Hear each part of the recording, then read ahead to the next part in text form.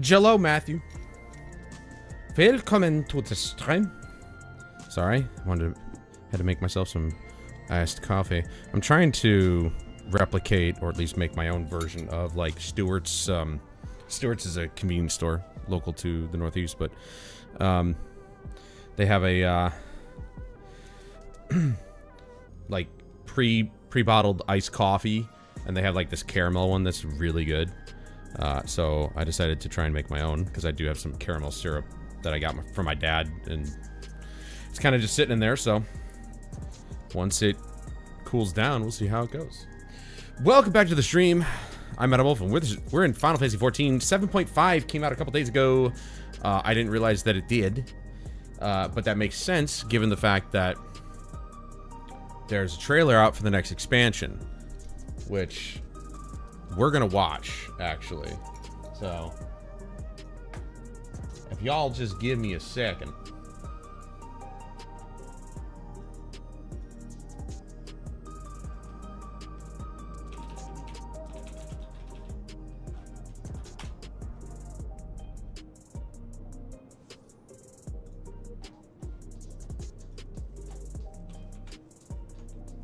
Okay.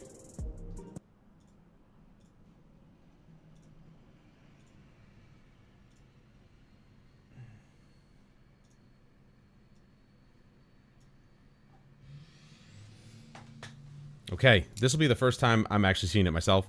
It's going to be over here instead of here, obviously, because I can't HTCP and all this other crap.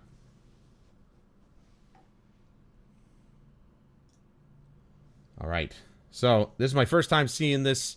It's called Ever Cold. It's the next expansion in Final Fantasy XIV. I'm very excited. Give me 1 second. Sorry.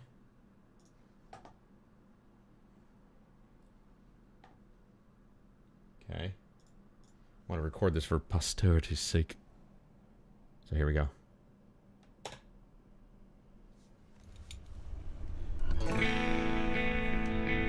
And we got the music.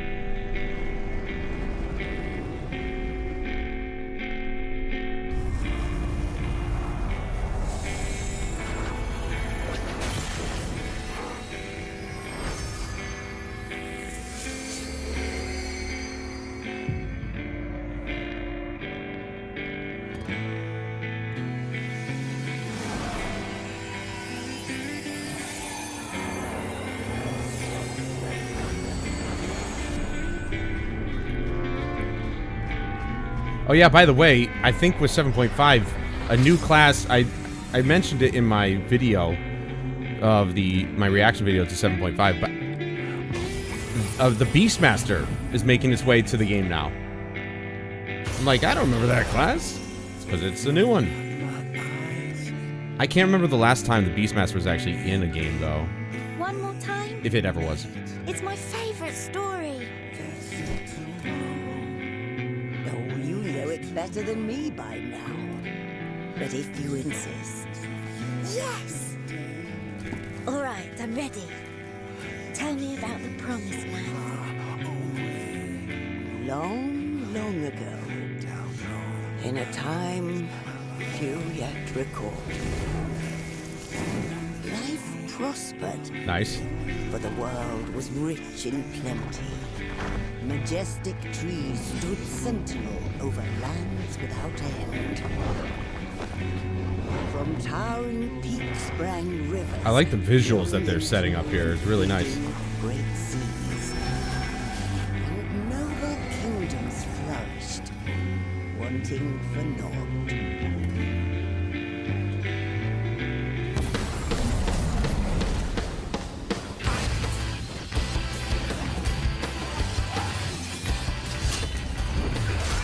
Oi!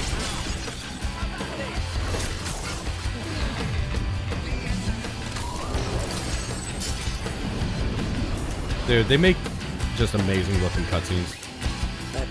If only the game looked like that, right? The game looks good, it's just...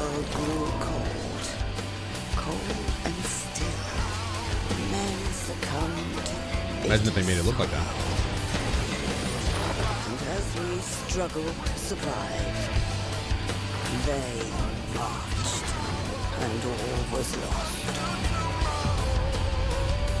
We had no choice but to flee to the skies. Is Shiva making a comeback here?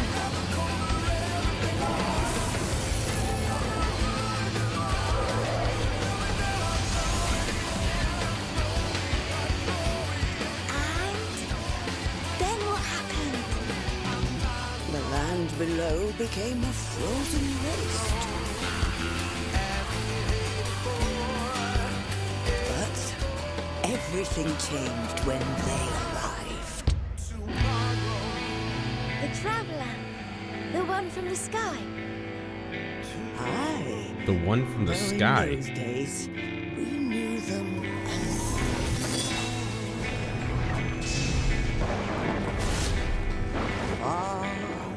Wanderer. Whoa! Are we getting another new class? No. That was the Reaper, wasn't it? Ooh, we got until January. Let's go! Taking you to the next level. Are we going beyond 100? Whoa. So we got plenty of time for the next expansion to do things before the next expansion. We got tons of time, actually. We do have one more patch coming out, which is usually what happens between 7.5 and 5, or sorry, not 0.5. It's like 7 or 6 or whatever. It's 0.55. So there should be something between 7.5 and release of Evercold, but nice. We got plenty of time. But what did they mean? That's the Reaper, isn't it? Is that not the... Right? Is Reaper a class? I don't know. I'm lost, but that looks sick. That looks so sick. Oh, man. I'm so excited. More story. Hopefully another class. I could be reading this completely wrong, because, again, I haven't played every class yet. But this looks so good. It looks so good. Their cutscenes are fantastic. They're so good because they don't give away too much. You know what I mean? They kind of, like in this case, they tell a little story. They show a lot of visuals, a lot of really good-looking visuals, but they don't give too much away. And I like that. I like the fact that they're kind of just like, you know, they're giving you a little morsel, but they're not going to give you too much because then you won't come and play the story, which is great. I can't wait. I'm going to pre-order the expansion. I've done it for pretty much every expansion. And you bet your ass we'll be playing through that 100%. So, very exciting that Evercold's coming out January 2027. We got plenty of time. I love it. I love it.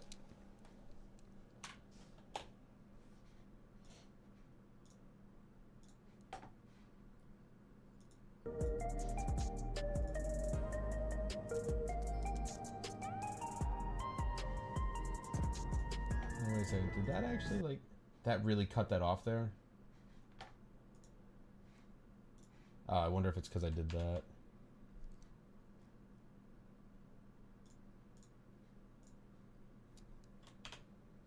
Okay, it is full screen. Alright. I was a little worried there for a second.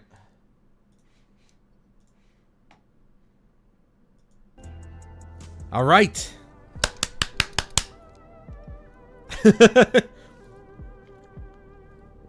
Matthew.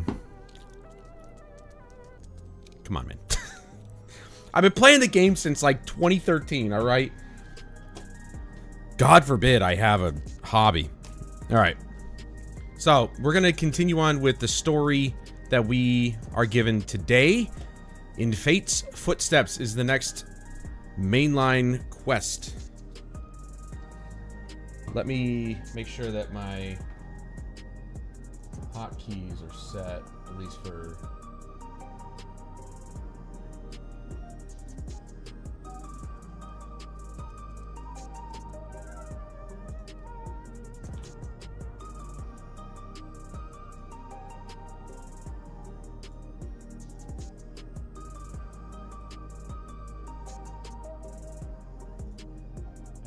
Oh. Was it 4? Cutscene is 4. Okay. Right. And today, treat, I'm going to be playing with keyboard and mouse. And I figure I'll do it, you know, do it now to practice, right?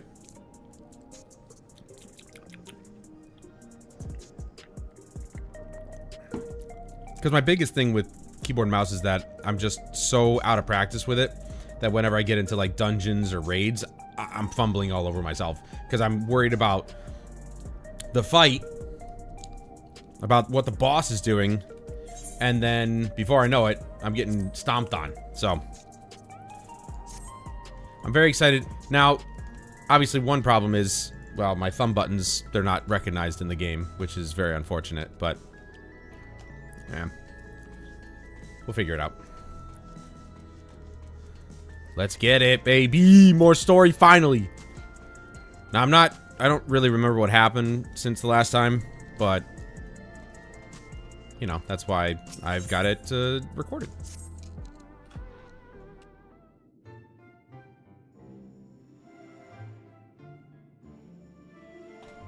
I trust you were able to get plenty of rest. Good. I thought we might take a moment to ponder our next steps and perhaps reflect on our recent journey. I must admit, my thoughts often drift to the Mist Continent and our stay in Treno. The following can be used to adjust speed for unvoiced dialogue. Okay.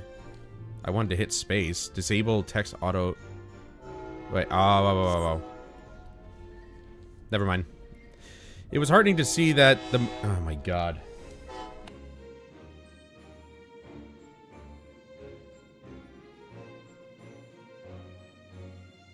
Fucking perfect timing!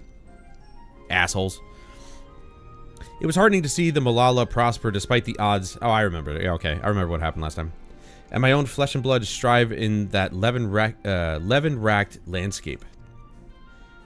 Sphene was eager to restore diplomatic relations, and I have no doubt that Alexandria will provide much-needed support for their neighbor.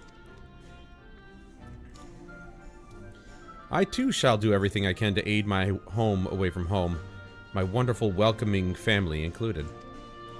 For the time being, though, I'd say we've accomplished all within our power. I'd say that, too, if I could speak. I suppose that just leaves the matter of preservation's research. It is yet unclear how Calyx learned the techniques he used to summon his Dark Primal. And there is likewise much that remains unknown about the key. Let us hope that Shale's efforts bear more fruit. Can you hear me? Shale and I have been reviewing the decrypted files and have uncovered some intriguing details. Would you care to join us? We'll be with you right away. Excellent. Shale seems rather eager to speak with you all. Come and find us in the Deutero Lab when you're ready. Uncanny timing indeed. Let us make for the containment complex. Right.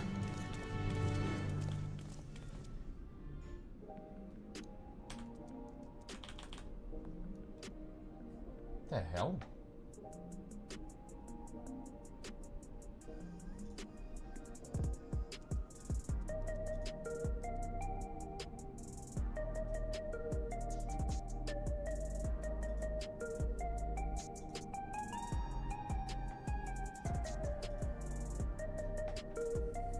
That was weird. I had to go back to this scene and it just didn't. It was stuck on the cutscene scene. If I can get used to using keyboard and mouse again for MMORPGs, or at least this one, that'll be good. Not to obviously that's not knocking controller. They did controller probably better than anybody for an MMO. Oh wait. Oh, it's up here.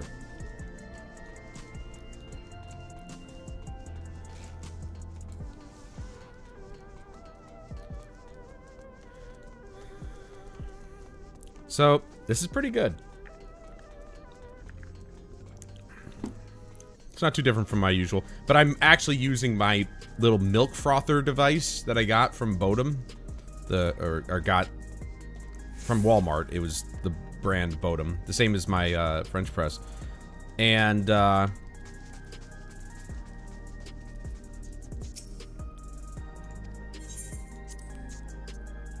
I've never frothed milk before, but I think I'm doing it right.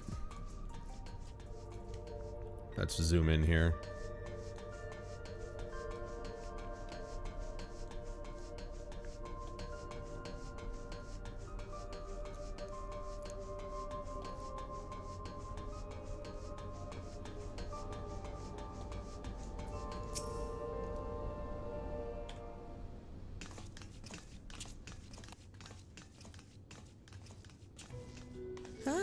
You're just in time for a progress report. The decryption is finally complete. As we suspected, the data represents a partial record of Preservation's research documents. A quick scan of the files, however, failed to turn up the information Y'shtola was after. Indeed. No mention of the Ascians, or primal summoning techniques for that matter. While Calyx doubtless received instruction from someone possessed of such knowledge, there was naught to identify this benevolent mentor. I am, however, pleased to say that we found several reports concerning the key.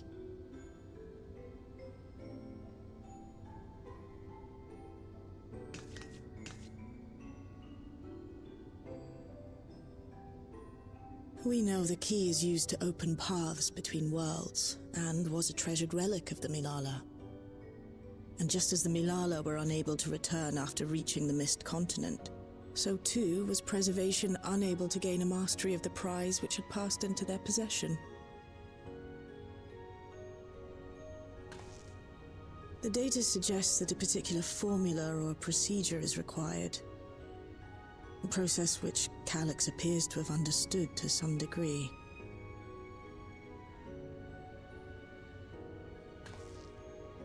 Yet the key proved fickle. Perfectly replicating conditions was no guarantee of success, and even when they did manage to generate a modest portal, the destination was never the one they expected. The reports practically screamed their frustration, describing the experience as being dragged around by a traveler picking roads without rhyme or reason. Serves them right, I say. After much trial and error, Preservation began to experiment with external actuation devices for the key. Striving to maintain a stable pathway to a chosen location, they conceived of the technology that forms the gate to the Golden City. So, their tribulations ultimately afforded them control of the key, albeit in a limited capacity, which, of course, explains why they were able to instruct Zoralja in its use, thus enabling the unprecedented feat of transferring Everkeep and its environs to the Source. After the Endless Fiend took the key unto herself, she opened pathways to other reflections in her hunt for ether, did she not?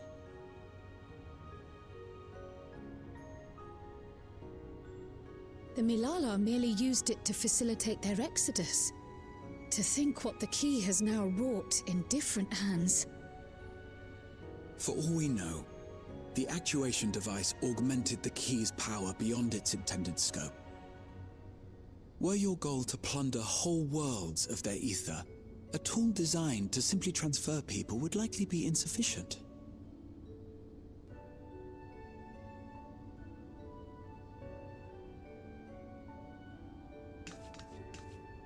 Shale, I don't suppose you would be able to remove the actuation device? The machine made for that very purpose is still functional, thankfully. It shouldn't be a problem. What do you think? We don't even know how the key works.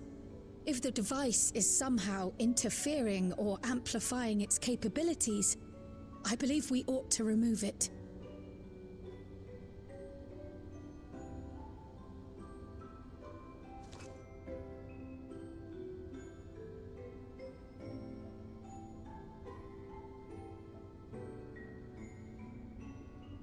Give me a moment.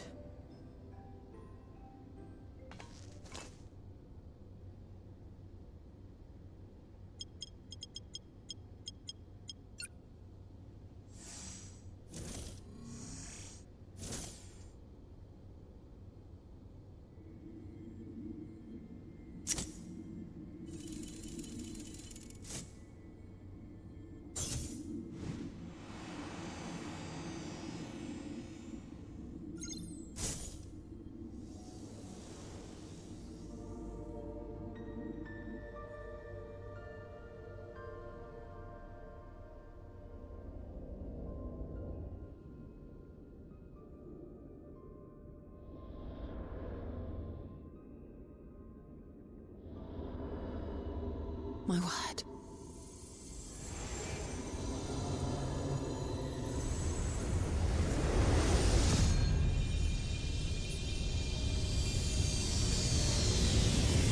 Ishtola? This is the first time I've beheld the key in all its unobscured glory. The sheer density is extraordinary. 'Tis akin to the structures we saw beneath the Tempest.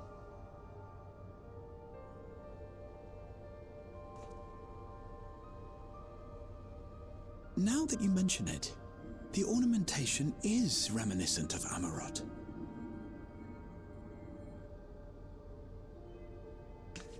Have you noticed anything since the key has been in your possession?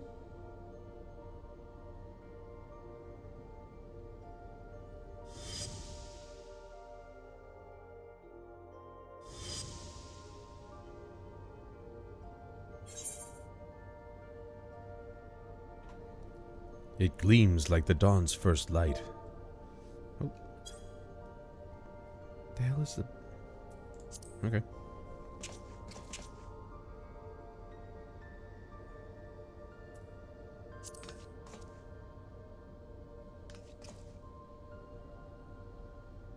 You're suggesting the key has some connection with Azam. A plausible theory, although one we are yet unequipped to prove.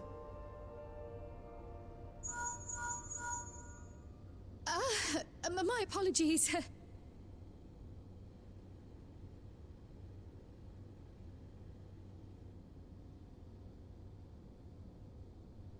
Hello? Yes, this is Cryle speaking.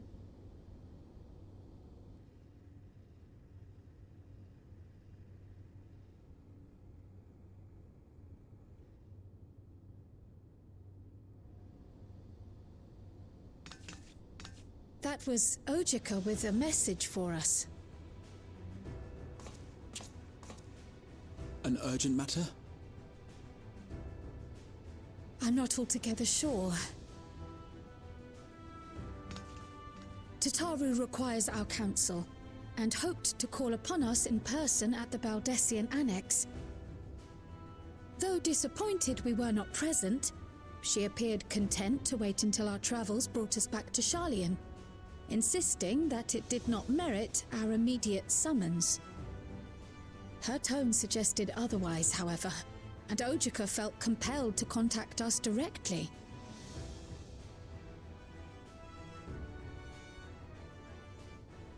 Mayhap the time has come for another journey across the Sot.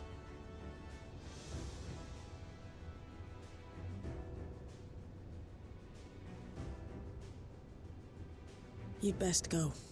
Though I'll not deny that I'll be sad to see you leave.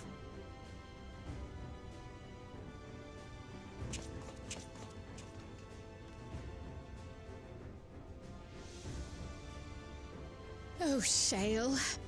I can't even begin to thank you for all you've done. We will be forever indebted to you and your Oblivion colleagues. The debt is ours. We'll never forget the sacrifices you've made for us, for Alexandria. In the meantime, I shall keep sifting through the data. You'll hear as soon as I find anything of note.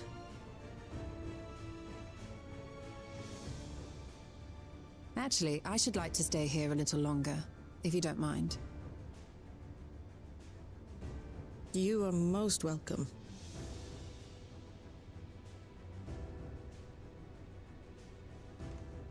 And might I borrow the key for a while? I wish to study it further. With the utmost care, I assure you.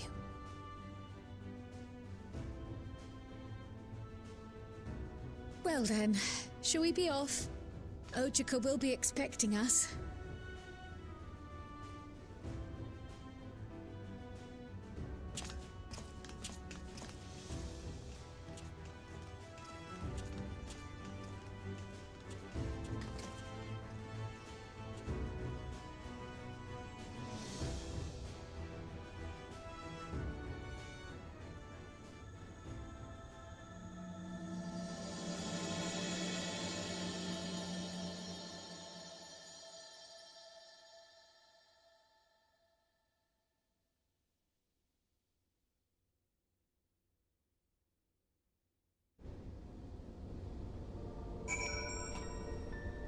There, it worked that time.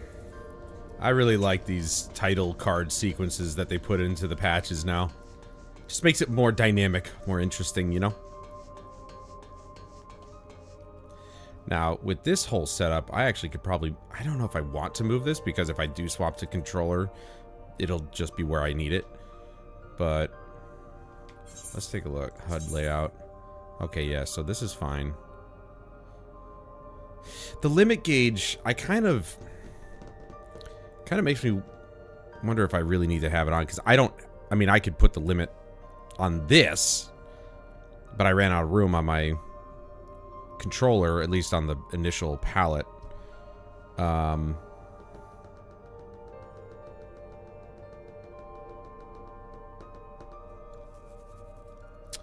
Let's do this.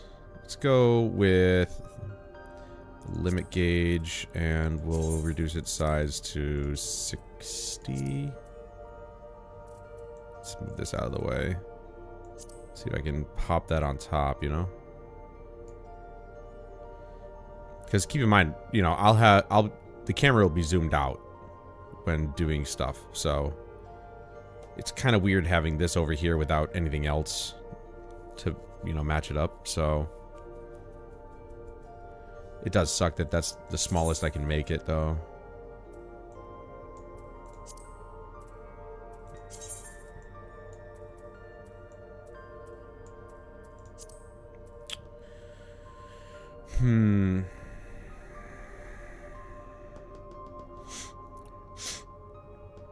See, with this, I can actually move this, like, down here. With the controller, obviously I can't, but with this setup, I can. How do I want this?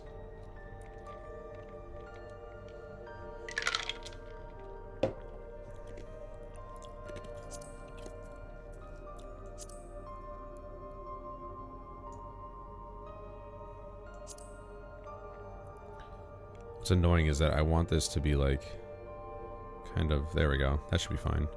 Maybe move this over here. There. That's better. It won't work with the controller setup, but it'll work for this. Where do I go?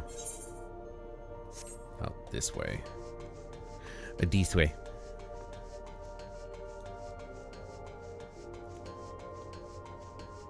I could probably just... Old Charlayan. Oh, hey, Fergie. I broke it. What did I break?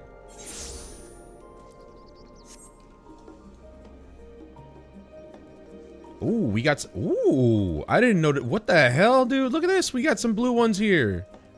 Of course, it's been, like, forever since I've been back here, so it only makes sense.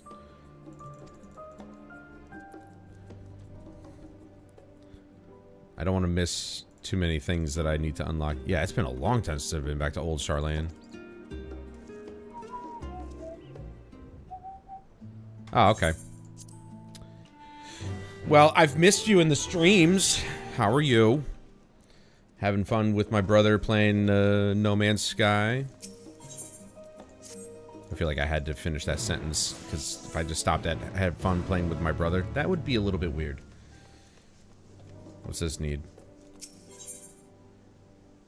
Disciple of the Hand. Okay.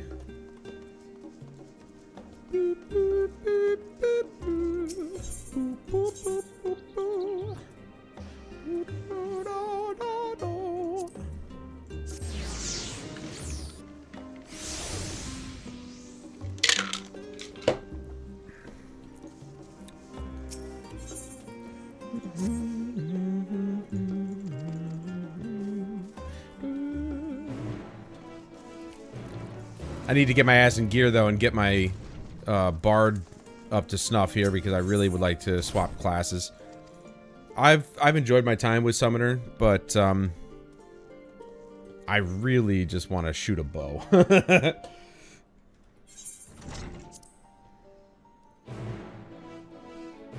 We actually kind of went back to Enshrouded. They had a big update that changed a lot of stuff. We've been having a blast there. I did see him playing that, so that's good, though. Well, this just got its 7.5 update, so that's why I'm playing this. More story.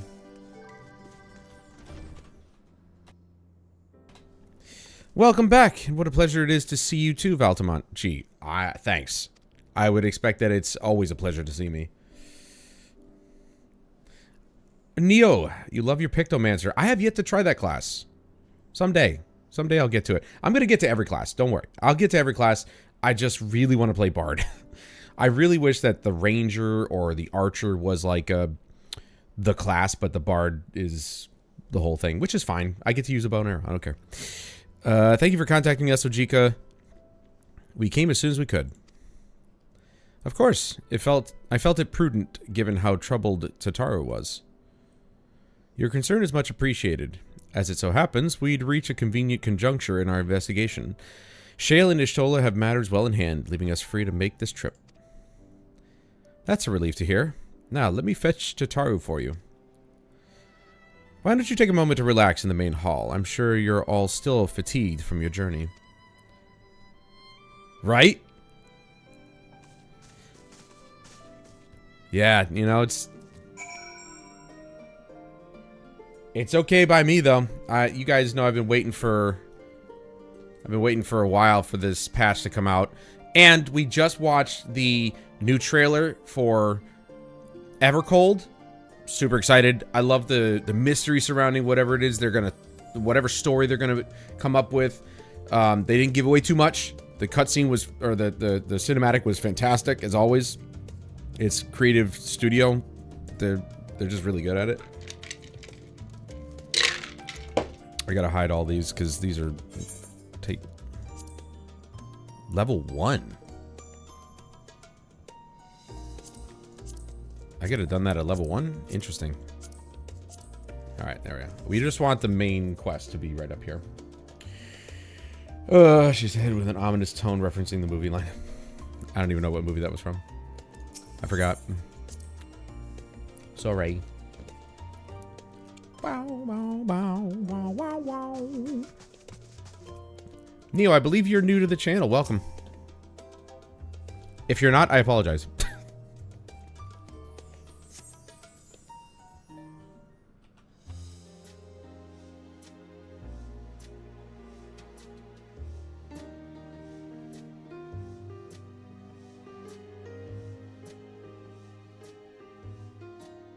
Planning your next journey? Oh no, just reminiscing.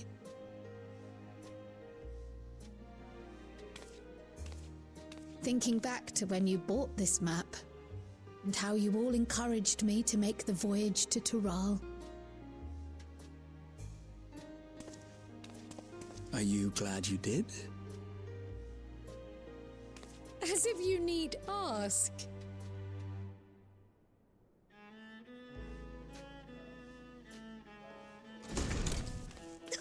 Welcome back.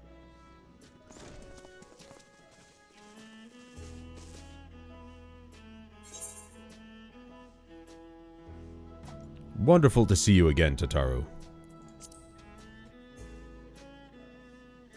I'm so glad you're here. Ojika contacted us. He intimated that you were rather concerned. Come to think of it, Alphino said he and Alize would pay you a visit upon their return. Have you not seen them? Oh no, they were here. I was regaled with many a tale of your Turali adventures. It was only once they departed for Garlemord that the rumors came to my attention. Rather alarmingly, void-sent sightings seem to be on the rise across the star. I was reluctant to bother you with mere hearsay, especially when you had more pressing matters to contend with. But earlier I received a confidential report from the Grand Company of Eorzea. It's as if a mighty dam has been breached, flooding the land with foul creatures. For a blessing, most nations have managed to keep the invaders in check, and casualties appear to be minimal thus far. Though the same cannot be said for those regions with a deeper connection to the void. Their fissures continue to manifest without end, putting countless innocents in danger. A deeper connection to the void. Garlemald is the home of the Reapers, is it not? It is. Alphino and Alize were there when the trouble began, and have since sent word that the situation has taken a dreadful turn.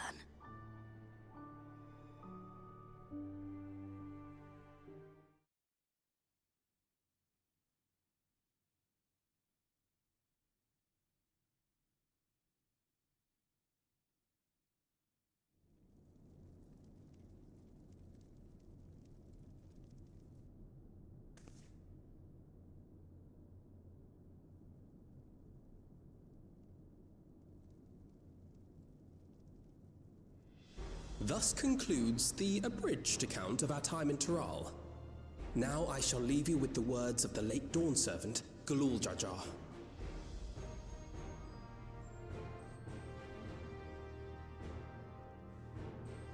Ignorance begets strife. Understanding begets fellowship. A notion that rings true for Eorzeans no less than it does for the diverse peoples of Tuliolal. And for Garleans as well. Even sharing something as simple as a local dish can pave avenues of understanding. It's up to all of us to forge new bonds, together.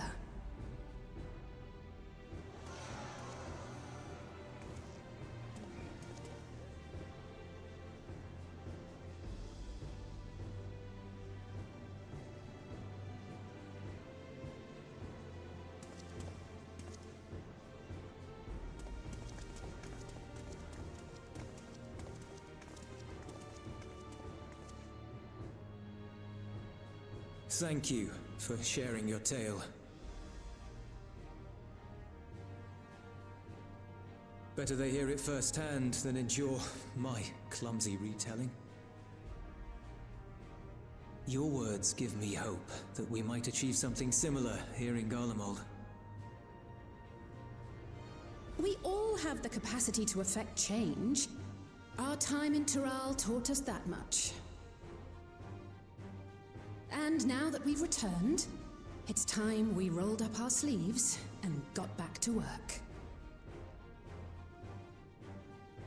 I've already sent missives to the other nations, informing them of our Alexandrian friends.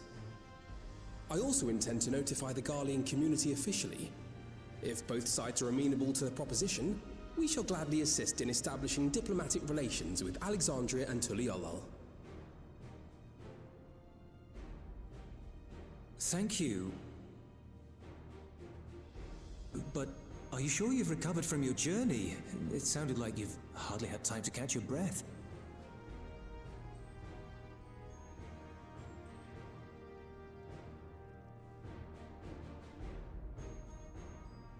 Sir!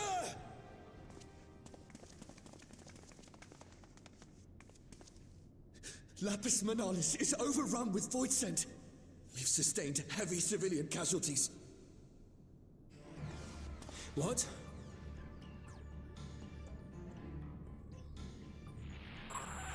Clutium Squadron reporting in. We're under attack. Void Scent appeared out of nowhere and ambushed us during a routine inspection. Damn it. Is that another Fisher? No, no, no! Ah! My comrades are under attack. We have to do something. There's no time to lose! Come on!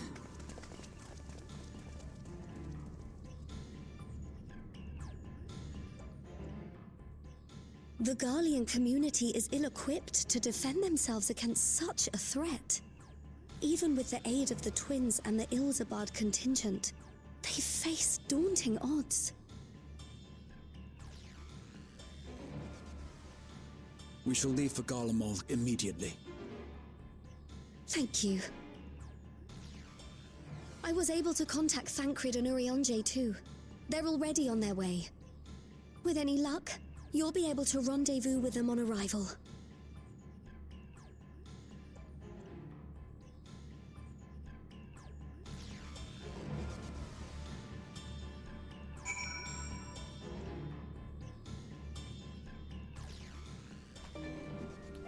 Well, that's not good. I've been told Alphinaud and Alize have withdrawn to Tertium to request aid on the front lines. They seemed intent on rejoining the battle once reinforcements were ready, but I shall tell them to wait until you arrive. Oh yeah, we're gonna go and kick some ass, Seabass.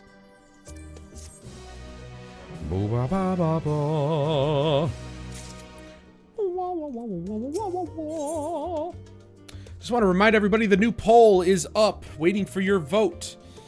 Up on the Discord, we only have about a day left on it, but the YouTube poll is, of course, up forever. So if you haven't voted on the next game to be streamed, please take a moment to do so.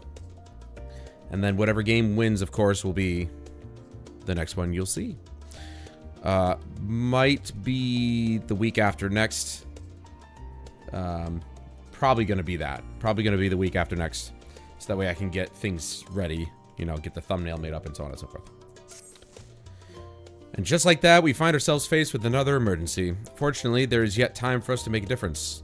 Let us make haste for Tertium. Or Tertium. I don't know. I'm going to guess it's pronounced Tertium. Tertium. Tertium these nuts.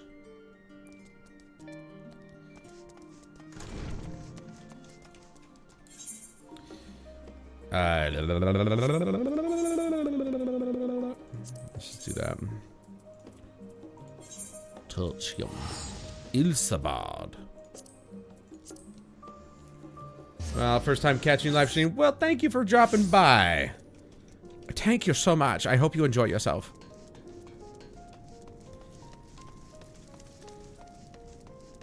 I'm gonna start a fight. Oh yeah. A big one. Big fight against Void Scent. Ah, Valtamont, you've made it in time.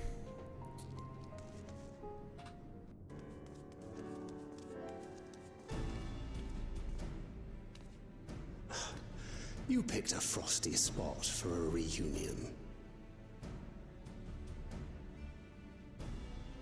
Tataru sent word that you were coming. Full glad am I to see you all. Though I'm afraid this is no time for pleasantries. Planar fissures have opened up across Garlemald, inundating the region with void scent. As far as we can ascertain, there are two focal points of their assault. The Ilzabard contingent are combating the threat in Lapis Manalis. Although they have suffered casualties, they appear to have the upper hand. As well they should. The many talented Uldan thaumaturges among them should be more than capable of closing any fissures they encounter.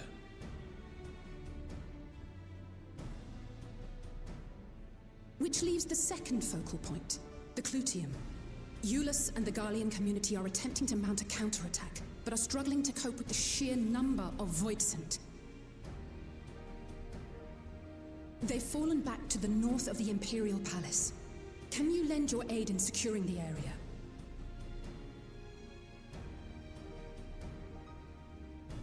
With your blessing, I would tend to the wounded returning from battle. Of course, Kryl. Thank you. The quickest route from here to the front is via the train tracks. Once we arrive, we can support the Garlean forces as we make for the fissure in the munitions factory.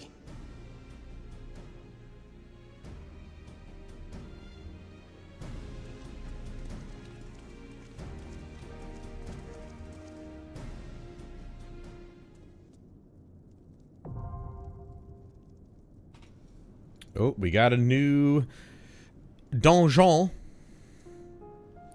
There we go. There we go. You don't know how to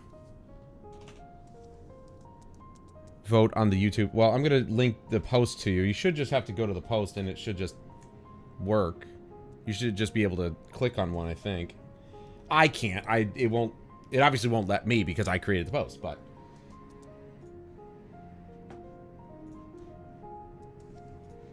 there's the link to the poll.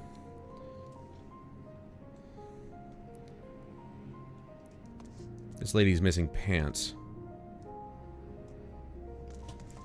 Anyway, all right. We have a new... It's crazy that I still remember these freaking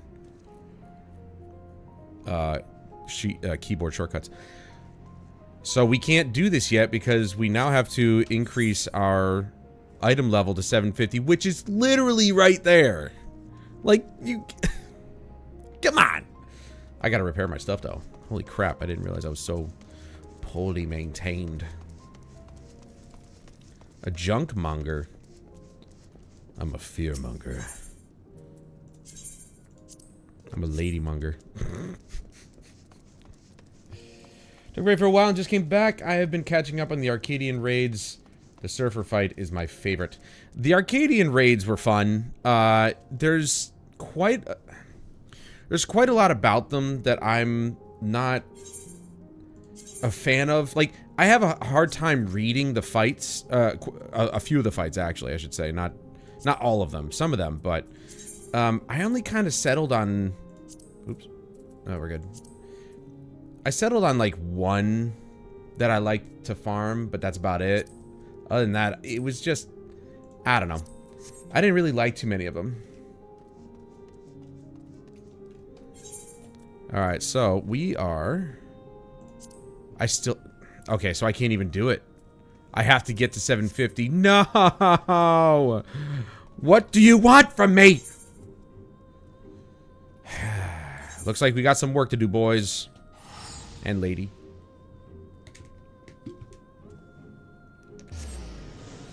We still have work to do. See, I knew I should have been... Damn it, dude. I should have been playing this game. I'm so fucking lazy.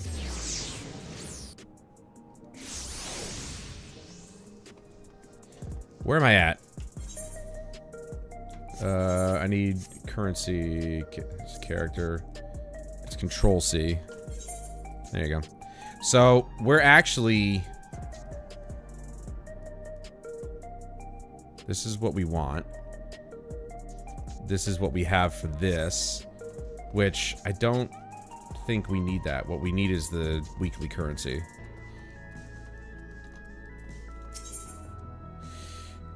There's mnemonics. I have mathematics, don't I? I've got everything in the mathematics, I think. Magic. Yeah, it's the Historia. I hate the look of this. It was so dumb. Okay, so we need this, obviously.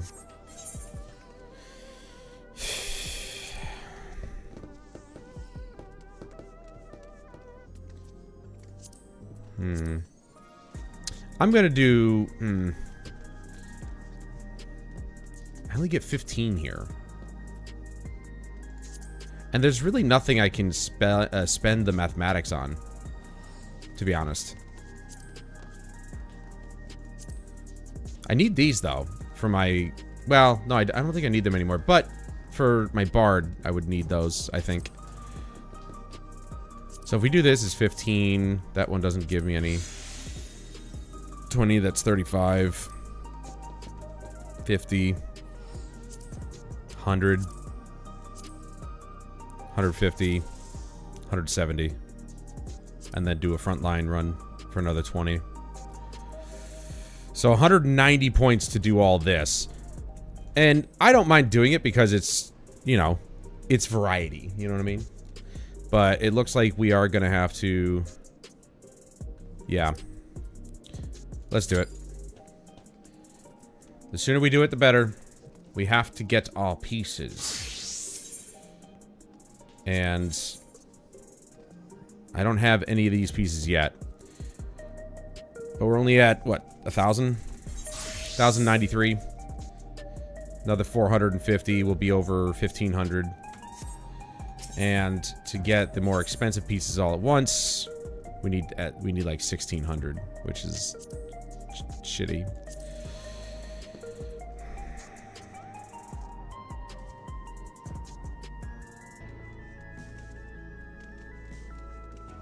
And it's really shitty because I think next expansion, I expected this to be like coming out or moved to the mathematics gear set this patch, but I guess not. Maybe that's next expansion or something like that.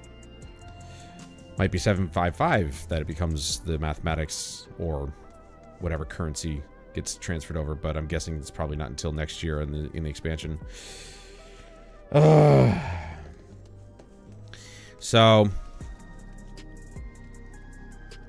yeah, this is tough. This is 780, so I think one of these pieces is actually going to be really good for us, but I'm probably going to go with the 3 cheaper pieces first, because I'll be able to get all of those by the time we do the weekly cap here.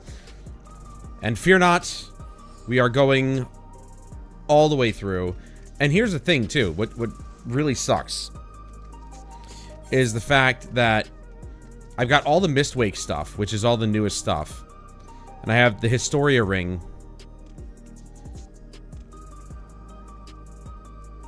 How is it that I'm not 750? Look at all my stuff. Ah, it's my freaking... Dude. It's my... I knew it. It's my grimoire. So, I just need a new grimoire. Also, let me just... Okay, this is finished. I'm just gonna... unplug that. What the fuck is this?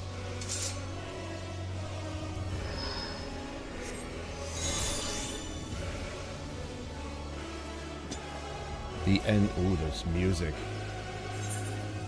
Shall we turn it up then?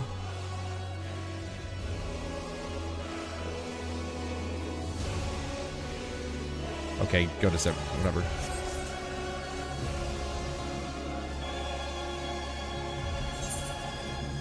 Fuck it, let's push it all the way up. Let me know if you can't hear me. I know this game is actually notoriously loud, so... So, this is gonna be interesting. This is from Endwalker, isn't it?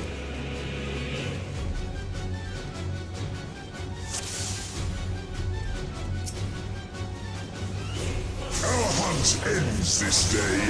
There is nowhere you can flee that we cannot follow. Even stars must die. To level 90, so yeah, I don't have my...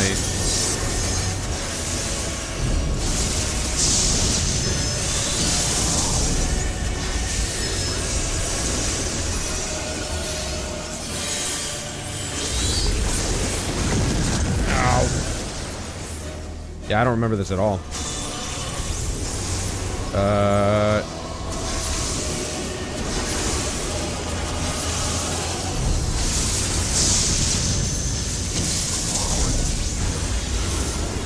I gotta watch for those planets. Yep. Perfect.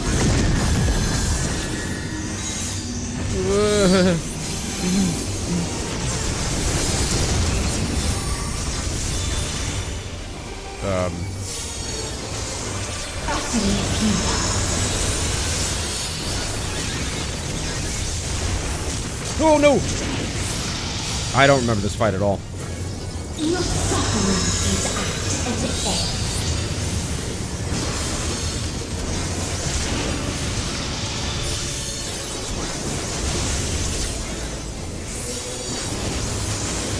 end. This is a kindness.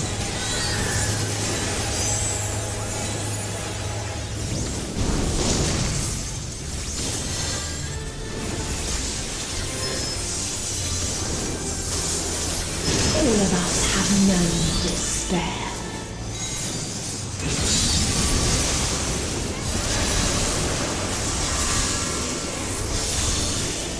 Wait, yep, okay, good.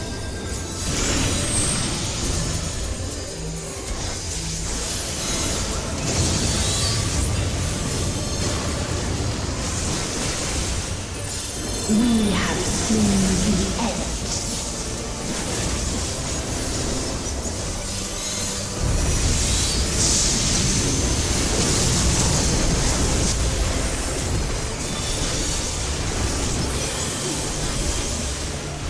Nope.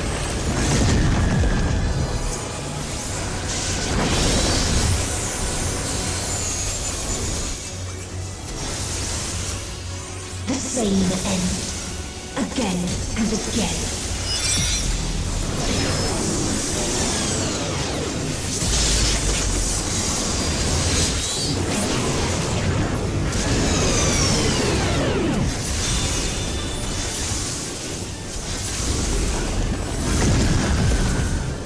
Casually just stepping back from that one.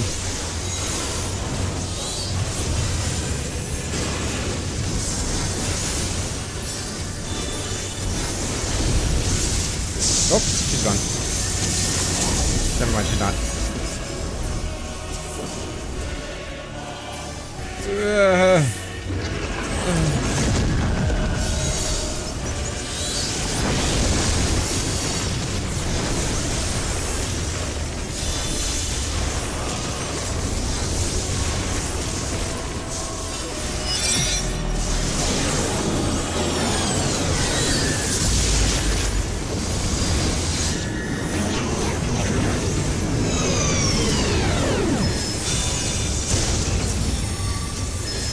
No! Ow. That one actually hurt pretty badly. A sorrow so deep only emptiness remains.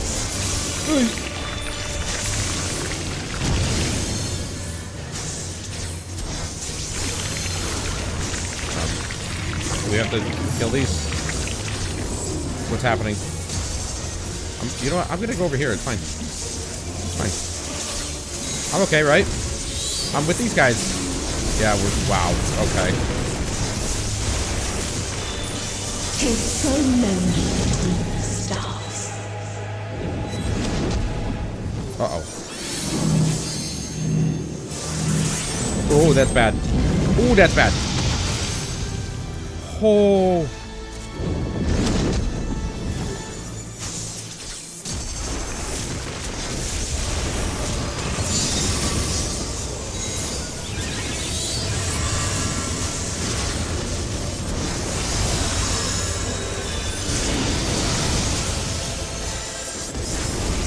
Uh-oh. Ow, dude, I'm getting hit a lot.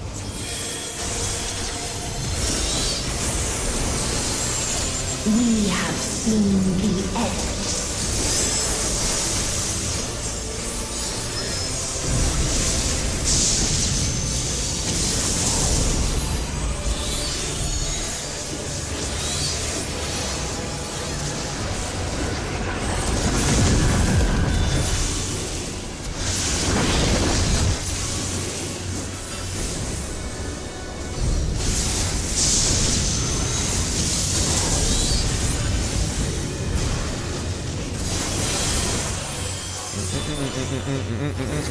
This is gonna hurt.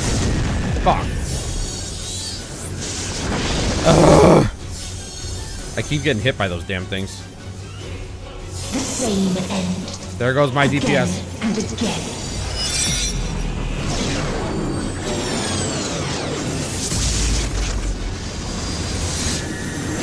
I'm gonna wait.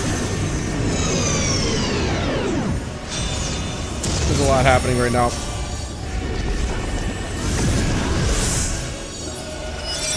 Gotta time it just right, you know?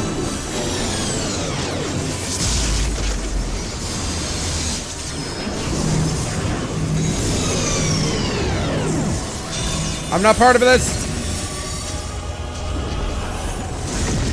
What? No way.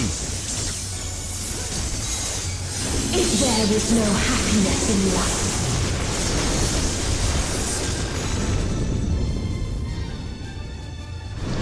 there is only one place it may be found. You're watching me in Walmart? Okay, just yell.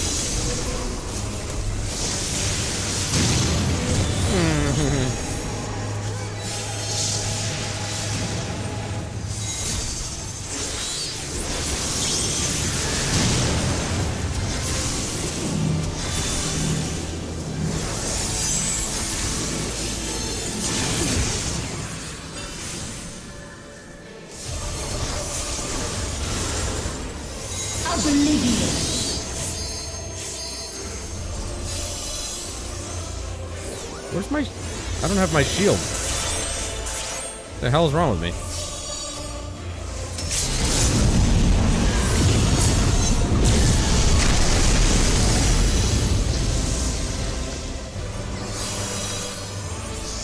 Dynamis.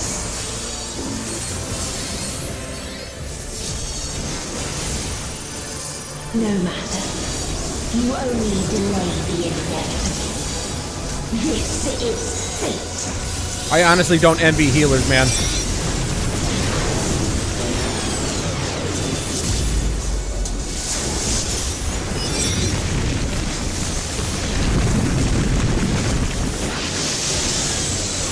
What the fuck is happening right now? Your time has come.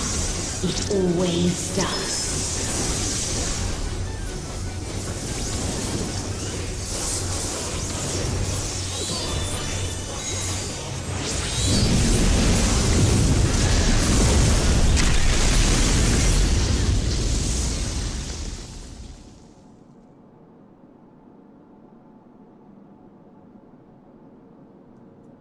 I think that was supposed to happen? Yep. Comrades.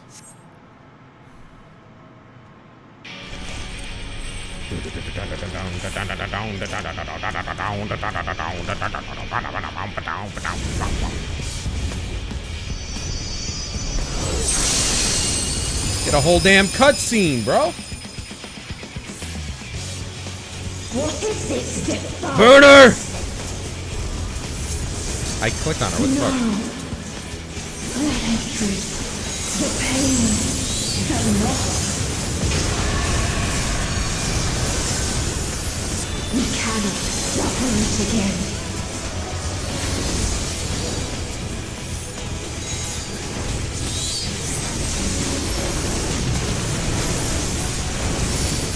We will stand against fate.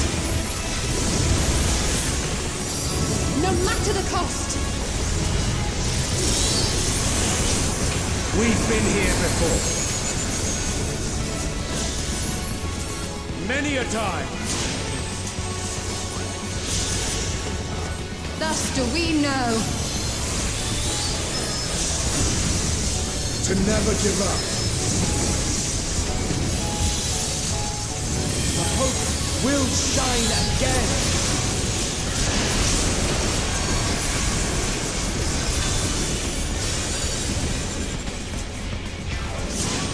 What we saw. What I saw.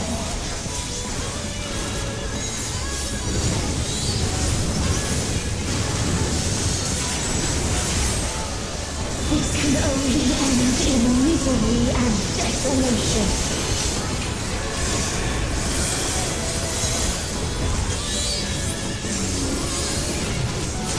No light, no star, nor the universe itself.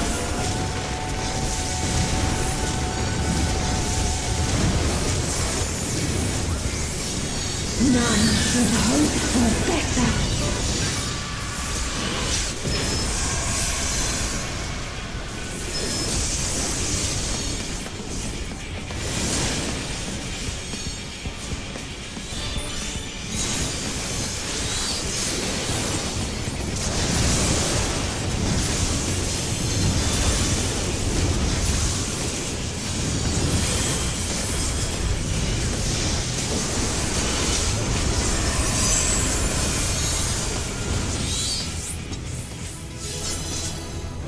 I'll give it to one of the healers. I do not envy healers ever. It's ridiculous.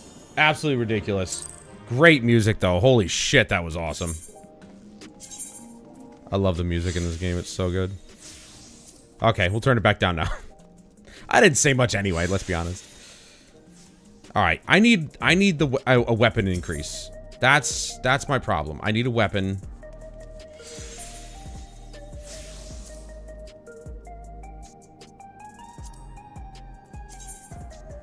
But I don't have a universal tombstone. That would get me up. That's 780 right there. What about the weapons here? Well, actually, this is the weapon, isn't it? No, it's not. Yeah, well, yeah, actually, because these are 750. My weapon is at 720.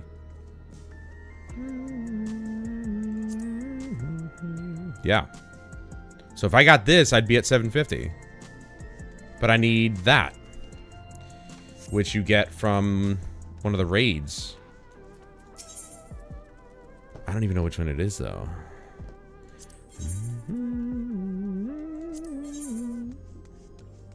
Not this.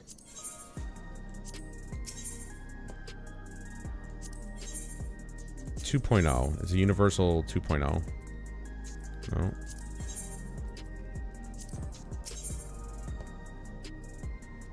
It's a 750, so it'd be this? I don't remember. The fuck is it?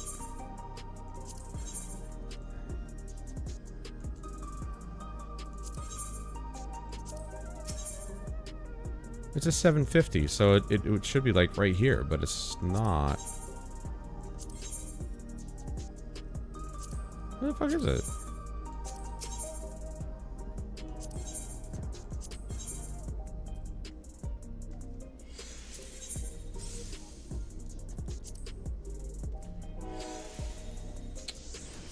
Yeah, I got groceries to get.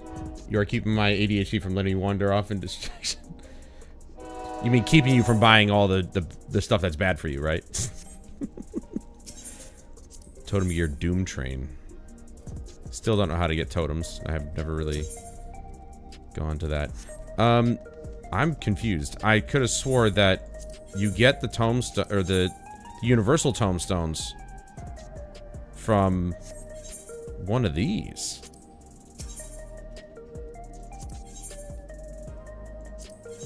These are all the books. Hold on.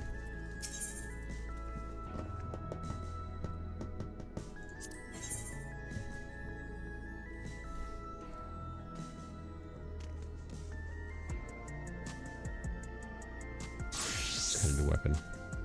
And what is that? A gun?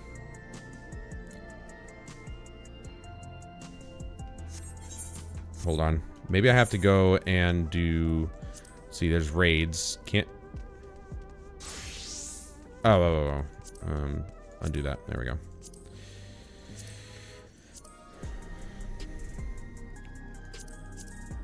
See, this is just... You get the tombstones here, but what... I'm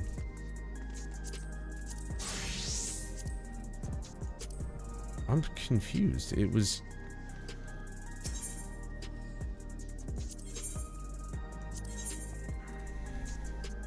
It's in one of these lists.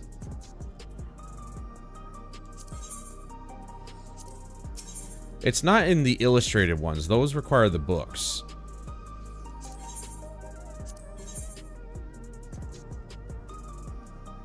Oh, wait. Oh, there it is. I'm an idiot, dude. It's this side I'm looking for. Not over here. I'm dumb. All right. Yeah, so it's in this one.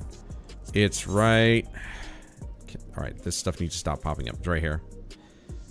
So, we have to do the cruiser weight stuff. And I need the hollow saber. I need 4 of those, but the question is, do I have 4 of them?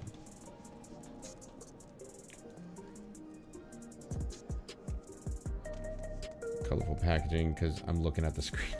Well, you know, good. All right, so that means we got to do the cruiserweight, all this stuff, which I'm trying to remember which one I liked. I didn't like any of these. Maybe the first one.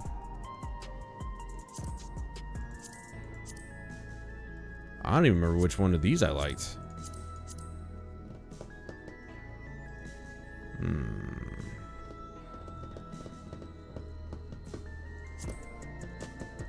I hate this one. And I hate this one. I hate these two here because this one is impossible to read the guy's ability, tells. And same thing with this one. They're just impossible to read. For me. For everybody else, I'm sure it's fine. Not for me. So, I'll have to do these. But, first things first, I gotta go to the bathroom. Be right back.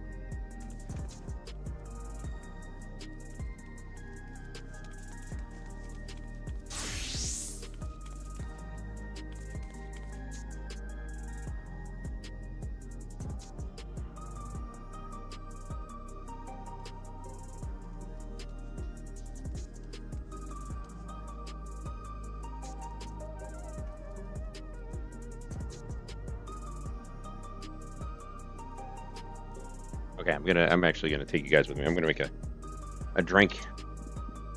A drinky drink. Would any of you believe that the only thing I've had to eat today is just a few pieces of beef jerky?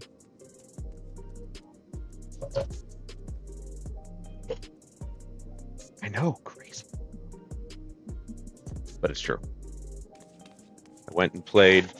Well, I didn't play, but I was catcher for the Little League team today for the kids. Well, not the Little League, what they call the Pony League. And it was fun. It was fun. But it was a moment where I got really dingy because, well, I think I was dehydrated. I saw stars a couple times. And it's weird too because I work out all the time. So it's like, why the fuck was I so just winded?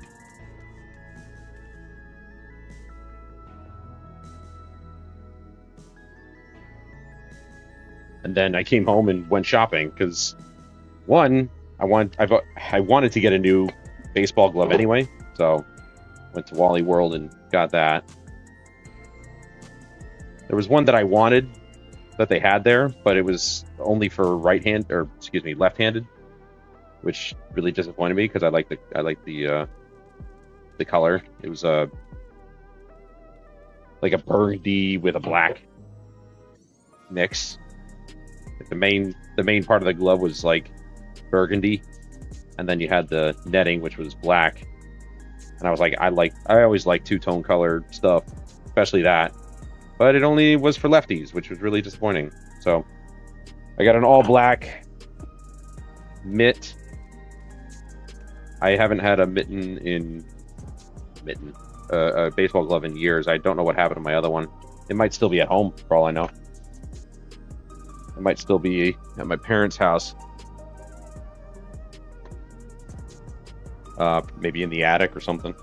I have no idea. But whatever. Got a nice new glove. And you don't need a glove for these baseballs. They're Little League balls, so they're like softer. But, I've always wanted to get another one anyway. Today was my first day. I almost got taken out by a bat. Some of the kids had a hard time holding on to the bat. I told my boss, maybe I should get, because he's coaching the league for the town. And I was like, maybe I should get a mask too. I almost got taken out. Luckily, I got cat-like reflexes. Which is to say I don't, but I didn't get hit. I freaking dodged it like a bullet. But I've genuinely not had much to eat today. But I got chicken breast and pork chop and a pork chop and a steak in the fridge. They thawed out overnight. So I'm going to be making some of that. I also got green and red pepper and a pack of Baby Bella mushrooms. So the green and red pepper, I was thinking, oh, I'll put this into an omelet or something. But then I got the portobello mushrooms and I'm like, maybe a stir fry? Maybe a stir fry with some, the heck? Some ice. With the chicken breast or something like that. But I really need to meal prep. Sorry, I'm just getting ice prepped and everything like that. Hold on. I had to crack in some more ice into the bucket here. It's so cold.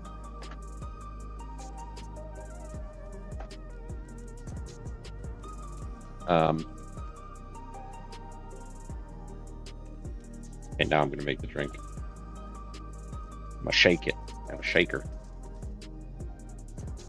And also, I didn't even think, oh, I should just go to the market and see if there's a weapon that I can buy in Final Fantasy, not in real life. I don't need it. I wish I had a gun. There's a couple I'd like to collect, but now I'm talking about a grimoire in the game. I didn't even think to go to the auction house. See if there's a weapon that I can just buy. Alright. I've been drinking, making myself some whiskey sours lately.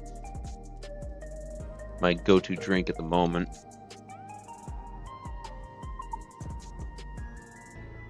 The fuck?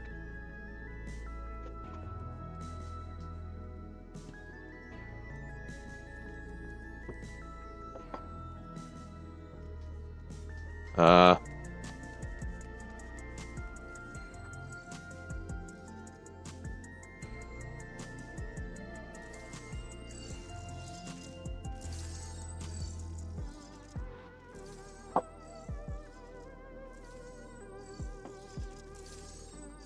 also got more whiskey for my decanter. This time I went with Glen Moray 12-year, and man, does it taste good. It's got a real nice taste to it.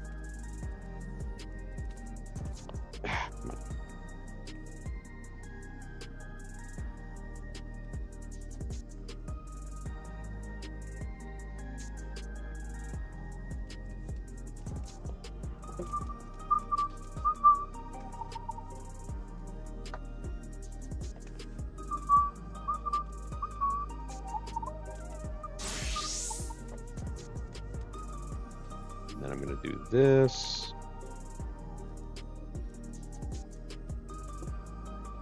Also, if you're getting restless, I'm sorry that you're getting restless. We have all damn day, dude.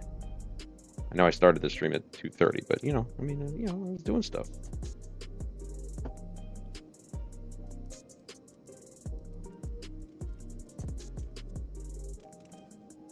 What the?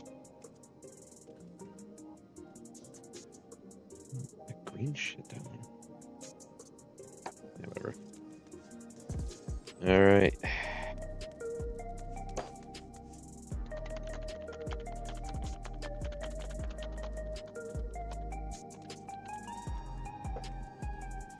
Bacon not stirred.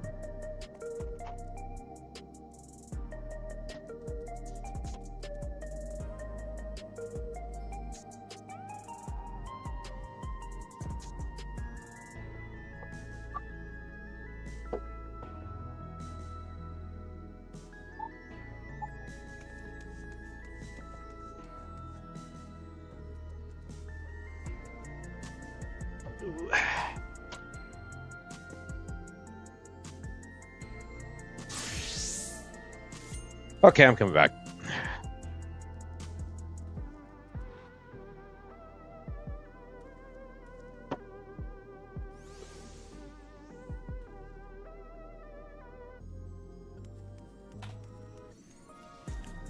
Sorry.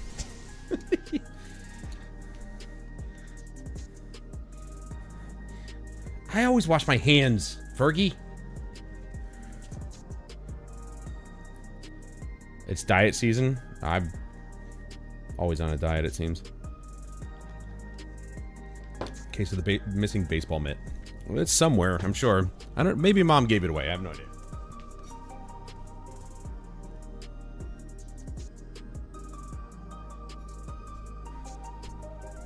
This is the new one. Yeah, the new one. It's nice black. It's got, you know, beige.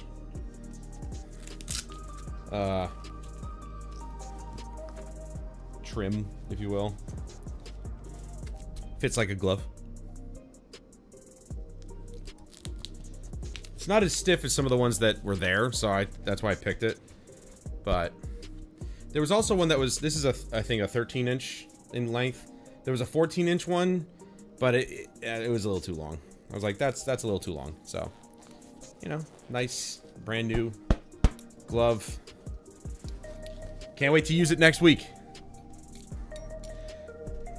I'm gonna make a good old bacon cheeseburger. I'm weirdo. Ask your brother about my IRL weapon collection. I'm always sending him random pics of my additions. Every time I get a new sword, I annoy him. I just know it. I mean, I think you've already sent me some stuff. It's some pretty cool shit. It's all your fault. I'm not distracted enough, so I'm not going to buy the bake.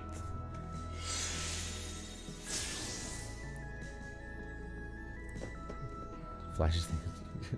Yeah, your autocorrect is taking over there. All right.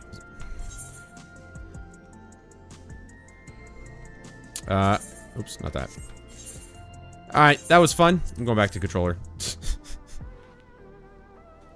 Don't judge me. One thing I am gonna need to do though. See how it's like now this doesn't work. now I'm covering that up and I'm covering this up, and those are always active, so it's like, yeah. So now I gotta change the HUD again. Can I do this with... Oh, okay, I can do this with the mouse. No. What are you doing? I wanted this. Stupid. Let's do... Okay, this is at the top of the cross hotbar. No. I need the limit gauge.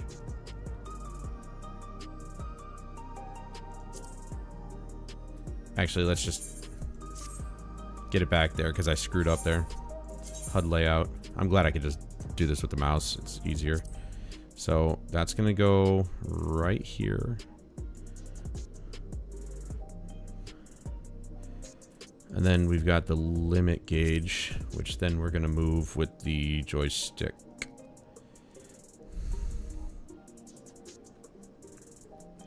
I think I'll put it over here. Why not, right? Put it right down below. And then the aether flow gauge. We'll put... It's just going to be a little awkward being... just hanging out over here, maybe, but... whatever.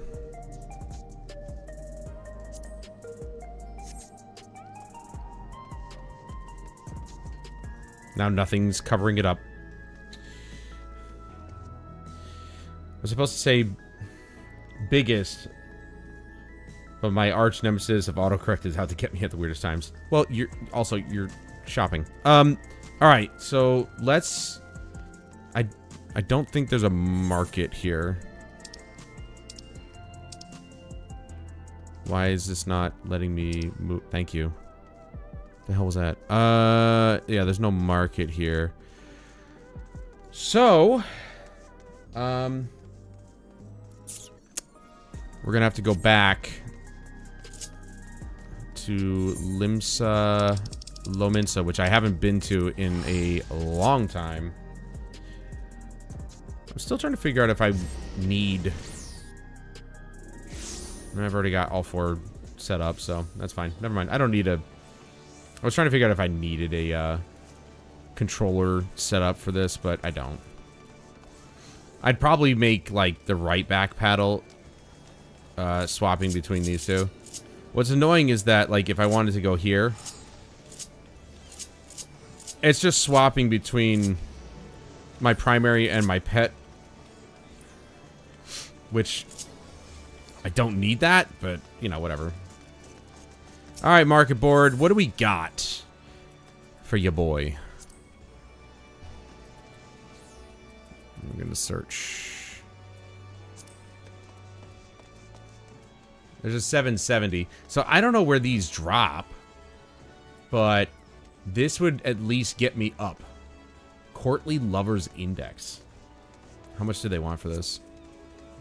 Fuck off, dude. I'm not paying that. 600,000. Are you insane? Of course they'd overprice it. I'm at 720, dude. This is killing me. All right.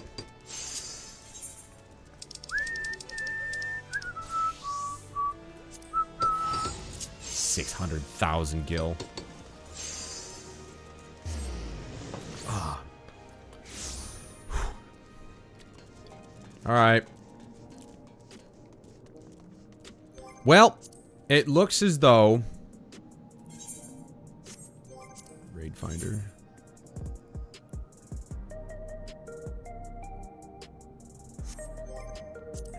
No, not the journal. It looks as though we're gonna have to pick one. Is this the Paintress? Because that one I like. That's the one that I could do over and over again.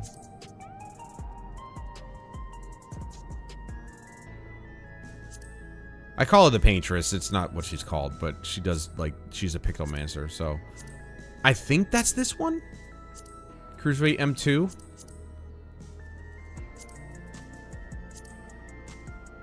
This was so cool. When they brought Juno into the game. Oh, that was so awesome. Alright, I'm just gonna go with this one. I think 21 minutes!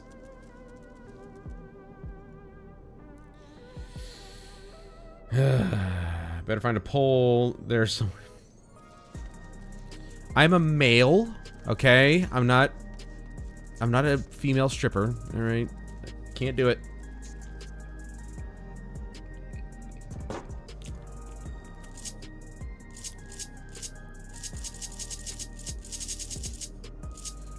So this is... Number 2 is my travel set, so...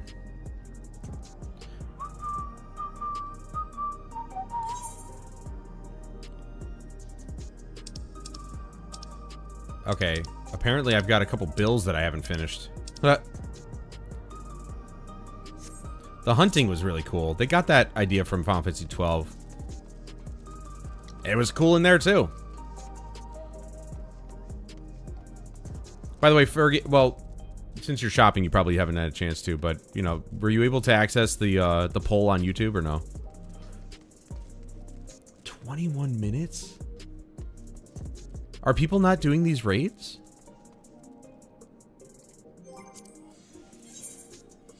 I'm gonna withdraw.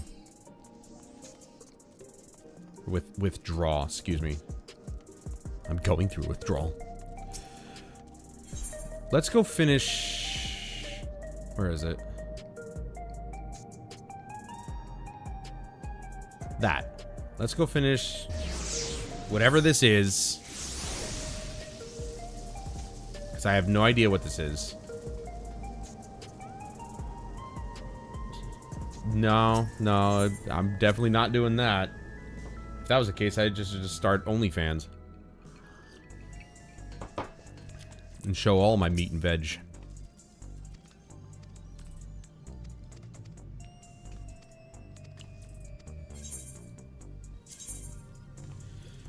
Direct hit, critical. Again, I think critical hit is what I'm going for. Let's pull it up.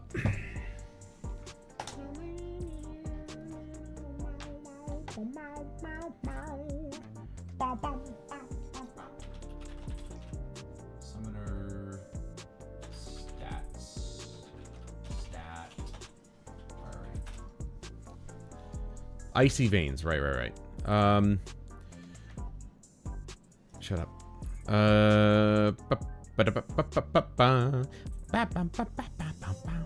Crit, direct, determination, spell speed. Okay, yeah. Critical hit is the first. Always be prioritized. And then direct hit. Well, bonus damage is fixed to 25%. And then determination's third. So, crit always first. As I expected. I don't know what I needed, but there you go. That was just to finish it. All right. What am I unlocking here? We got a raid.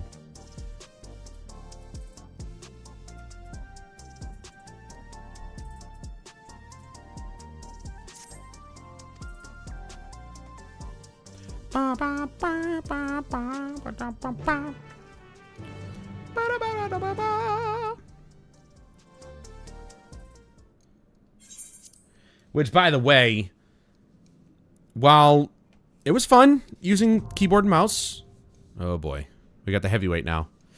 I enjoy it. I need to get used to it again, and I'd like to. But I think mostly going to use it for FPS. And yes, that's going to include Battlefield. I'd like to get back to... because playing Insurgency Sandstorm with keyboard and mouse has felt really good lately. Because there's no aim assist in the game, so it's really difficult to use a controller.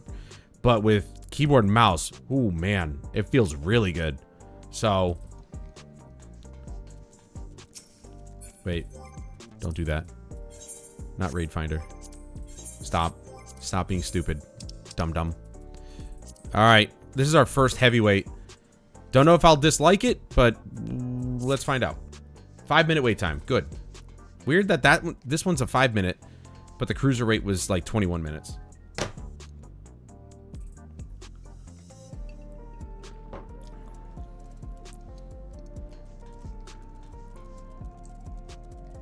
Actually, let me go back to Solution 9. We'll go back to the arcade. And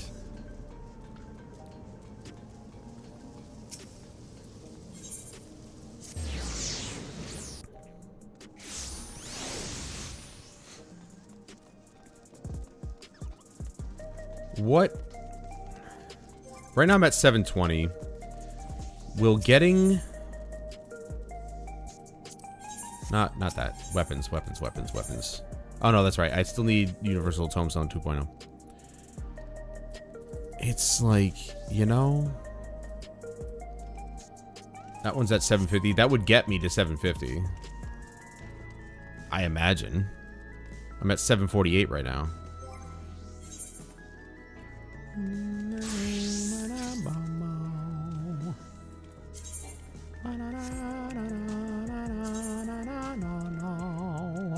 What is the discrepancy? Why is that? We're not melded with the specified materia. What? What specified materia? Can't I just put whatever materia I want on it? I forgot to put materia. I didn't really want to put materia on this because I feel like that's a waste. What? It is 750. Right, yeah. It's a weight. It's a weight, all right. All right, just reassign current gear to summoner. Yes. Yeah, that's fine. Bum, bum, bum.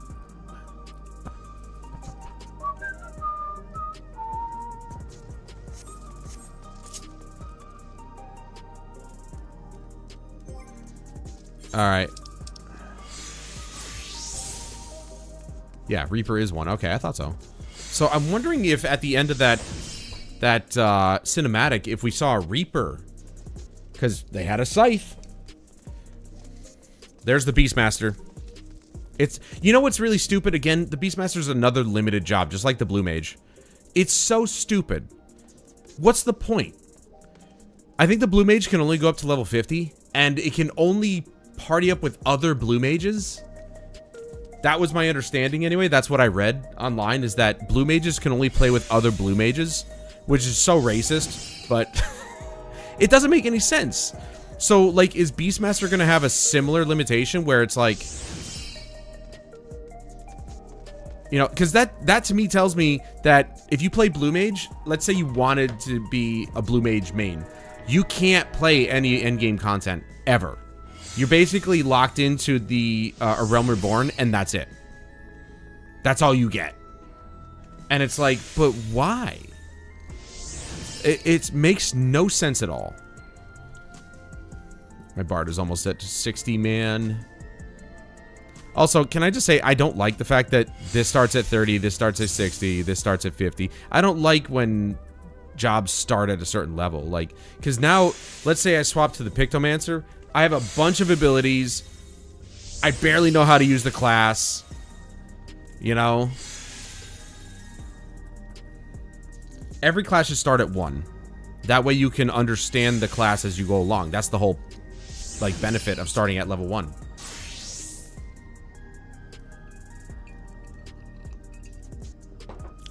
But Pictomancer starts at 80. I have to go through all the abilities, trying to figure out what's going to work and what isn't, you know, that sort of thing.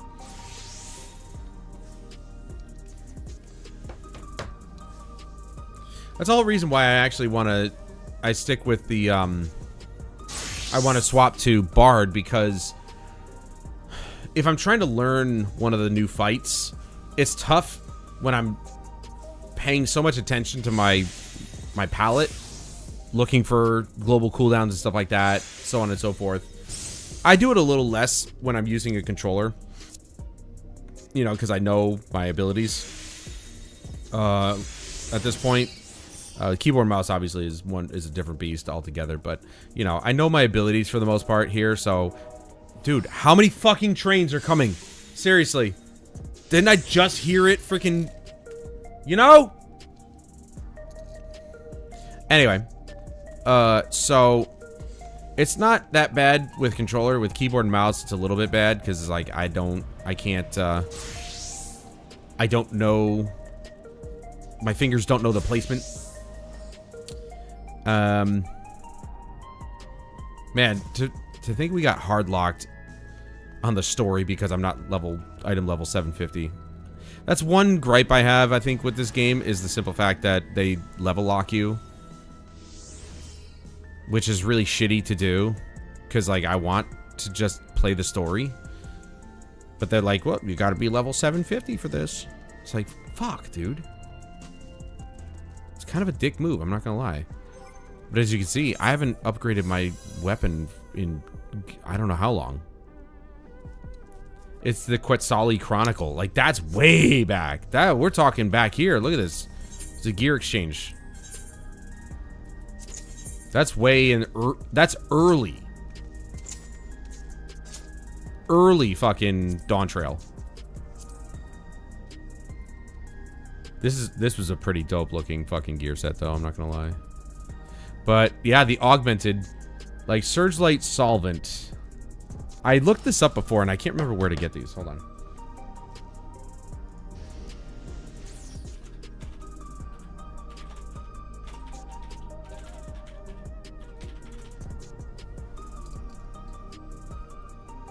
Yeah.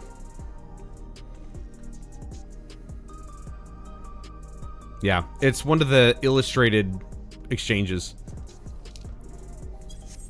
So even just to get the augmentations of each of these pieces of gear, you have to go through here. Is that LHW edition? Right here. And I haven't done... I don't think I've done those, actually, come to think of it.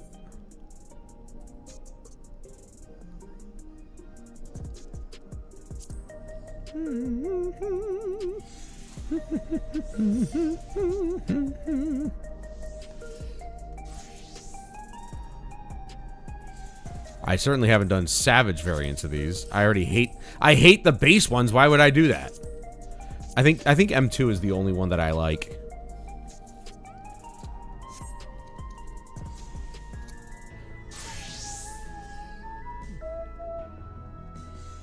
So, or I could get it by way of trading sacks of nuts with somebody in Tuliolal, or an Ordell coin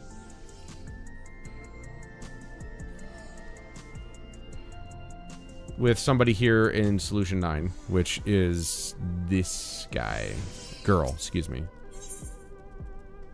Sublime Curiosities. There it is. Boom. I don't think I have one of these, though. Apparently, I got one from the Dawntrail quest, one of the quest lines, so I have it. It's probably in my storage. Let's find out. I honestly have no idea. I don't have it in here with me, otherwise it would have been available. Do I already have these? I don't have... What? I already have that one. I already have that one. Sorted. Let's call one of our girls and find out... find out if I have the coin somewhere. First of all, let's sort this.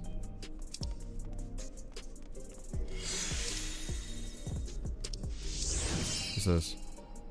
Fledgling Chocobo registration. I'm not seeing it. Also, I still have Fantasia, which I can edit my appearance.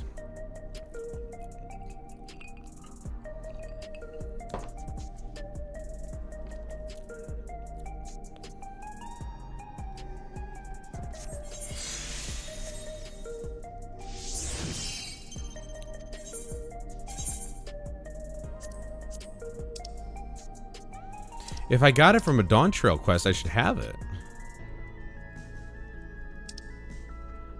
I don't have any coins. And I'm fairly certain it's not something you could just sell. I gotta get this thing going. I gotta do the relic weapon stuff. It's been a long time since I've done any of that. So I don't have this coin that they seemingly think I got after doing a Dawntrail quest. Strange. Love how it lied. Use keyboard and mouse for everything. It ruined me. I can't use a controller for dick anymore. Yeah, I'm kind of the opposite. You know, with keyboard and mouse I can do FPSs, but that's about it. And to be fair, even when I was a PC gamer, I never liked playing, like, something like Grand Theft Auto, where the camera's not attached to the character. I never liked playing those games with keyboard and mouse, ever. It's way easier to play it with a controller.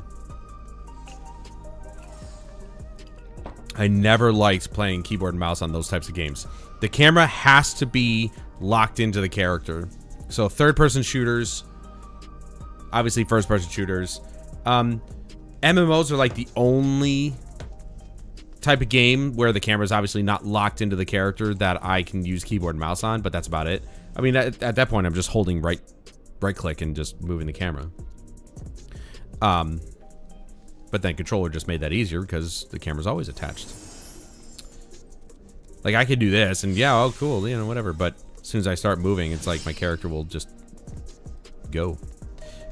Yeah, I'm the complete opposite though. Like I'm so tuned in with controller at this point. Like that's why I bought the most expensive controller they sell for the PlayStation 5. Oh, it's got a mark on it. Where the fuck did that come from? That's about as disappointing as when I saw a mark on my freaking VR headset too. I take good care of these things, and it's just like marks showed up for some reason. Oh, that dude looks so cool. Damn it. As soon as I want to look at this guy. Look at him. His head's on fire. Look at this guy. Beefy boy.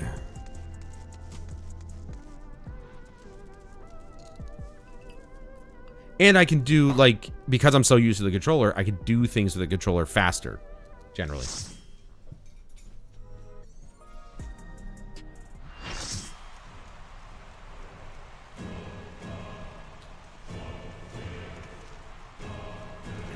I was gonna go refill my, or fill up whatever I have left in the shaker, but all right, skip it. I don't care.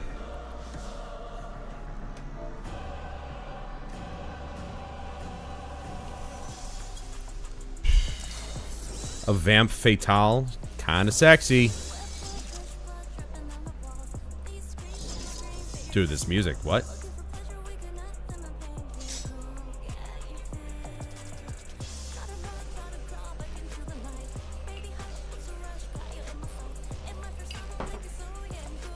She's kind of sexy, I'm not gonna lie. Vampires are hot, so.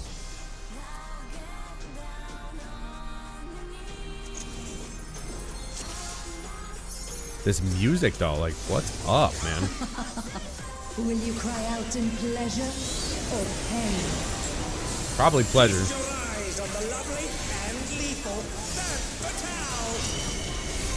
Will the challenger fall prey to the cruel mistress?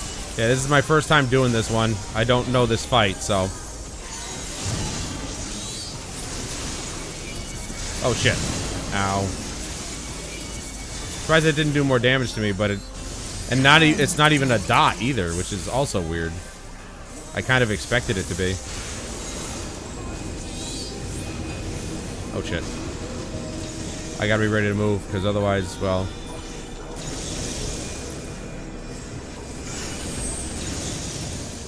No, don't run towards me! Douchebag.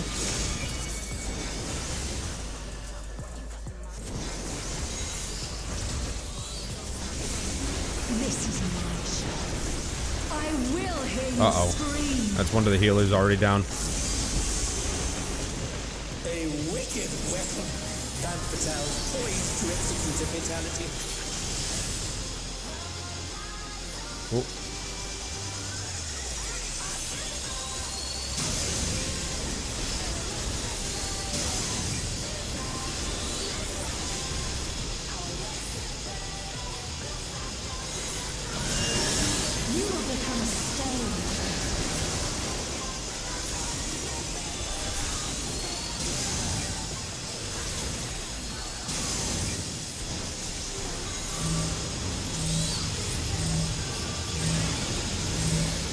Stop moving.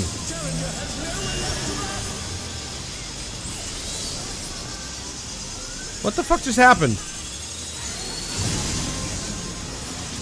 We were all together, but they were just... Oh, wait, hold on. He said split them apart, and they were just running with each other for some reason. That was bad. That was really bad. I'm surprised I did as well as I did. Will you cry out in pleasure or pain? Feast your eyes on the lovely and lethal Femme Fatale! Will the challenger fall prey to the cruel mistress? Yes, mistress.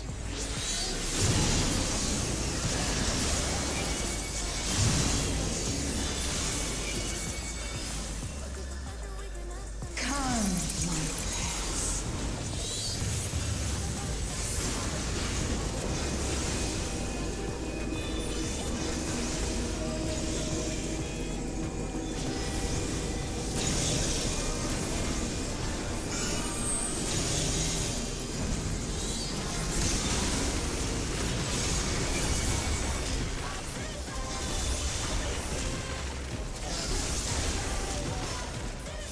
This is my show.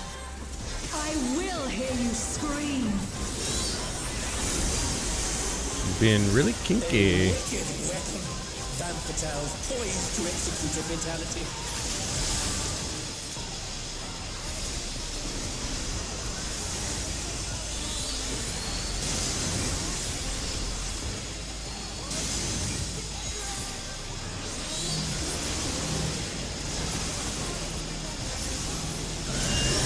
You will become a stain on this.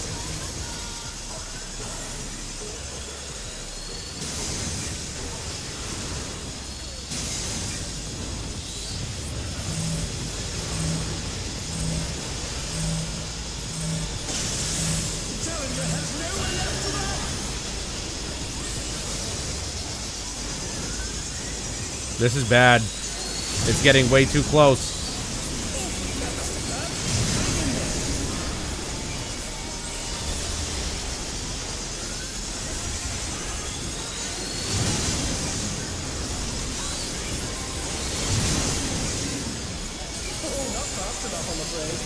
We're dead. Oh, man. Oh, my God. Was that supposed to happen that close?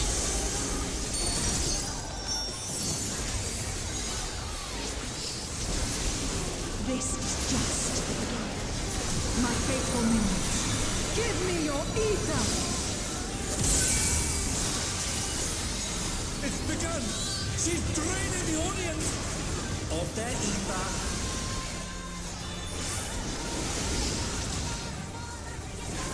All of you will feed me.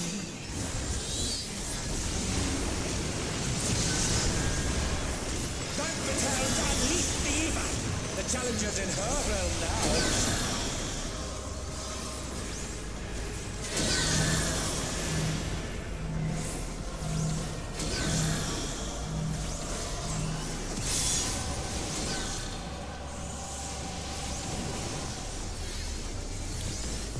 Oh! Holy crap, I'm glad that didn't actually hit me.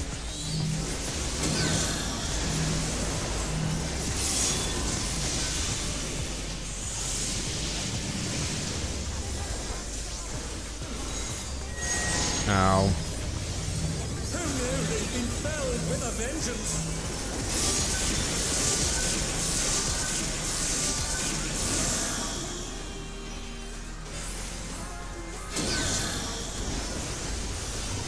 My shield definitely protected me there.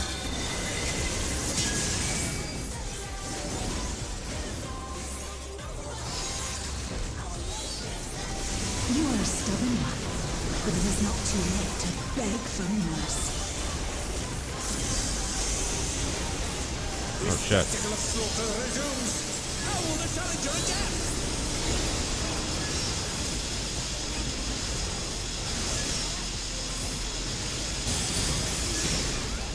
It's a veritable rain of death!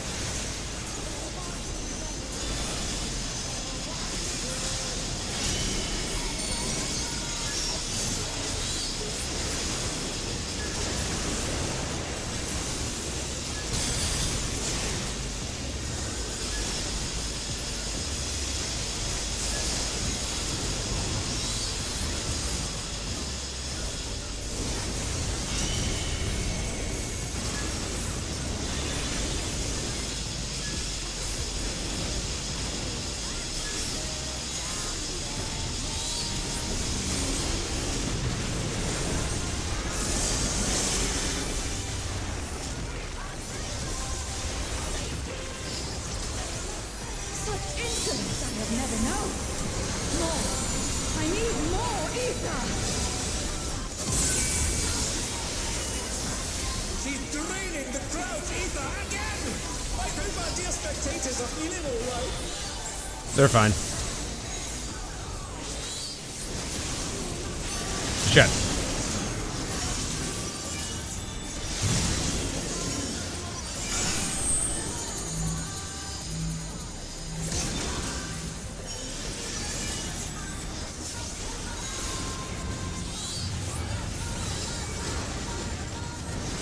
In pain lies pleasure.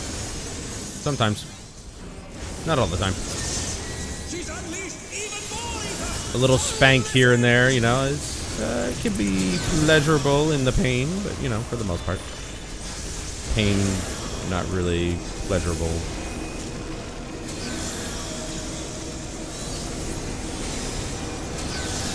I honestly don't know if that does damage, but I don't want to find out.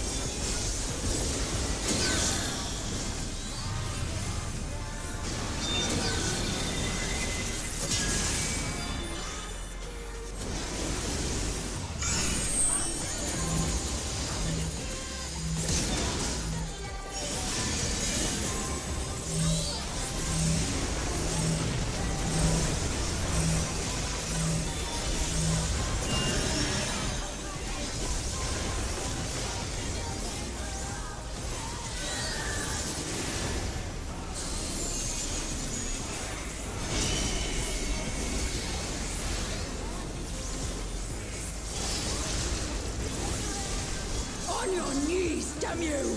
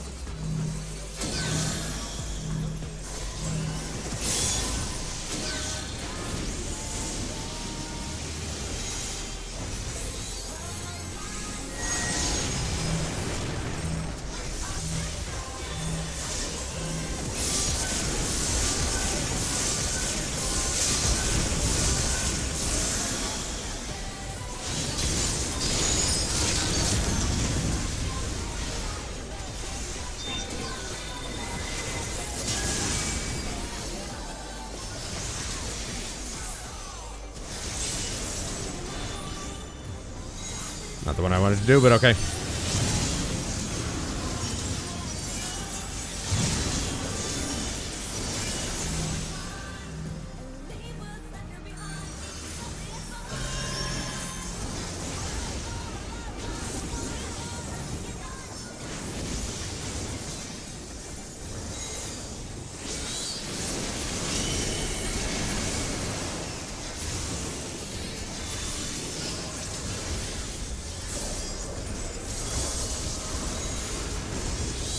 We've barely even filled the limit break.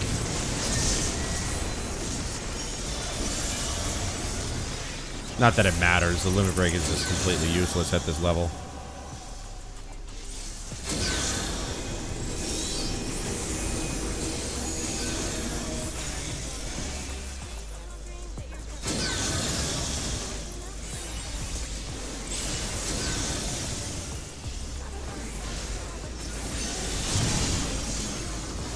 I almost didn't see that.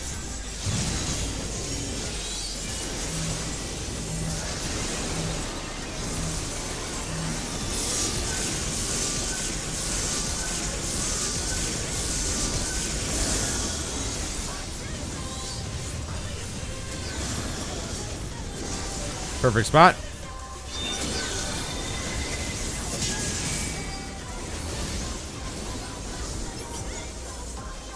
I like this one. This one's good. Knocked out. Look at those thick legs. Yes, she's knocked out. KO.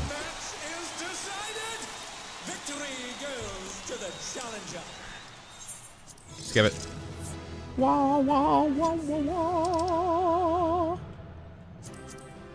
I'm gonna need on everything, obviously, just like everybody. Oh, dude, like I got nothing. 65 is the highest I went? That's so fucking dumb. I got 1. 2. Nice. Okay. 3. I guess I was the only one who needed those. Sweet. I like that one. That one's really nice. It was easy to read. Okay. Which is good. It was easy to read the abilities and what she was doing. I like it. Be right back.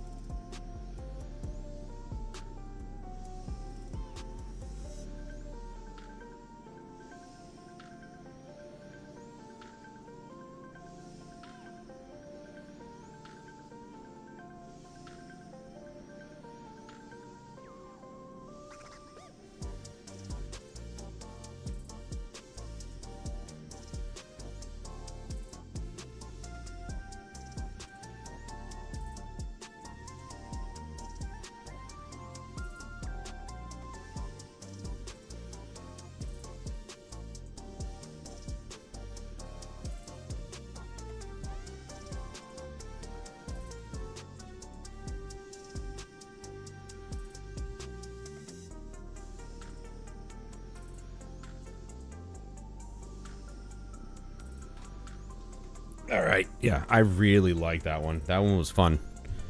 Because it wasn't overly complicated.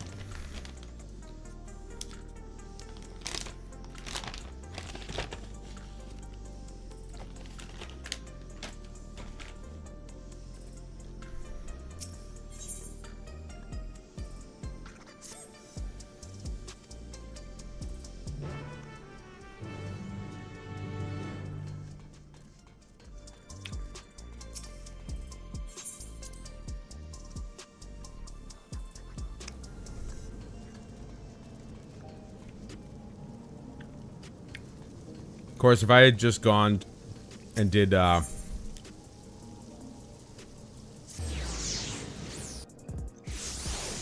grinded out dungeon stuff, and just gotten enough for, like, what, maybe 2 of the 3 cheaper pieces, I'd probably be at 750 right now. Actually, yeah, let's just go. Let's go to the arcade. Was it 2 of the pieces are 900?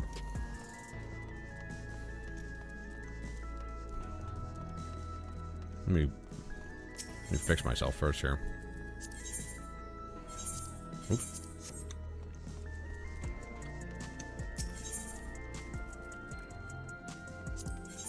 It's really annoying that the weapons require 1 extra thing.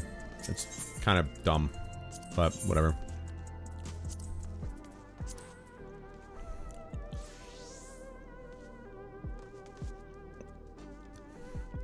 Let's get 1 of the pieces. Okay.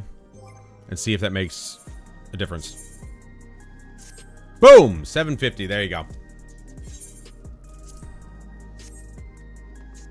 That's all I needed to do this whole time. That's all I needed to do. Why did I fucking waste my time? Other than the fact that it, obviously it was fun. I like that raid, actually.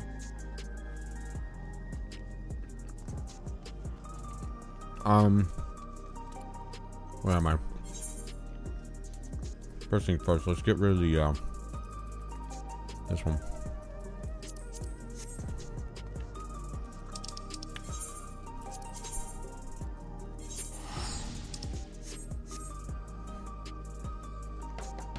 Now I look stupid, but, you know. This dungeon...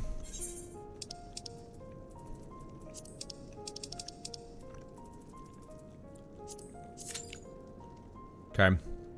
This dungeon could have new gear. And I may not even need to waste my time with, getting the points. The weekly tomestones, if you will. Yeah, there's a whole reason I actually, like... I've been loving eating, like, mostly just meat. Mostly. I have my vegetables and my fruits and shit, don't worry. But...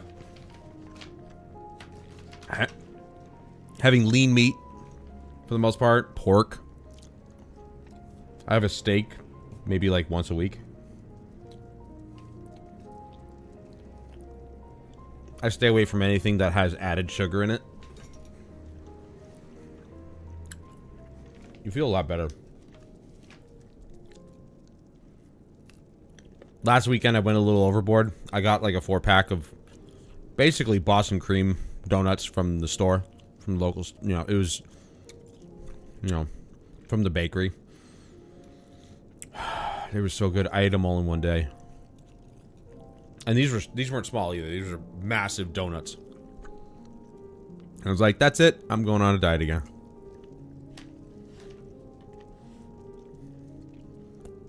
And I've been pretty solid. Pretty much staying away from like any bread and stuff. Though yesterday, my boss brought me in a couple of steak sandwiches that his mother-in-law made. So good. They weren't really sandwiches. They were more like they took hot dog buns and put the steak and the red peppers in it and stuff like that. I ate them cold. I didn't care. They were so good. But that was the first like carbs that I had. Those kinds of carbs. Like the whole week.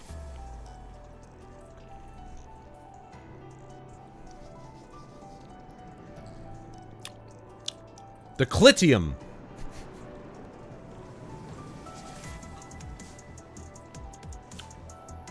I know it's called the clitium.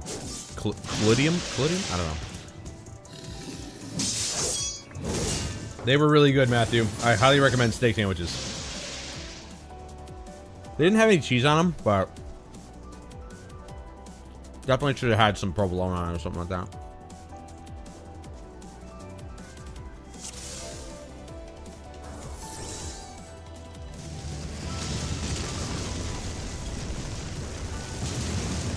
Dude, that pro is crazy.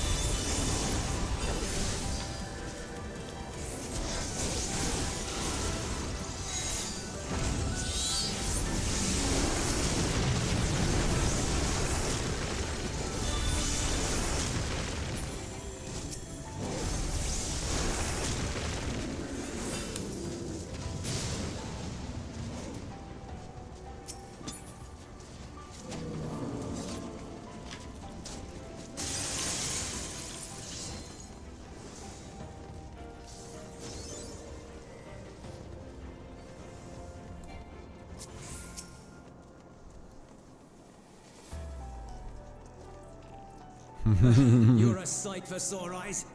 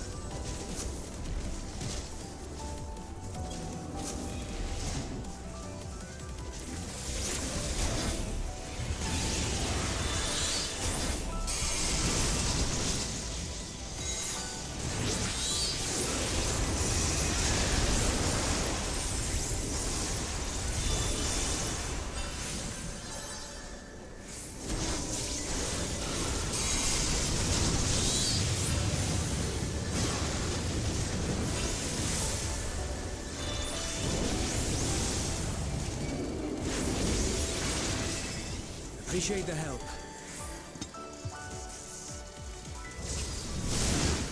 We'll handle things from here. You know, in all honesty, if I had actually just gone in with the NPC group, I probably could have actually done this already.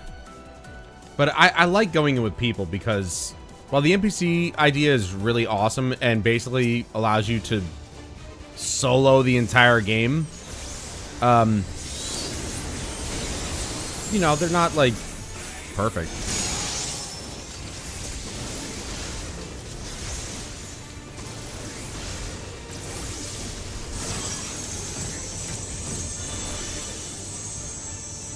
Do we have to stand still? Like, what are we doing?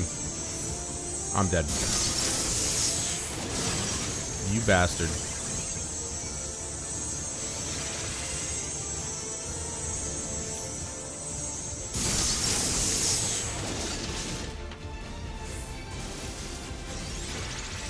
Best to just kind of stay near him, I guess. I don't know.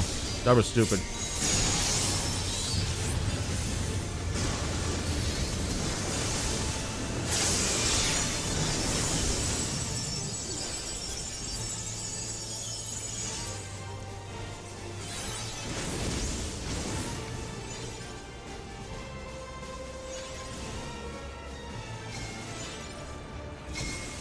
Holy crap.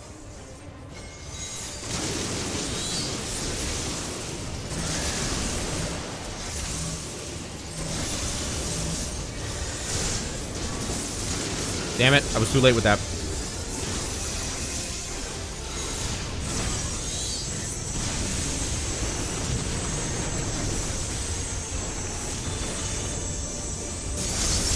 Oh, I just barely got away from that.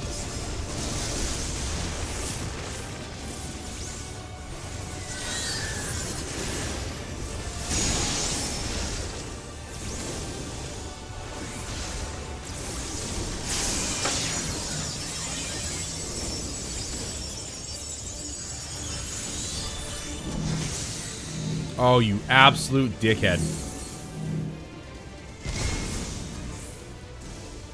I know it didn't do much damage, but it's still damage that I don't want to take.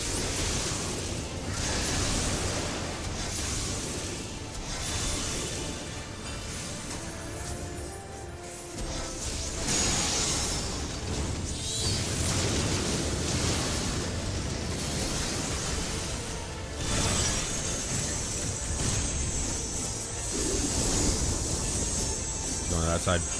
I'm reading it now.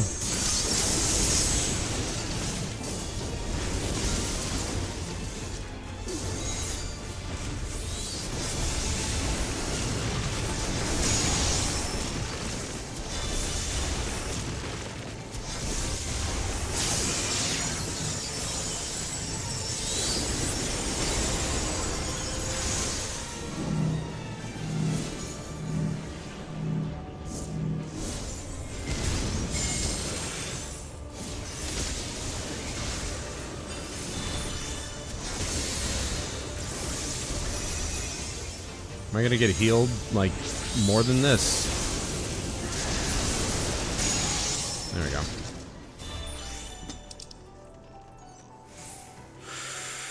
Oh, yeah. New gear set. Well, okay. Actually, it just might be accessories, but that's fine. I need more new accessories. That works for me.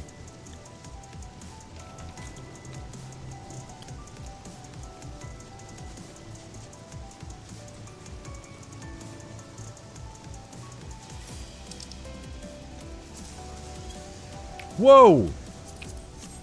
2 pieces of casting in a row? That never happens.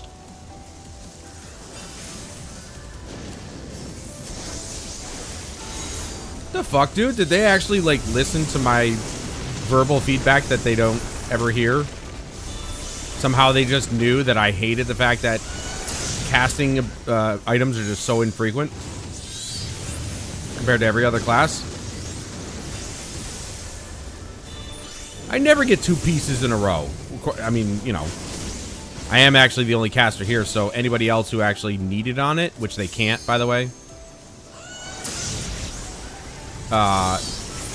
it's actually impossible that they need on it. So I'm the only caster here. They're mine.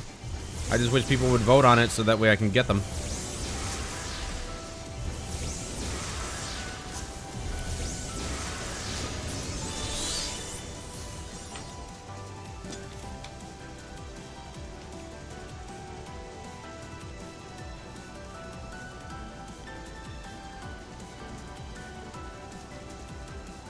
A little sticky. I don't want that on my controller.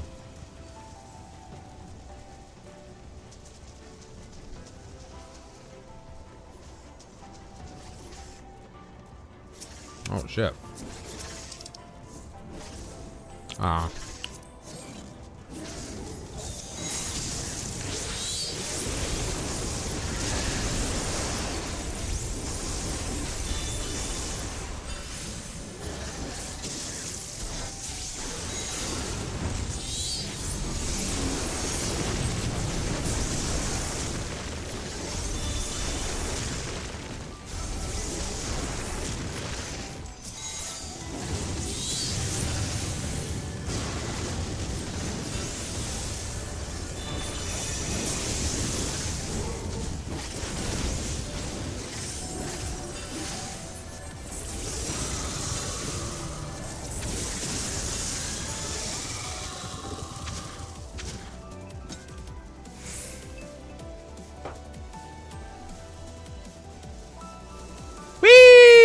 Uh-oh, we got Fat Boy.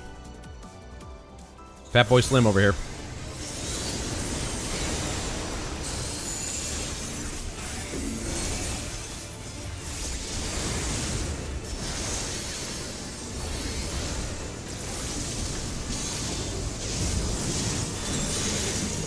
Uh-oh.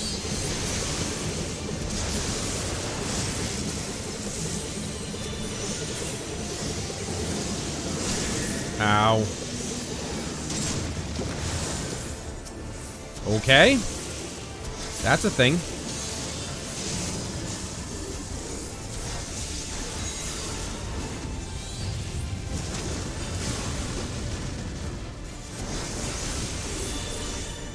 I didn't get a look at his face until a second ago there. That was, creepy looking.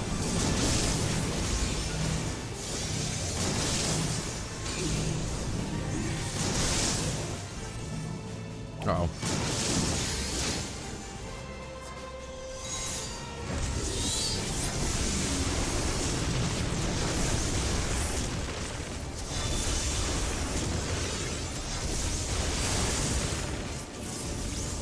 Oh, no, it's not healer. Okay. I thought it was the healer for a second.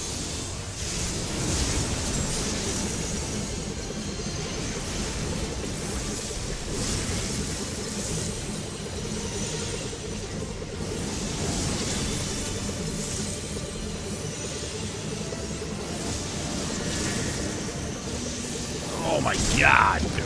This guy is insane.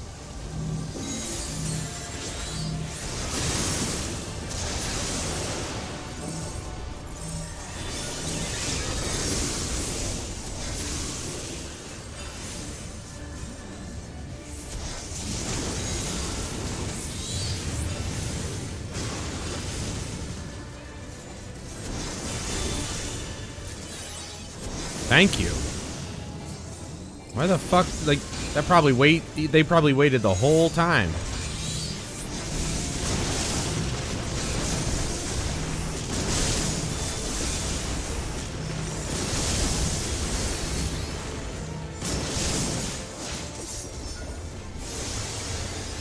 Like the timer ran out. Thank you. Let me have those pieces so I can upgrade here. Who knows what the next dungeon's gonna require? I've never gotten 2 pieces in a row, ever. That's probably not true, but, you know. You never know.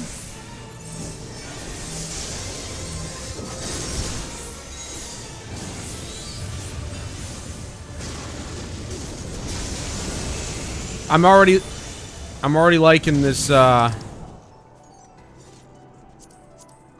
it. I'm already liking this, this dungeon. The bosses are not terribly difficult to understand. But they're quick, so it really gives it that, you know, gives you that sense of urgency.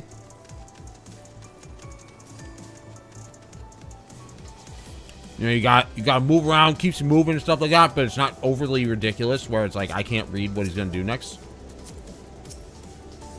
So no, I don't know. Maybe I'm not the only one who actually had a problem with you know, previous dungeons where not just dungeons but like the raids.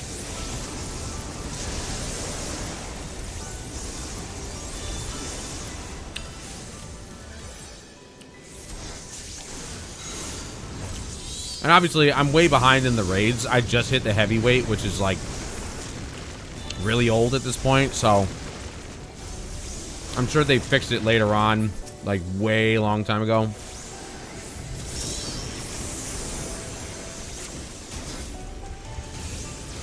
Because that first heavyweight fight, that was really good. I liked it.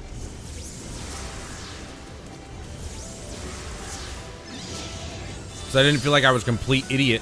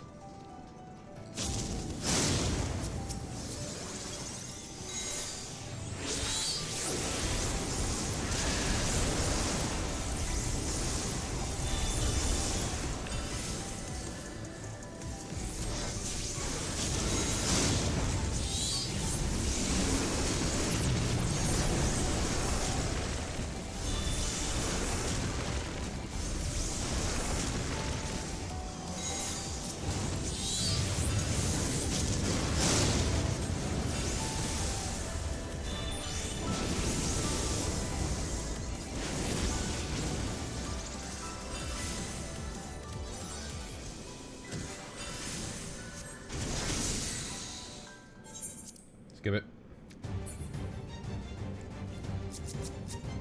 Ninja, right? Yeah. Yeah, he's gonna do a lot more damage than me. On single target, at least.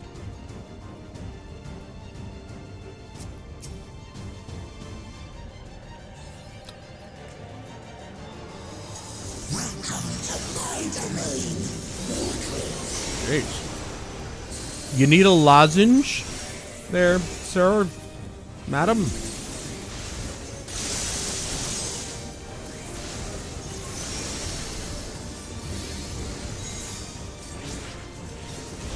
I saw that. Nope! He's going wider. Okay.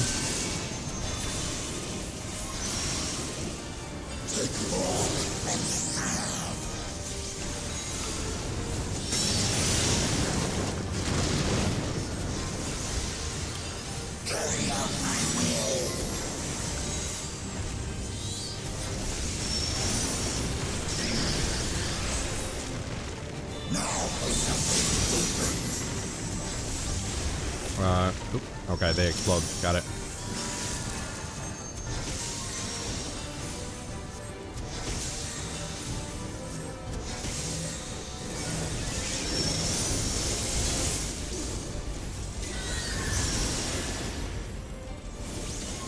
You never really know when one of those things is just going to be a single attack or multi-attack. Not very obvious.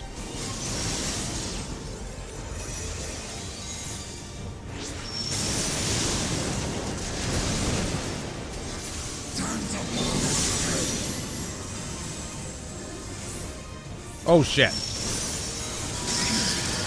Holy crap, that was close.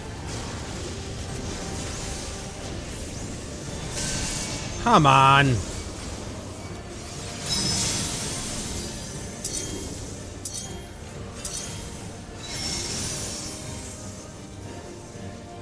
What did I have to do?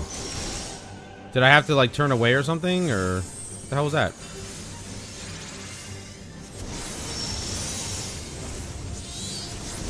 Didn't look like anybody else turned away. Did I have to not move or cast anything, or did I have to tickle his pickle? Like, what did I have to do?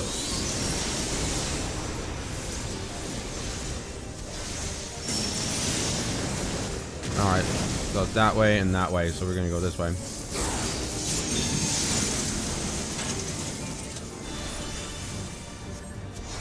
Uh-oh. Please don't. I chose this spot specifically. Oh, shit. I'm stuck. I'm so dead.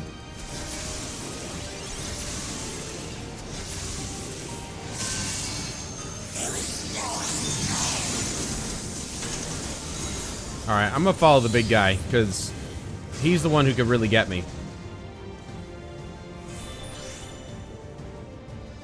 There we go. I got it now. I got it now. That's fine.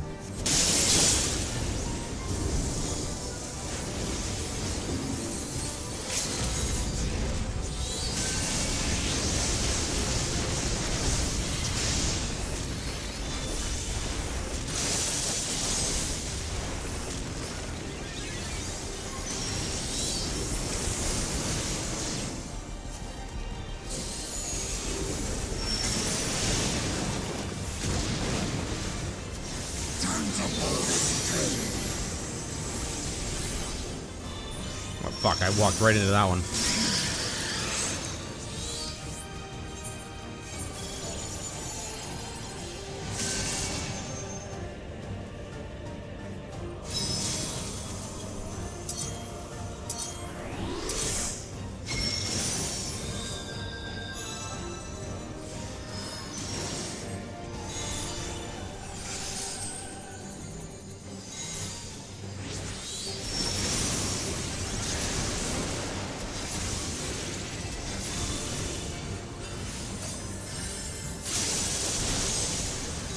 Oh my god, he healed me just in time.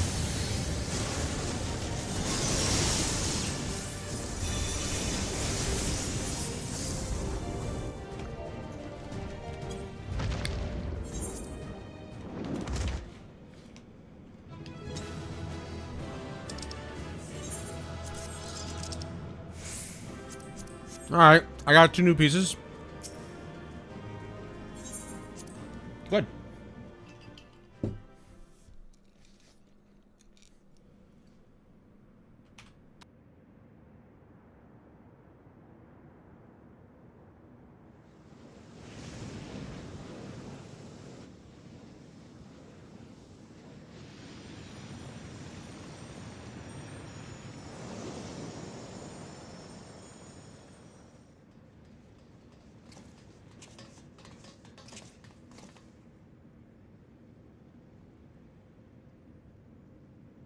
I think that's all of them.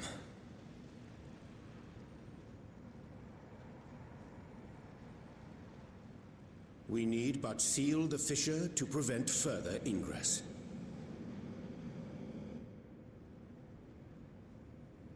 It's over. I can only imagine the extent of the damage were it not for your aid. On behalf of the Garlean community, I thank you for all you've done for my people, for my home.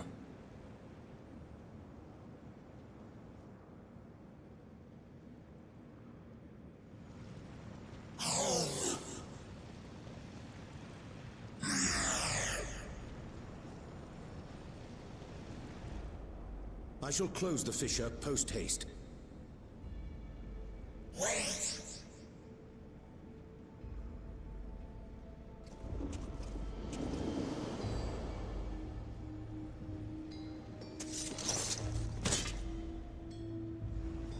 If you do that, I will be trapped here.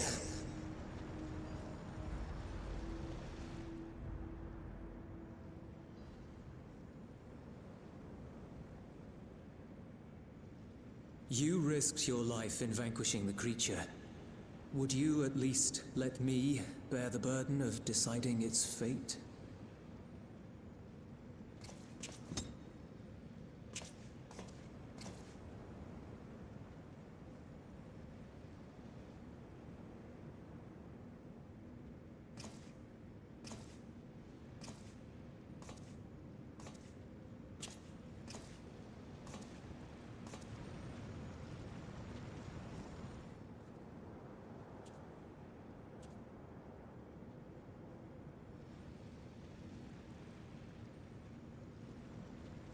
You want to go back? To the void?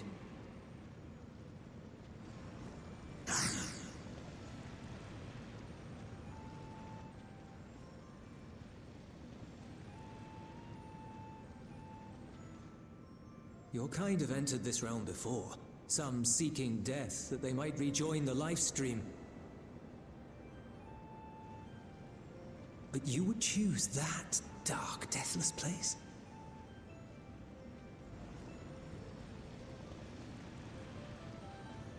The wind is fresh and pure, untouched by darkness.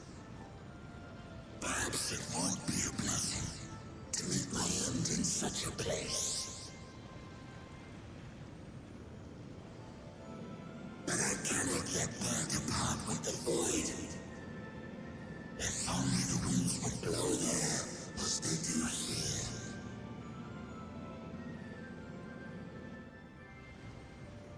I long to return, to see my home unsullied, as it once was.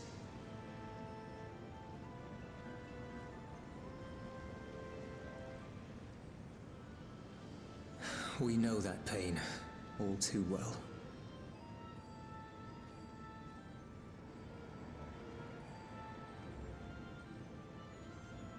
If that is your wish, you must forsake this aggression. Go back to the void and devote yourself to its restoration.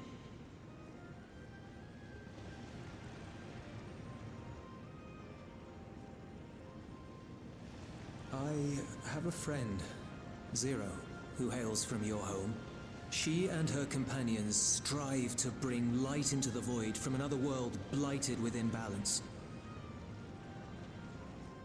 I hear their efforts have already met with some success. One day, they'll drive the darkness from the void, I'm sure of it.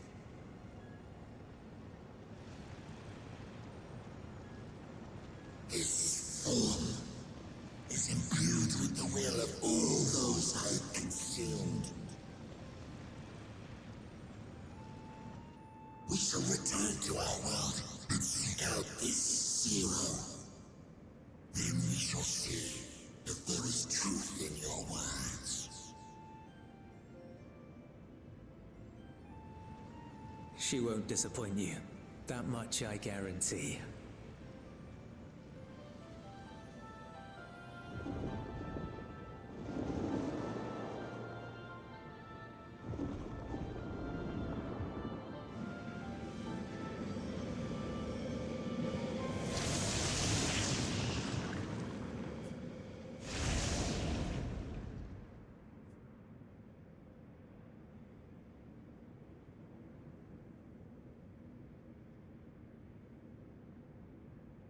Bravo! I think Zero will approve. Oh,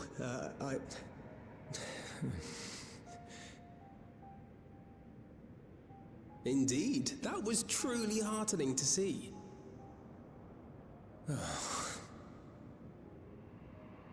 Understanding begets fellowship, right? I thought I might lead by example.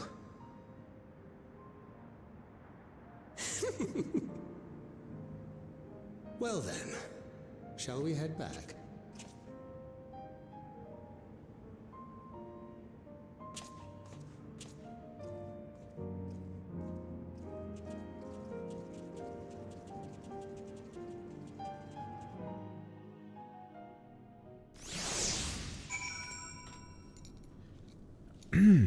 Well then, convinced a void scent to just go back on its own. Interesting. Reports have begun trickling in. By all accounts, the Ilsabard contingent was successful in containing the threat on their front. For void scent to attack in such numbers, just as we were finding our feet, I daren't imagine... That's a...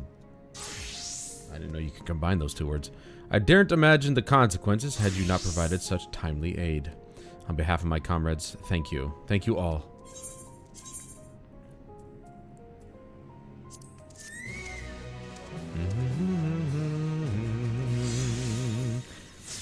Yeah. I seriously don't know why I didn't just put this one piece on. Or get this one piece, I should say.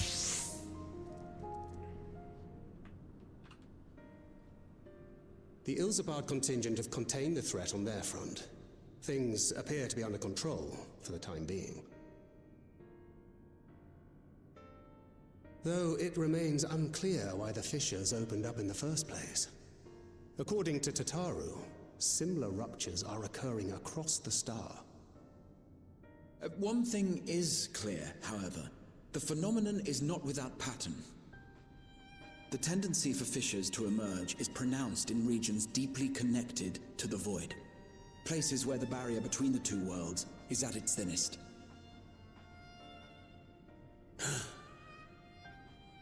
I fear there may be a place in far greater peril than Garlemald.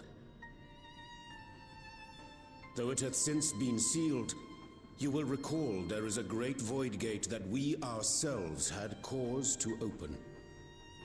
A gate which was instrumental in our bid to reunite Vritra with his sister and put an end to Golbez's dark plot. Oh gods. The moon.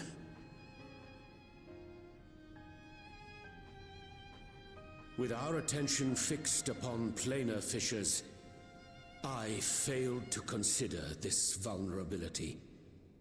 All other paths unto the void are but pinpricks in the veil compared to that great lunar rift. And that rift might be yawning open as we speak. We'd better hurry. Let us make for Bestway's burrow. I dare say the Loporrits are well aware of current events. We ought to have Kryl join us once she finishes tending to the wounded. I shall likewise contact Y'shtola. Her knowledge of the moon's void gate is second to none. Alphino, Alize, please do what you must to keep our world safe. We'll be back before you know it. A quick word, if you will. I'm not sure whether you'll run into Zero during the course of all this, but if you do, would you give this to her?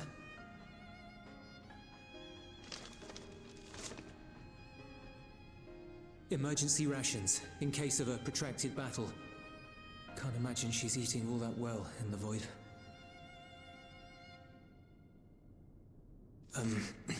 She likes dumplings.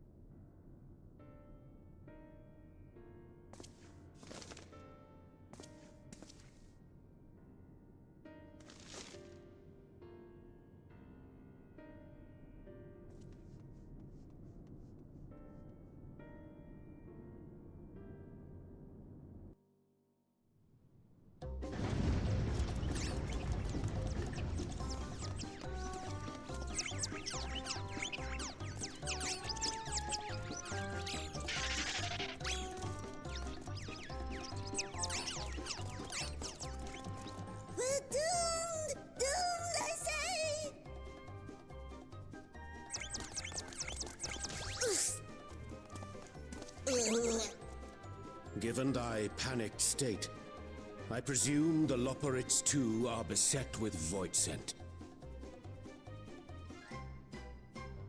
Oh, what sweet relief it is to see you all. Yes, void scent, and lots of them. They suddenly came pouring forth from the crater. I had dearly hoped to find my worries unfounded. For some unknown reason, the void gate seems to have partially opened. Living Ray dashed off to activate the brands and halt the Fiend's invasion. But she hasn't come back, and we've since lost contact. I suggest we make for the brands without delay.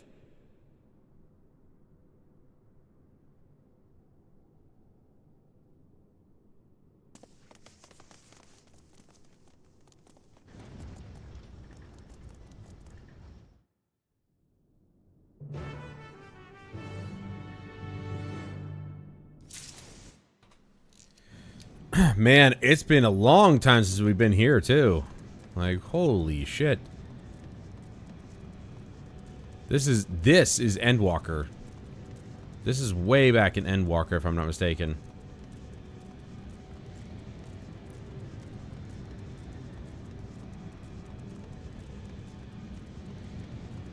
What the heck is that?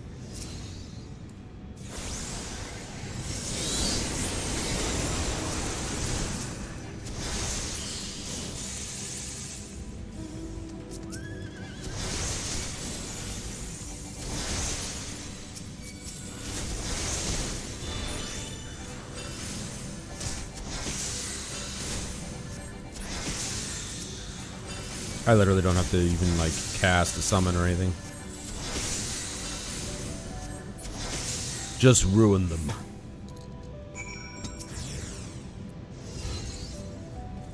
Why did... Oh. He's doing... Okay, never mind. My valiant savior, I was so frightened I dared not move an ilm. Oh, you're looking for Living Way. I think I saw her heading southwest towards the Drowning Brand. She had several slaughter bots in tow, but I worry they won't be enough to all the void scent. You'd better hurry. I was gonna say earlier that it's odd that, like, this Final Fantasy is missing one thing, and that one thing is relationships. I mean, obviously there's tons of friendships, but what about two characters falling in love? What happened to that? It was such a staple of Final Fantasy as a you know, in general. And yet we have none of that here. Like, we're the main character, and we've got no female interest in us. And I think Euless and Zero are probably, like, the only two people that actually are... It seems like they're interested in each other, or at least he's interested in her. It's been a long time since we've seen Zero, so... Oh yeah, this does basically no damage at all. Just ruin 3. You know, and that's, I think, the ultimate thing that's missing from this game is just romantic relationships. Because, you know, think about any Final Fantasy. Pick one. They all have it. They all have at least one romantic relationship.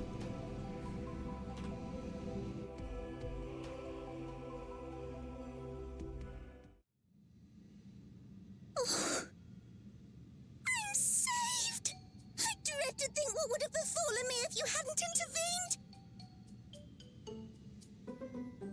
Oh, I was never in any real danger, of course. I knew you would realize our plight and rush to our rescue.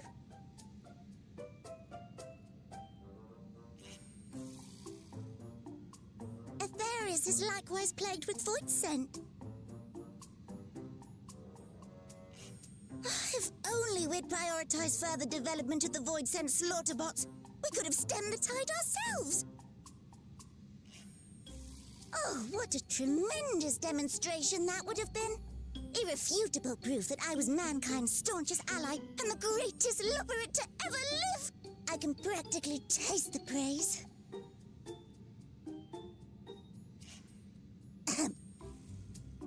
Fortunately, I was able to activate the brands. Should any more void scent emerge from the gate, they ought to be confined to the crater. Unless, of course, the Void Gate begins to expand of its own accord, or some gargantuan monstrosity tries to barge through, I don't foresee any major problems.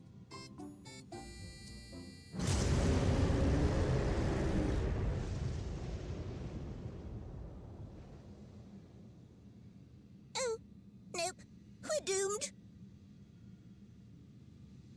There you are.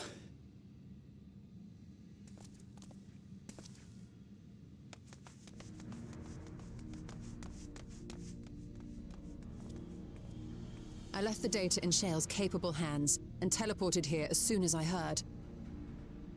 And ere you ask, I made sure to bring the key with me.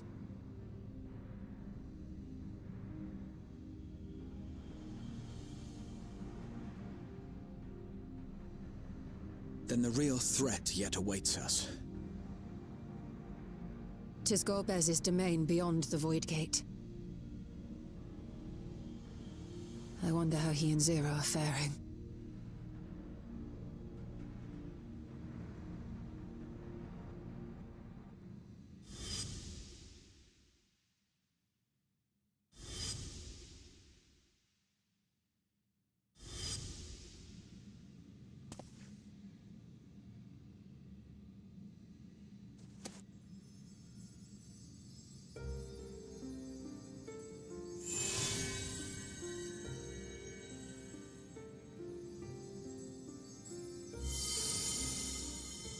By the 12.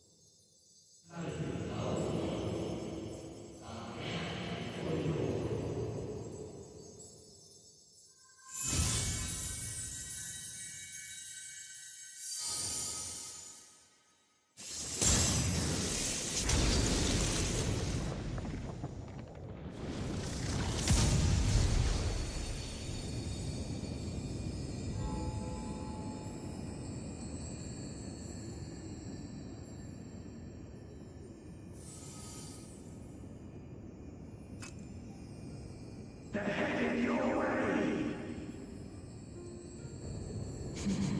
Let them come.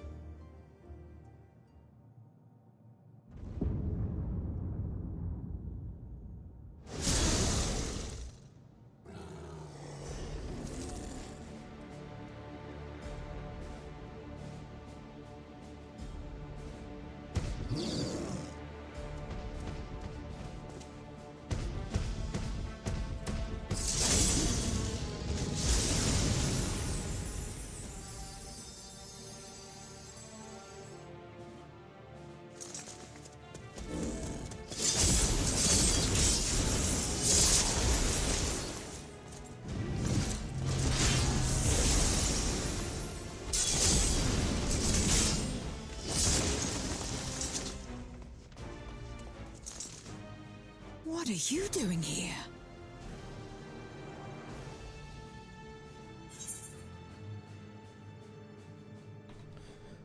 A visit felt long overdue.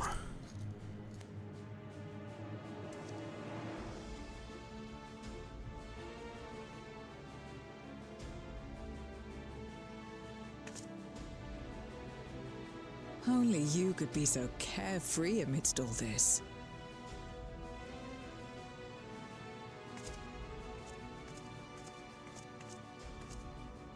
May as well make yourself useful.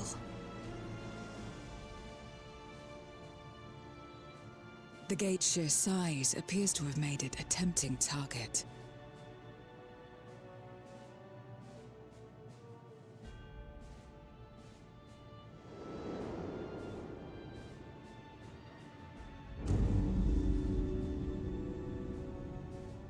Enuo, a dread void scent risen from the benighted depths of the ocean.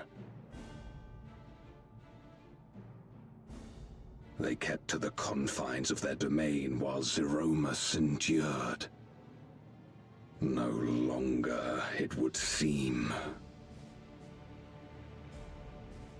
And once they had discovered a path to the Red Moon, they wasted no time in making the journey.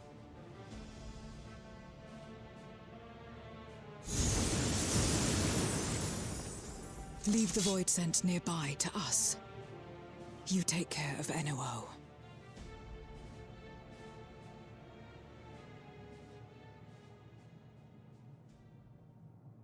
Facing this many foes calls for a more familiar approach.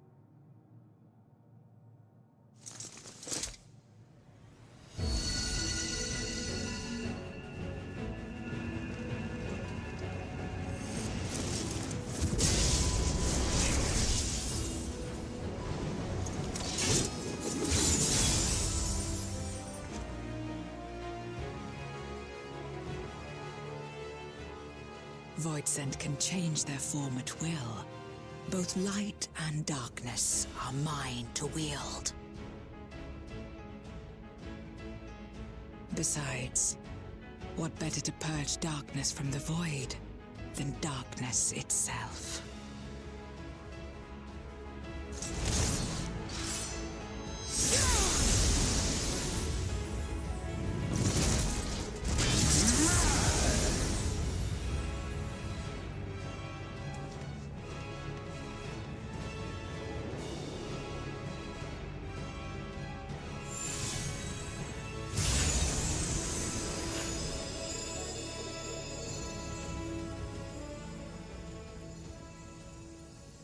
Who dares face me? A mere mortal.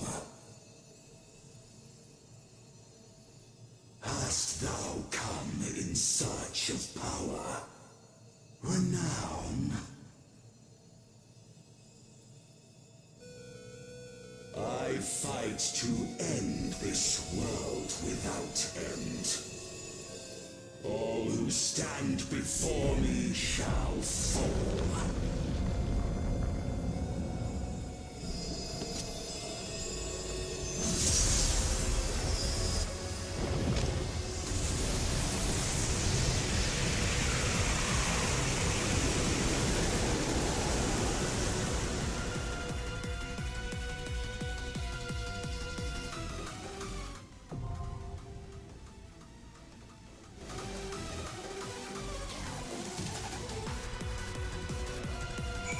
Bro, is this a new trial? Let's go. Also, completely just forgot everything about Golbez and Zero. Though, of course, I remember Zero as a Reaper. As soon as she transformed, obviously I didn't have my mic on, but I was like, there she is. There's the girl we know. But then her light side is a paladin, it looks like. That's what it looked like to me anyway. They're the only ones with a sword and a shield. I don't even think Warrior has a sword and shield anymore. Trial? Not Trial. Trial. But it's 755, man! Oh my god. This is what I'm talking about. Like, why are they cutting me off, man?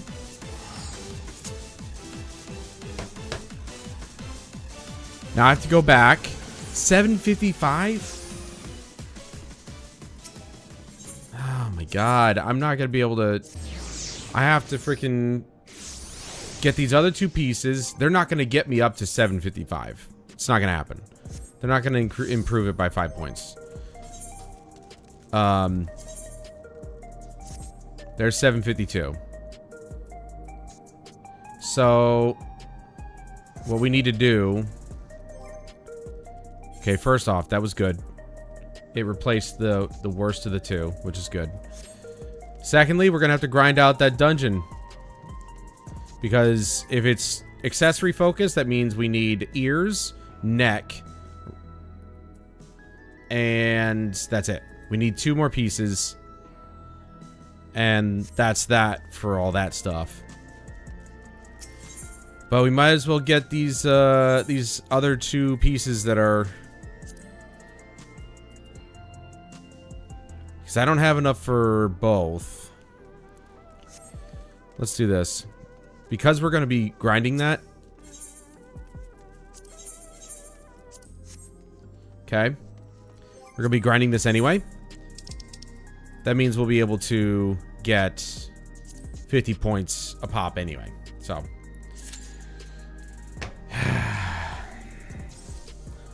I knew it. I knew we were going to get cut off again.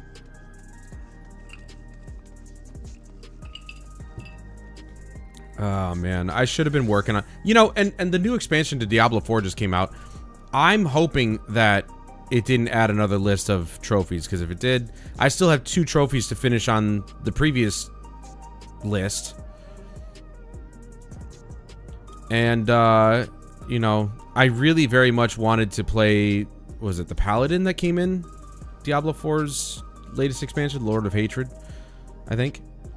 And I really would have liked to play that. But, you know, I haven't really felt like playing Diablo. If it's got a new trophy list, I might pick it up.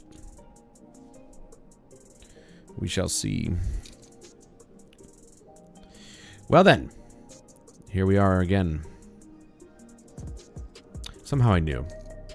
Just somehow I knew. Also, the Universal Tombstone 2.0. I don't think I can... I think I can only do it, what, once? It needs these hollow sabers. Oh, right. Let's check if we have those. I know we have some. I just don't know how many we have. If we have enough, I'm going to grab it.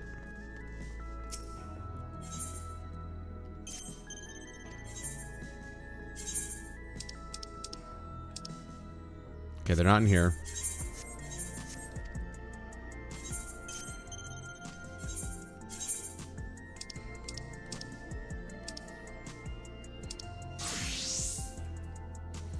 I could have swore I had these. I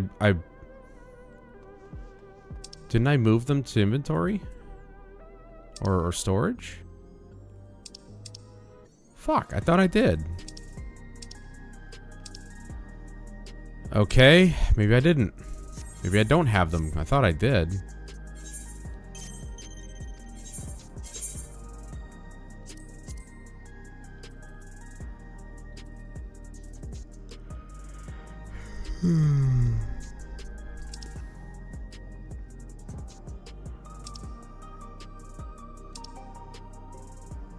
Huh.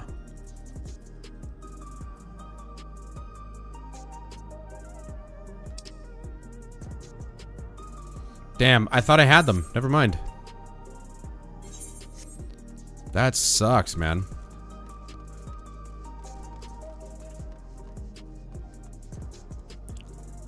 So I'd have to go with the cruiserweight. And again, I think I only really liked the one. That first heavyweight was really good. So if the other 3 are like that, then I'm going to have a good time with the heavyweight stuff. But the heavyweight, I mean, that's the 3.0. Whoa. No. Am I going to replace my headpiece already? Compare that. No. No. The weekly... Okay. Well, I guess that makes sense. The heavyweight's kind of old at this point. So that makes sense. Yeah, this has Universal Tombstone 3.0, which 3.0 would get me this one? Yes. It would get me this one, which is 780. But as you can see, we didn't get... We didn't get the, I think it's another saber of some sort. I don't know, I didn't look.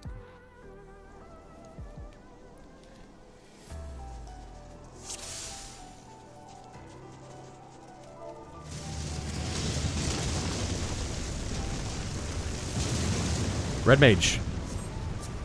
You know, as a Red Mage, he might actually be able to go for the casting stuff, which is unfortunate for me.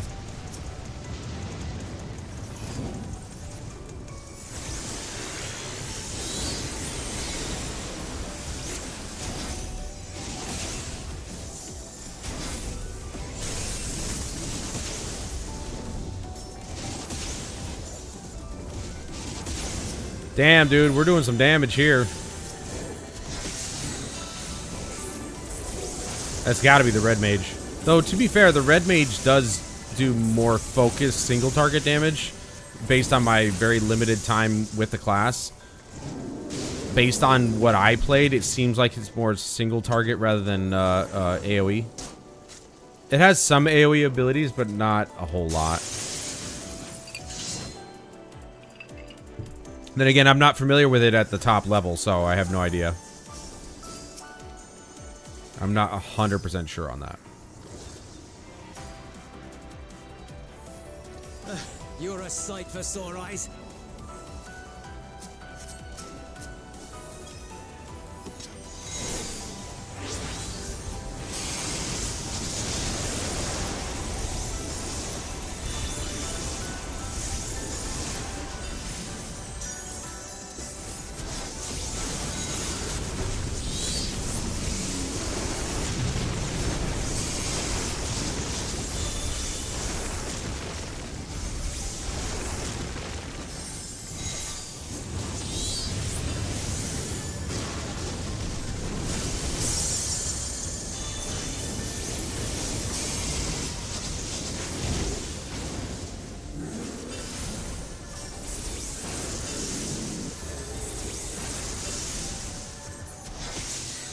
Appreciate the help.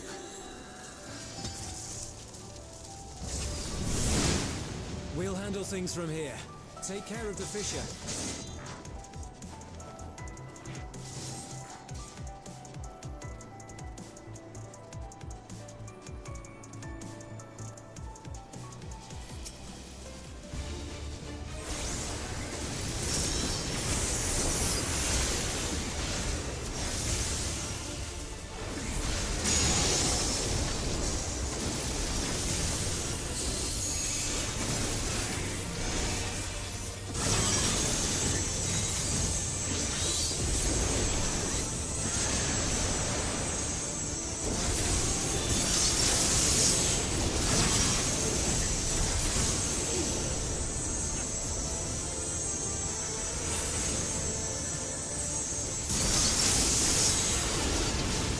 Shouldn't have done that there. He was going to move.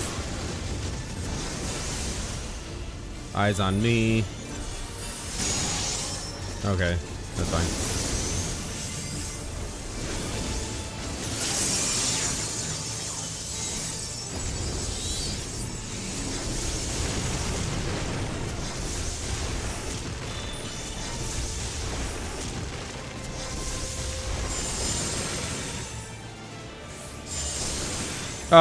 Okay, so even casting abilities is enough to trigger it.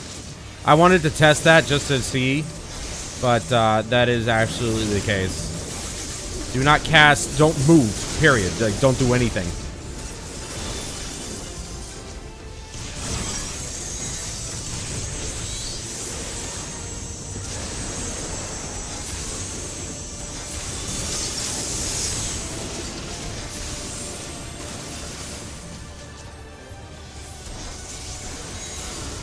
Yeah, see, that Red Mage is destroying me in damage. Technically, I should be third, But the problem is that the healer does so much threat, it's not even funny.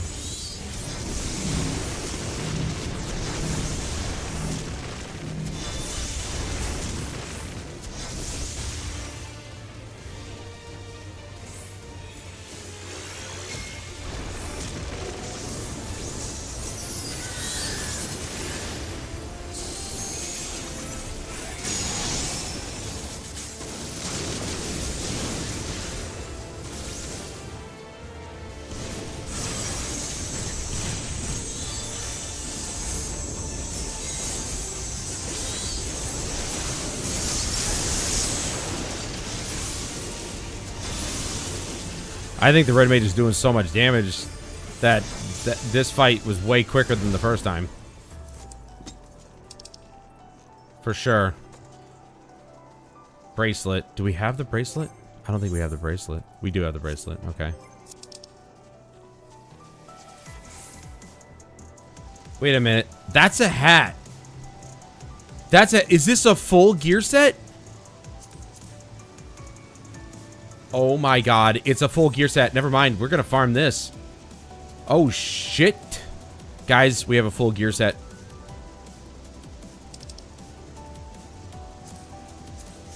Oh man, it's gonna be a long grind, I'll tell you what. But I'm willing to do it, you guys know I am. And that in turn will get us the points that we need, the weekly points to finish. So, you know. I mean, it's kind of like a positive side effect.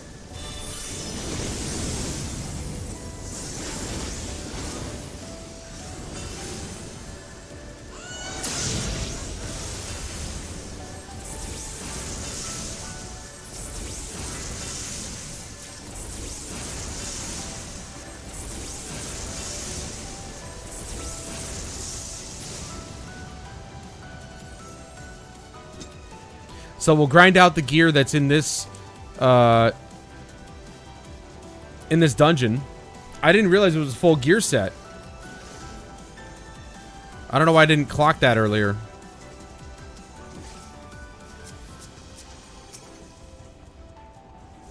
Might have to close the curtain as well. There's a bit of a glare.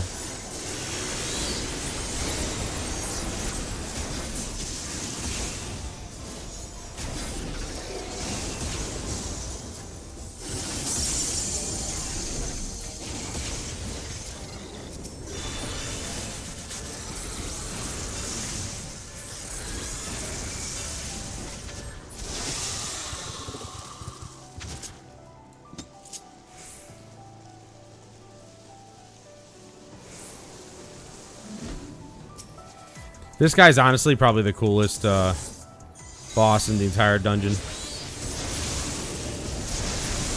Because he's so dynamic and like he's just constantly doing shit.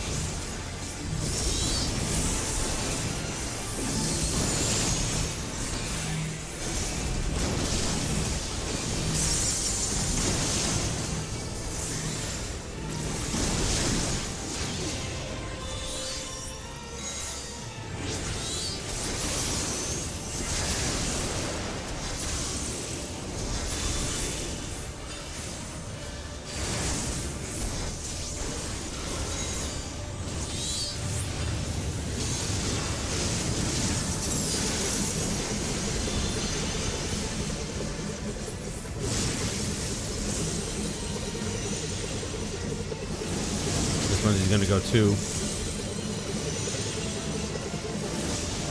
Oh, you fucking asshole. Good heals.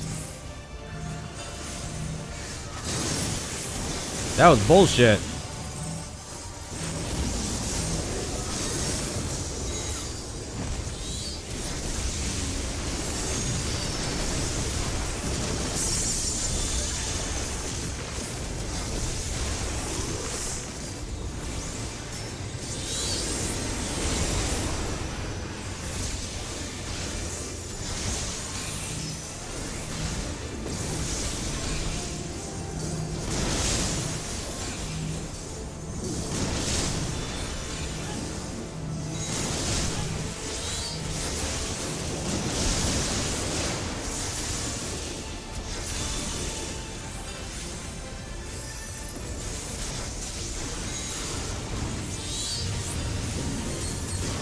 See, like, this guy is genuinely a perfect balance between complexity and readability, because he genuinely, like, I can read every move that he's doing and I know what's happening, but he's dynamic enough to where it feels complex, so you have to really be on your toes, otherwise you're kind of caught with your pants down. And I fucking love it. It's really good. I think they did really well with this dungeon. Every fight feels really good to do. Scouting.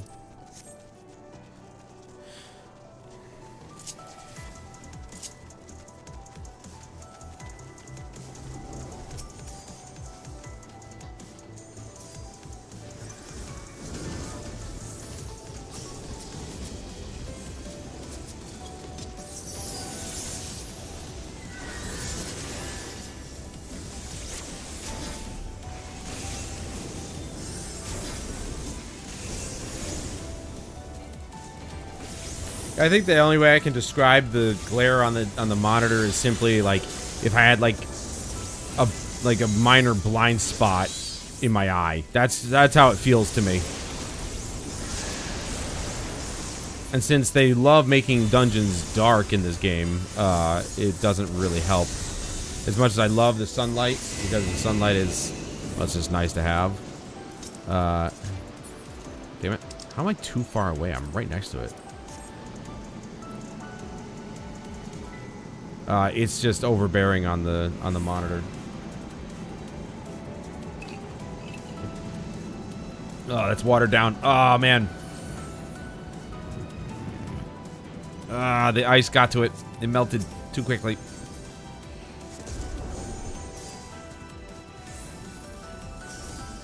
That's why I usually don't use ice in my liquor, but I mean, this whiskey I got specifically for mixing. So, you know, mixed drinks, I should say. And so the ice is kind of necessary. But if I don't drink it fast enough, it's gonna, ugh, it gets watered down and it's gross.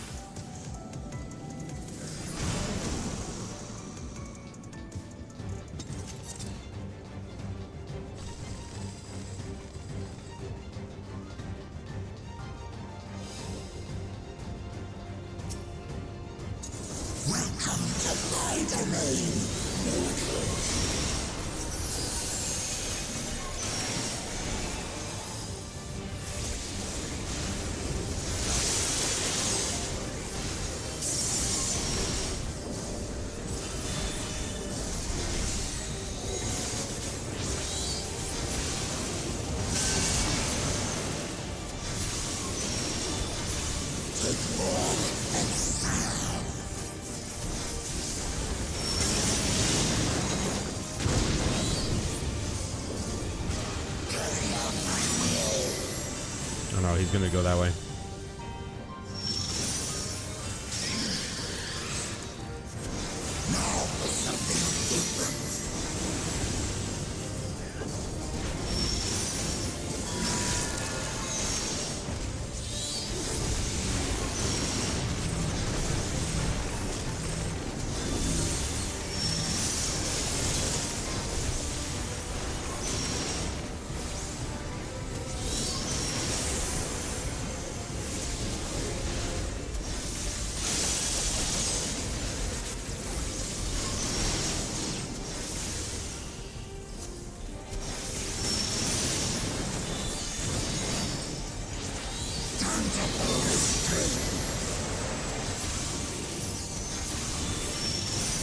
Fuck.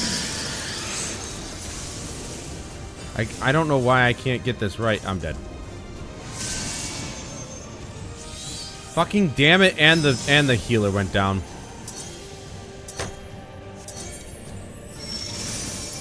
Oh shit.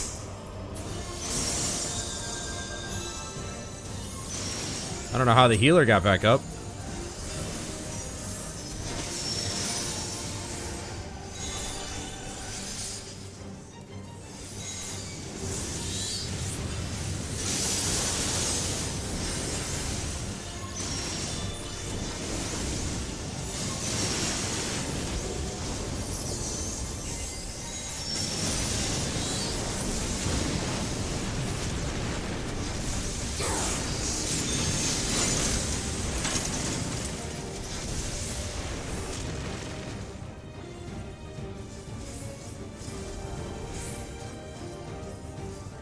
No!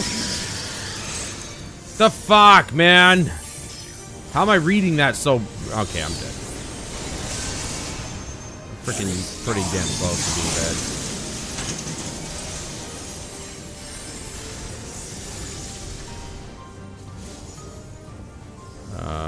Shit. Okay, I found it. Okay.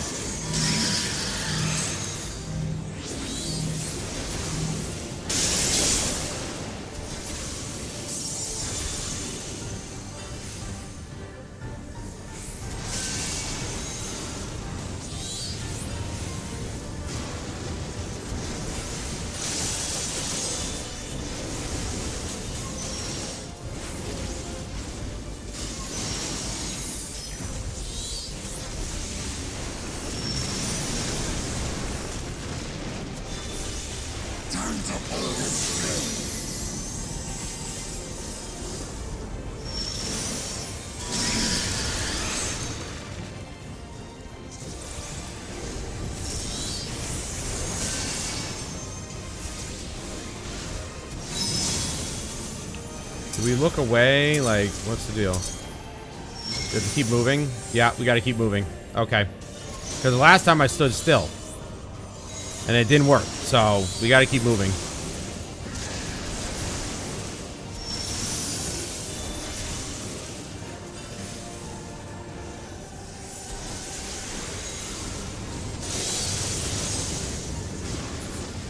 Alright.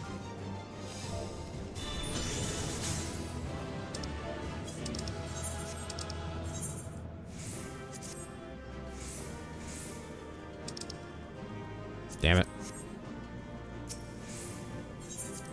That healer fucking booked it out. Alright. Is my gear in need? Not really. We're good. Be right back.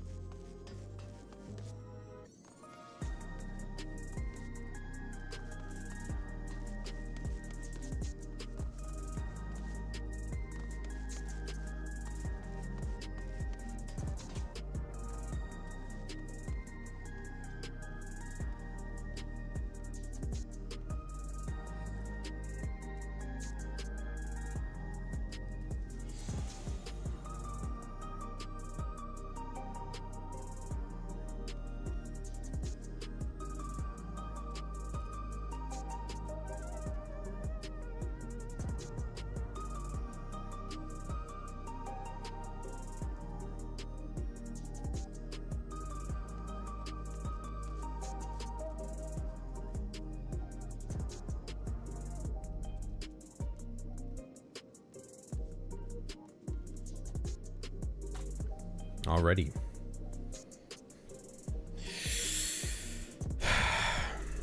So yeah, so the only way... Alright, I'm gonna close this shade. Hold on.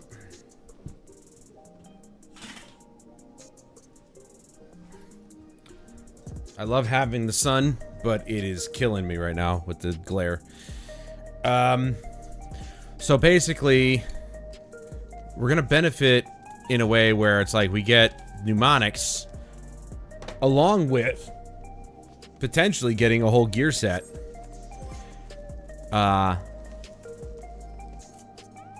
Which is great. And since people are doing this dungeon because it's part of the new patch, I gotta get to 755. We're at 752 right now. Even if we get, I'm gonna say 3 pieces. Like getting this and this will probably get us up to 754, maybe, if I'm lucky. Maybe 753. Even if we get maybe 3 pieces, we might be able to get it. It's just annoying because this is what's holding me back right here. And I can't get even the mathematics weapon without this fucking thing. But it requires the saber. And I don't have a single one. I thought I did.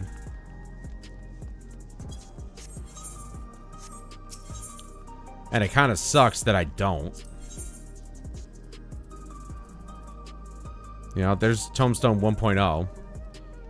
It must have been this hollow blade, because I honestly didn't do the cruiserweight stuff that much. I did the paintress, and that's about it.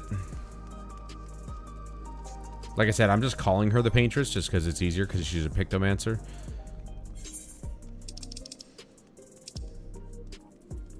But this is it right here. She's the most fun one. And I've never done any Savage variants, because I just don't think I'm that good, like good enough to do those.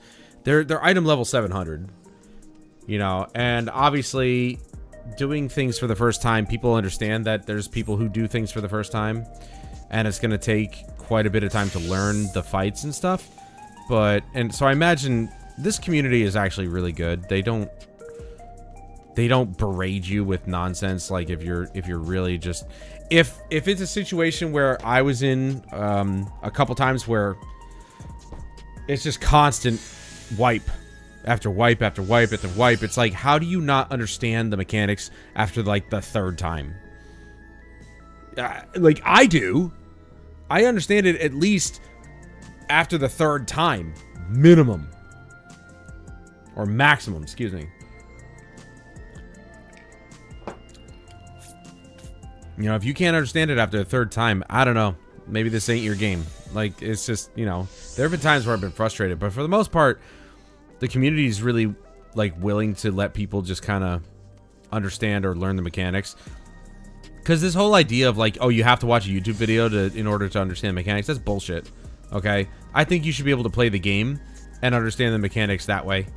By playing the fucking game. I'm so sick of this. Like, that became really prevalent back in the day, especially with World of Warcraft, where people are like, you need to look up a video to understand this fight before you come into the game. It's like, then what is the point?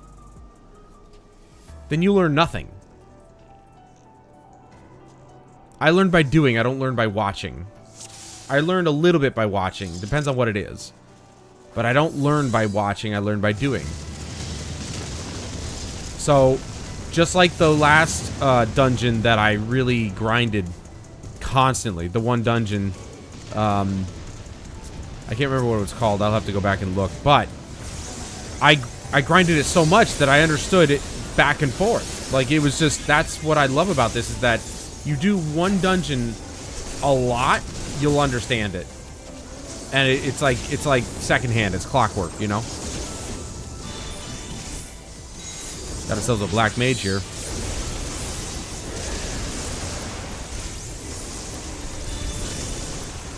You know, I miss just playing games and learning the game by playing, not by fucking watching you know, watching a YouTube video tutorial or reading about a strategy guide or something like that.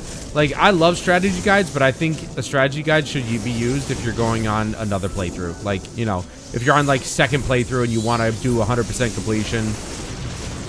Final Fantasy X, perfect example. I remember Jeremy back in the day doing a Final Fantasy X completion run, but he used but he had already completed the game, like, years before then. But he wanted, like, the best weapons and stuff like that.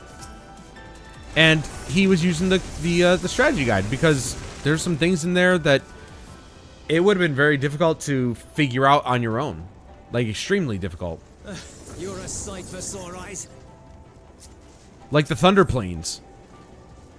The Thunder Plains are necessary. Like, you have to dodge, what was it, 100 thunder or 100 lightning strikes in a row without getting hit in order to obtain the best weapon for Titus, which is just insane to me. But you have to do it. And who would have thought that was even a thing without the strategy guide? So, strategy guides are invaluable, but only on a second or more playthroughs. I think that on your initial playthrough of a video game, you should play it through without, you know, help. You should learn certain things. Unless, of course, you're like me, where Alan Wake 2 had a stupid puzzle in it that you couldn't figure out. And to be fair, that puzzle was ridiculously complex and complicated for no reason. And even when I looked at the solution, it made absolutely zero sense to me whatsoever. So, unless you're in a situation like that where you have to look something up, that's fine. But, for the most part, if you're on your first playthrough of a game and it doesn't have shit like that where it's like, even if you look up the solution, it doesn't make sense. But you can play through the game and you can learn as you go, then you should do that. Enough of this nonsense where, oh, you gotta look up the strategy on this fight on a YouTube video before you come join us. It's like, that's fucking stupid. Then you can go fuck yourself. I don't really care to play with you then. Like, people are gonna make mistakes. I understand that. And I understand that people are gonna make more than one mistake. But then it gets to a point where it's like, all right, we've done this dungeon like 5 times, and you still don't understand what you're supposed to be doing. I don't know what you're not getting. That's when I draw the line. But for the most part, it's like, you know, for the most part, it's, you know, it's like whatever.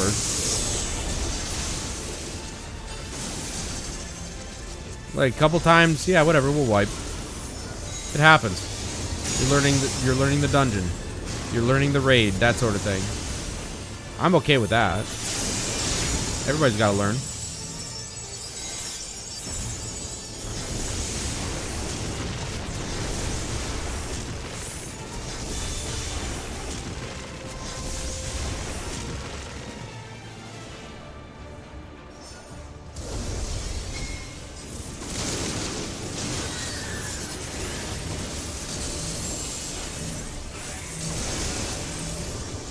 Oh, wrong one. Fuck, dude.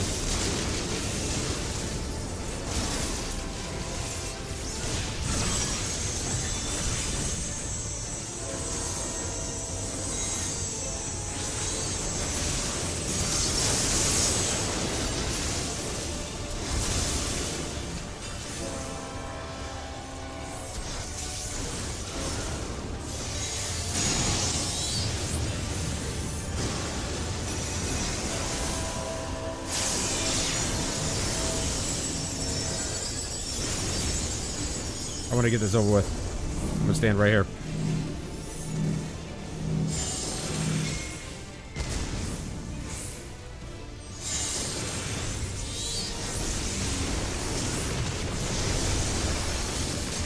I thought going to the other, like the farther side of that was better just because I could get more hits off, but I think just getting as close to it as possible and getting it over with is much better.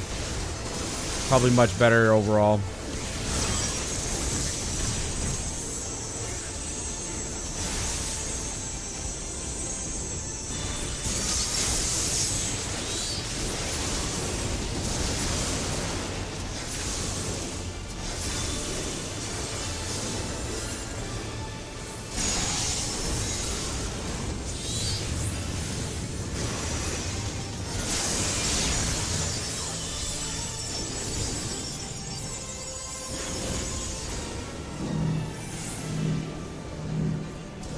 That's not good.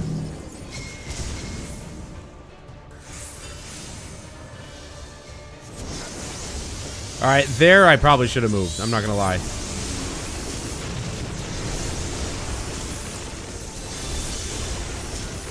But I kind of fucked myself on that one.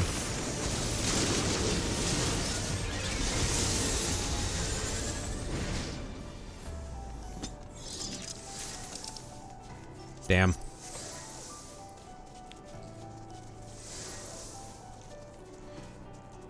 Well, first run of this dungeon, I get 2 pieces, and now I can't even get 1 to drop. I got lucky that first run.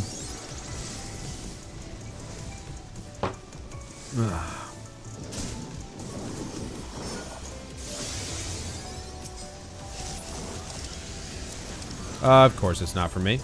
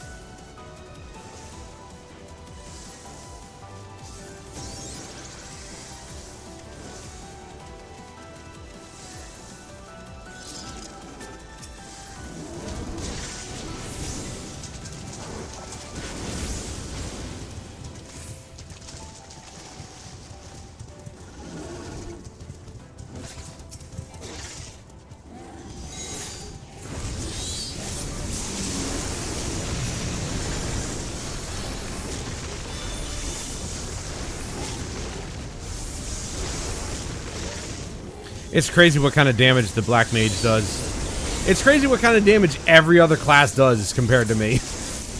Like, I can't seem to do enough damage, but, like, this guy's probably jacked up. Like, he's probably got, yeah, level 770. Yeah, he's 780, 790. Yeah, he's got way better gear than me. Which is all, was it all gemmed? Or materia? Oh, yeah. Oh, yeah. He's got, look at that. He's got the 5 slotted materia there, which means he did some crap. What is that? That's in order to get that, you have to be maxed out in blacksmithing, I think. So he's, yeah, he buffed himself pretty hard, which I'm hoping someday maybe I'll get to that point. But as of right now, the only time I can get, the only kind of slots I can get from materia is 2. That's all I got.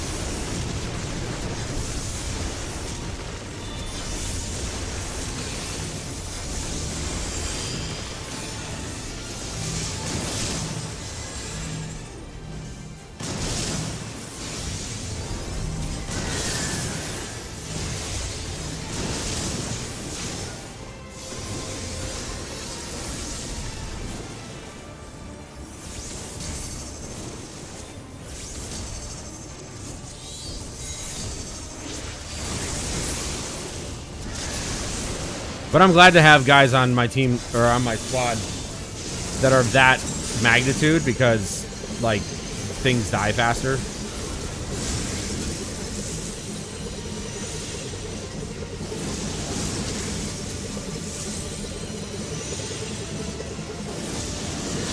Dude, fuck him, man. I cannot believe that just happened.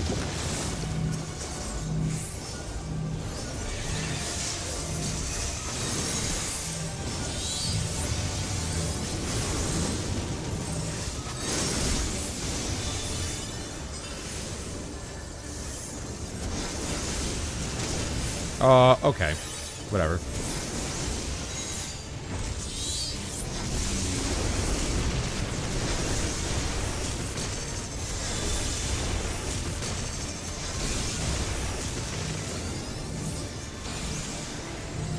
Whoop.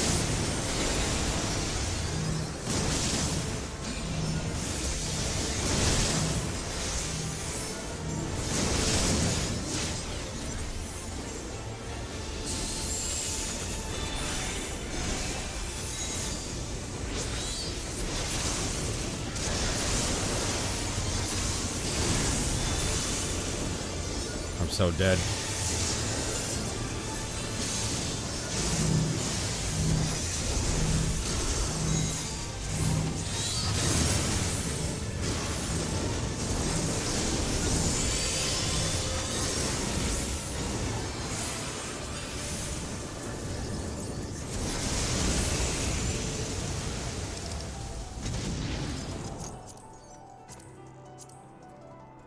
Dude, see what I'm saying? I get basically nothing.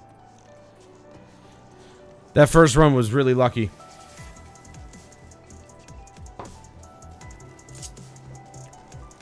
And the worst part is, I'm gonna be fighting against the Black Mage for casting. Well, maybe not. He's already got better gear, so scratch that. I'm not gonna be fighting against him. But if he didn't have good gear, then I would be.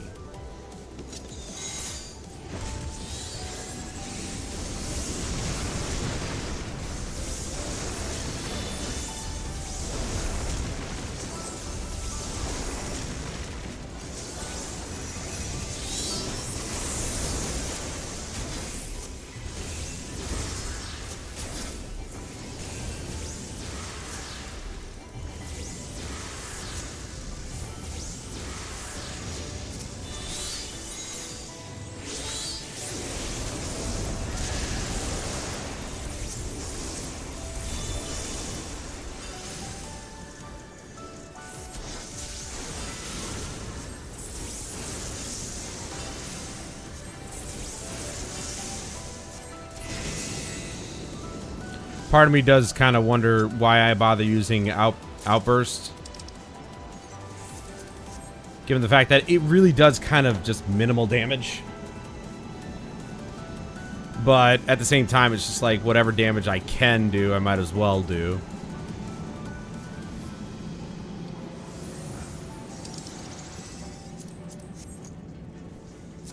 See, the gear's for everybody but me. So annoying. And now I gotta feel bad for the fucking Black Mage. Well, actually, you know, I don't know why I keep doing it. I don't. He actually has better gear than this thing can offer, so I don't know why I even said that. But, you know, if he didn't, then I'd have to feel bad for him too. It's like, he's getting shafted just as much as I am. But, no, he's all set. He's doing all the damage here.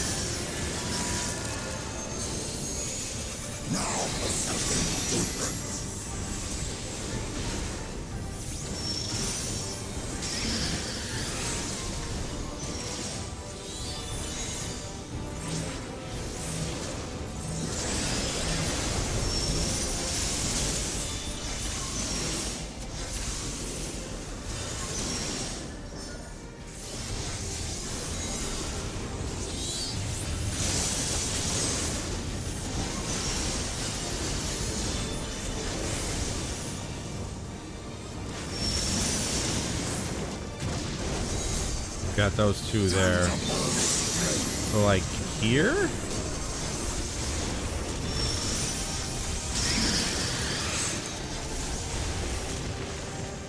Oh, shit. I'm fucking... oh, my God. Just shoot me in the face.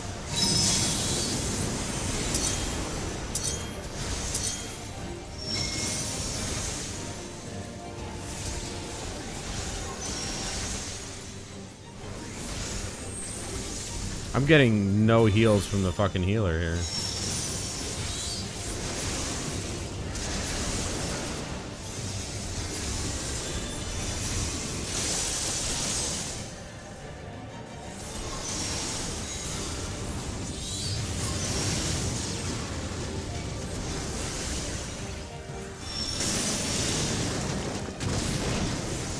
Okay, so we got him there, so here. Oh no, that's right. They're gonna rotate.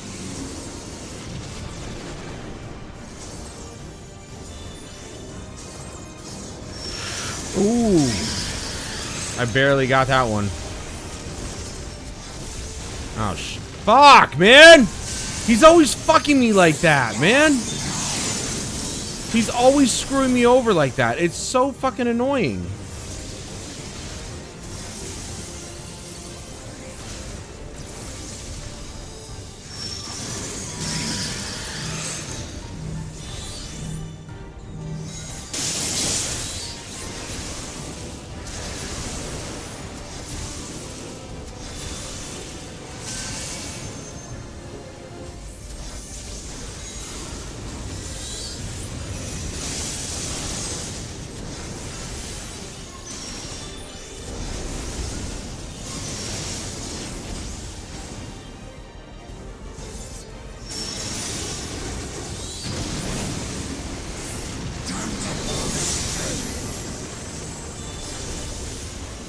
No, I'm fucked. Fuck! Fuck!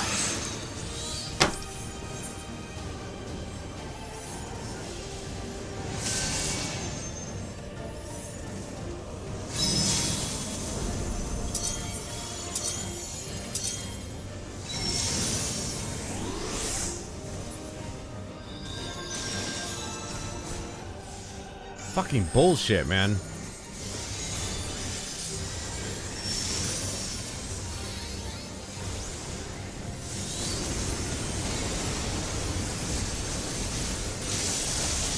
Oh, there goes my fucking DPS. It's gone.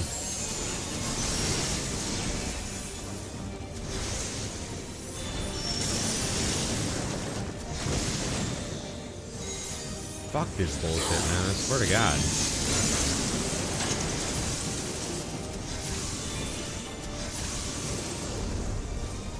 No, no, no, no, no, no, no. I'm dead. Dude, I can't with this. I'm dead.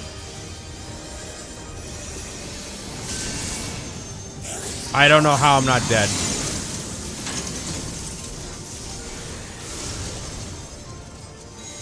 I really...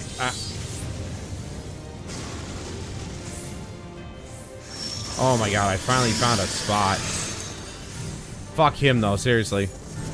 He looks in my direction every fucking time. It's fucking frustrating.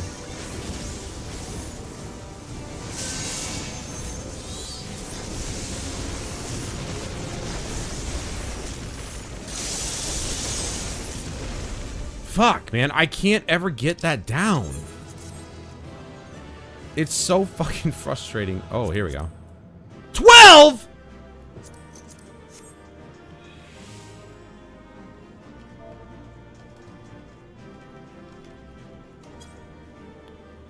Fuck this game, bro. I rolled a goddamn 12. I could have had a new minion.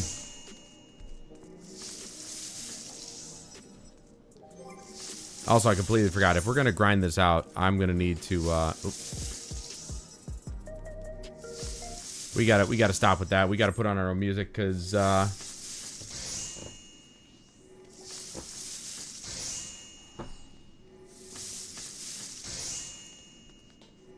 Sorry, I'm frustrated with the fact that my fucking hard drives have to load. Correction, I have one hard drive and it's external. And sometimes if I open up Windows Explorer, oh, I gotta wait.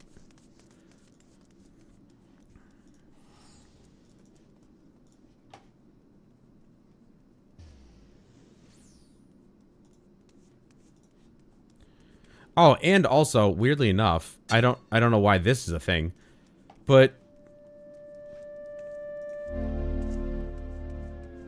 I've got these albums, the Black Mages albums, on my main drive for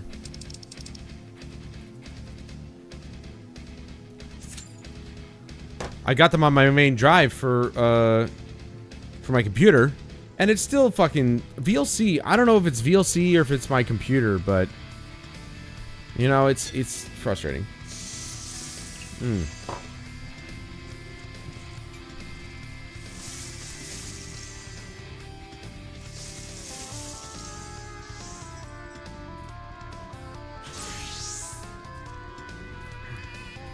I've been thinking about actually consolidating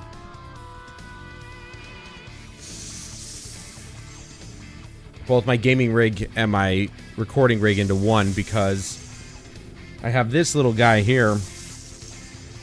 It's an NVIDIA P400 Quadro that I took out of a computer at work that was going to be recycled. And so it's not stealing if it's going to get thrown out.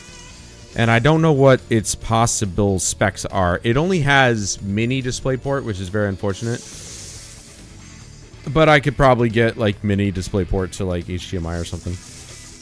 Or DisplayPort adapter. Let's take a look, shall we?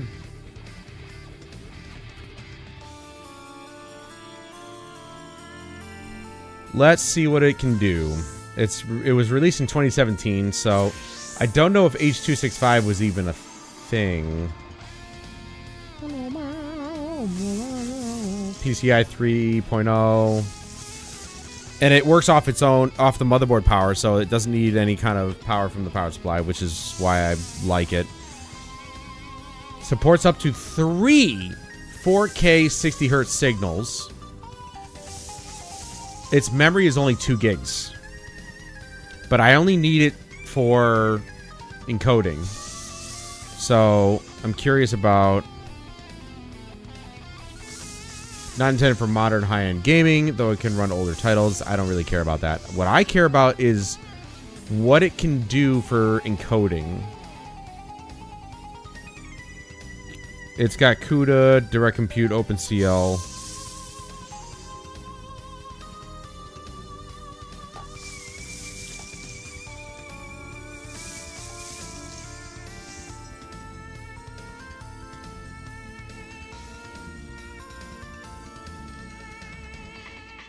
Funny, it's better than a Radeon HD 4850, which is old, but all I care about is what can it do for video encoding, and I'm not seeing anything on that.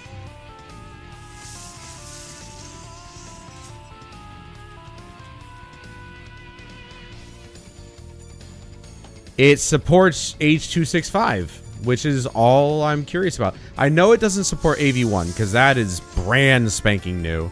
And I still want to get the Intel A310, but in some place, like when that card came out, it was like $100.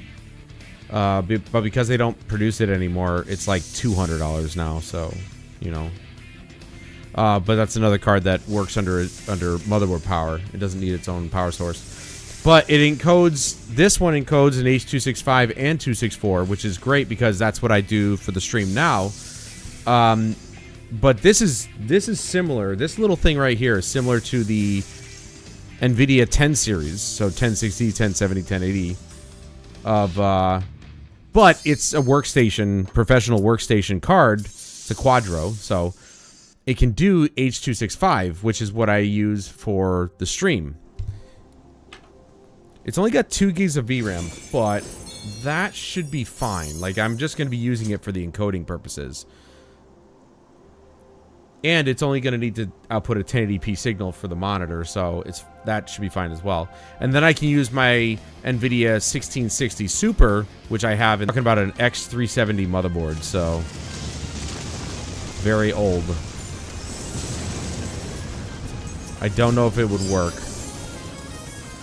But I've been looking into getting a new motherboard, and I mean, shit's not cheap right now, so. And the case that I wanted was already, it's out. So, it's like, they ran out. They don't produce it anymore, which is very unfortunate. It was the Antec,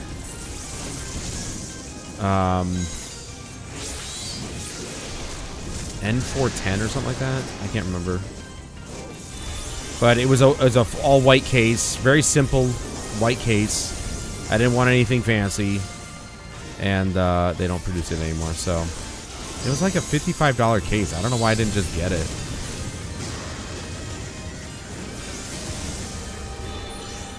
The motherboard I want to get for my 5600X, you know, I really should just. That's all I need. I just need the motherboard.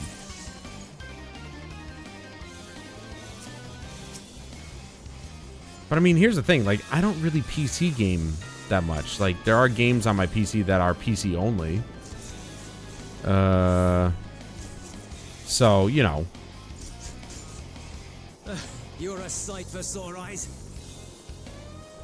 That's really, I mean, I use, like, you know, I test some games to see how they run. But for the most part, I really only have games that are only on PC, installed on my PC for gaming.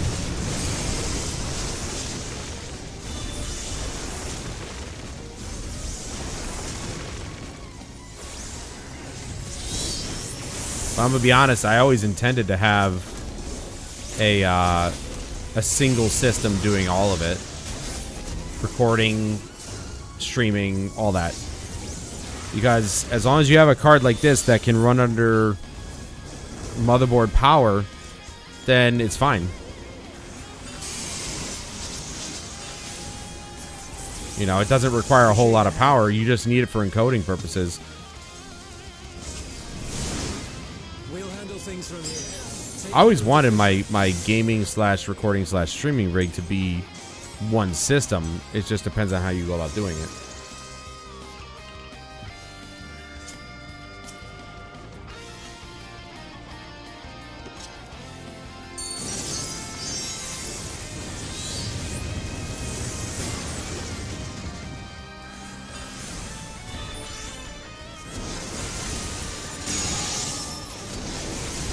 I'm not even paying attention to my rotation here. Damn it.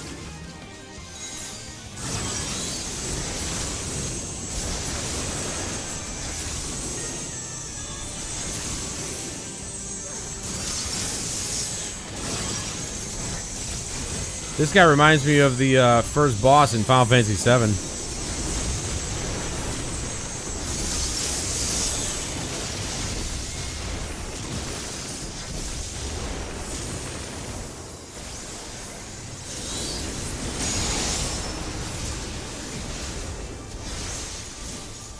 Except he doesn't use his tail.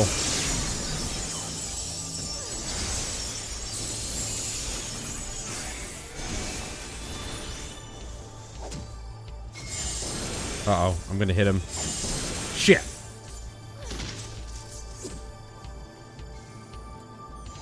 That's not what I wanted.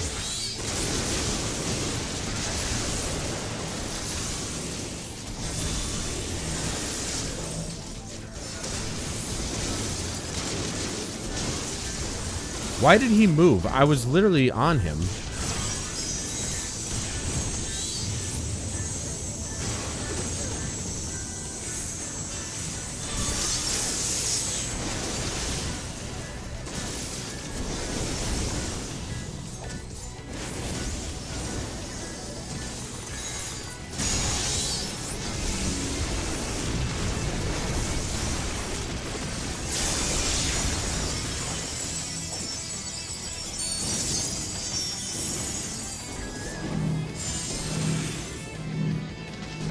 Why would you stand next to me, you dumbass?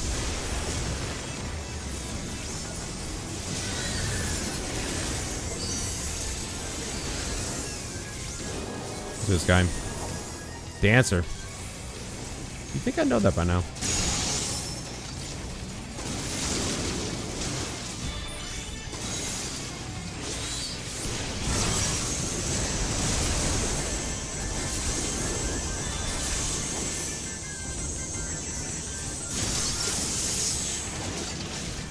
You know what? I bet you they based this guy off of the first boss in Final Fantasy VII.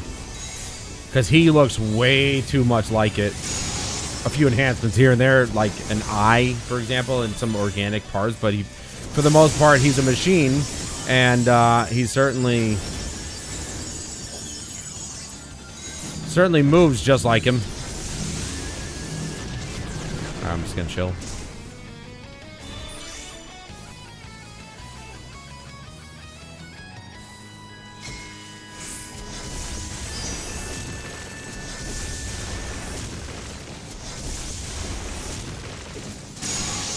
Not gonna waste my summon for that.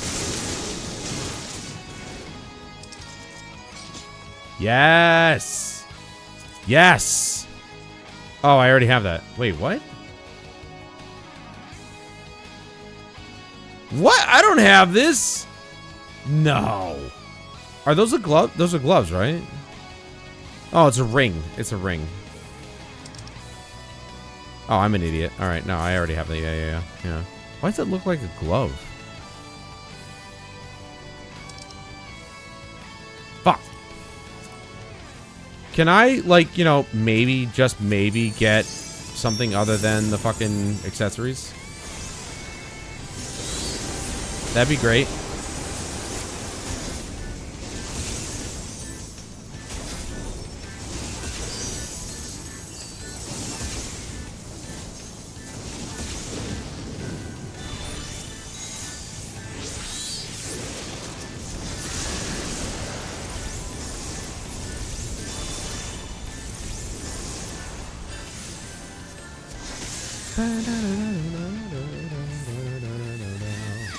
That turns up to 75%. That's where the in-game music was at, so, you know.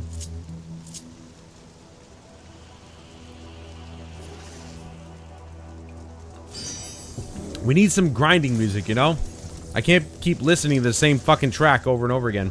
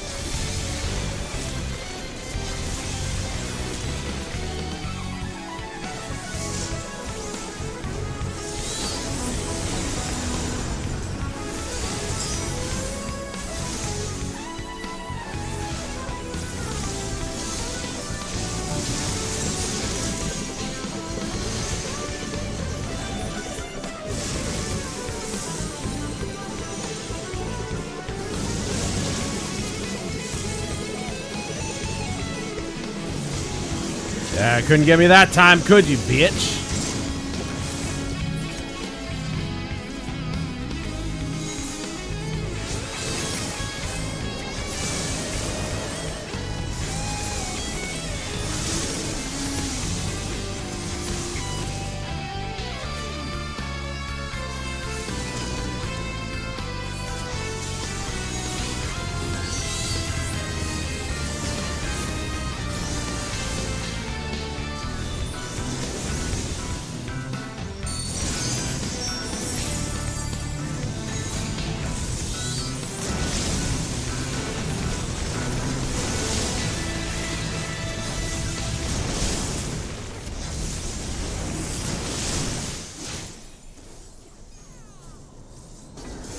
I'm not gonna waste my summon on this.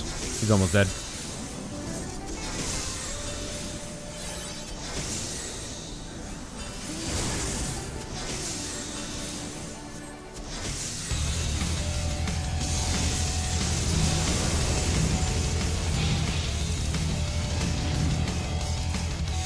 Fuck, dude, come on! Give me some gear, would you?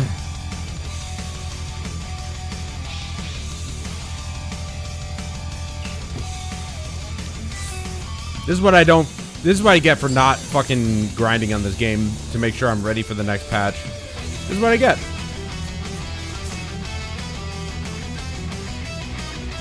So for patch 755, I need to make sure I'm ready.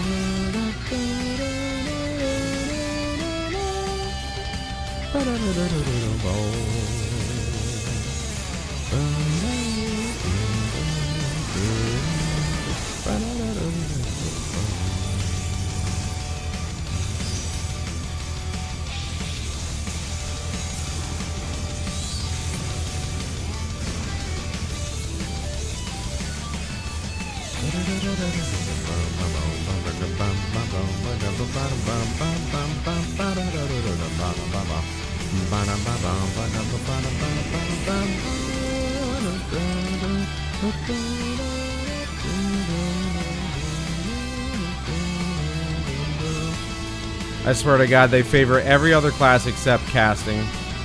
They really do.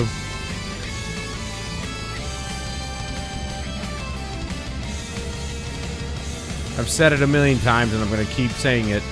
They favor every other class except casting. Why the fuck is the RNG so bad for casting? Probably part of the reason why I want to go to Bard instead of fucking sticking around with fucking Summoner, because they keep screwing me over with fucking gear.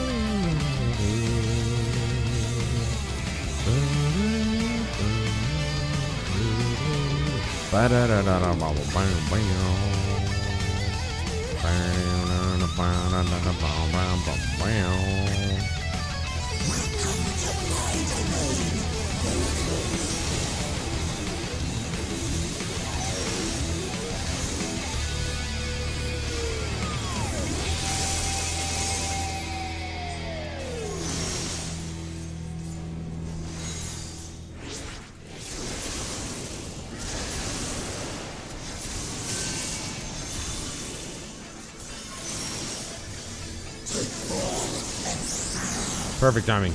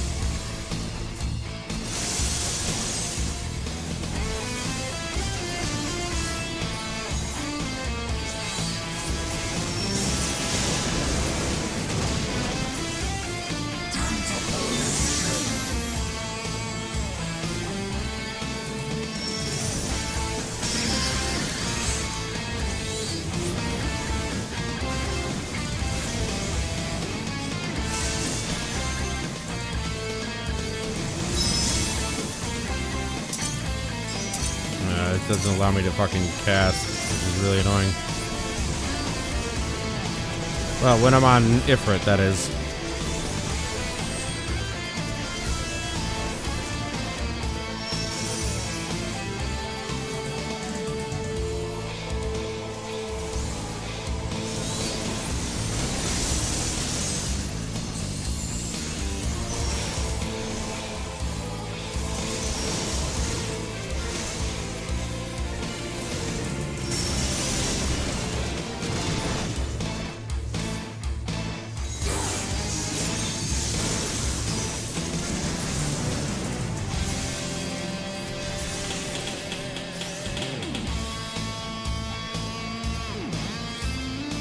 No, fuck off, dude. I can't get this for some reason, man.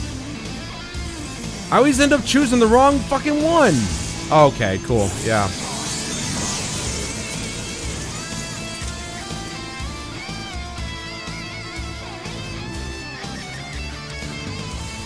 I can't get it. I don't understand this bullshit, man. I don't know which one I'm supposed to follow.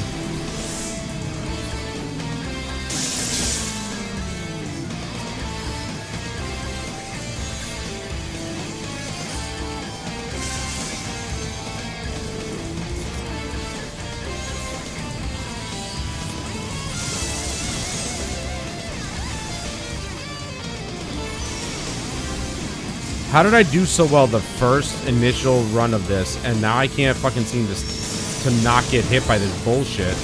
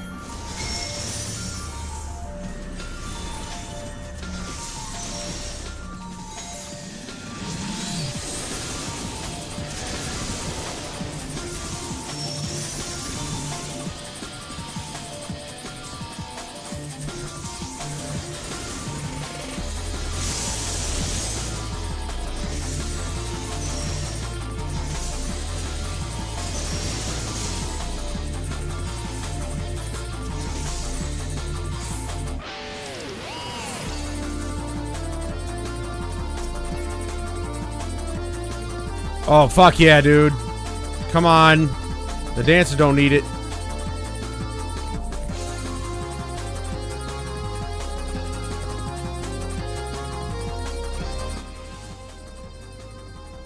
Honestly, it's a bit loud.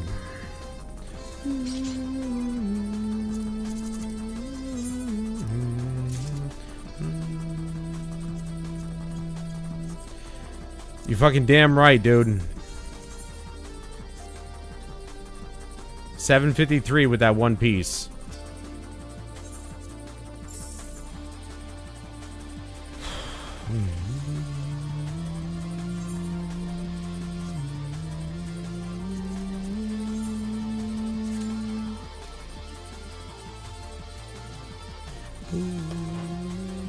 Alright, be right back.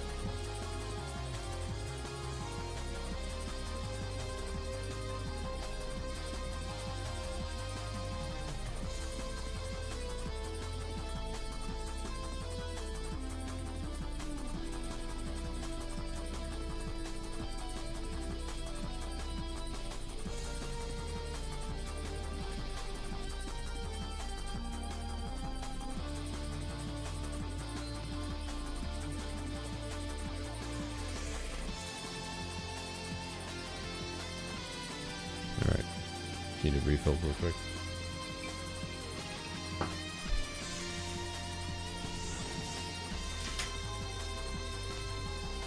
Might be good here. Sun's already made its way that way. So yeah, ultimately, I would like... I gotta see. Hold on.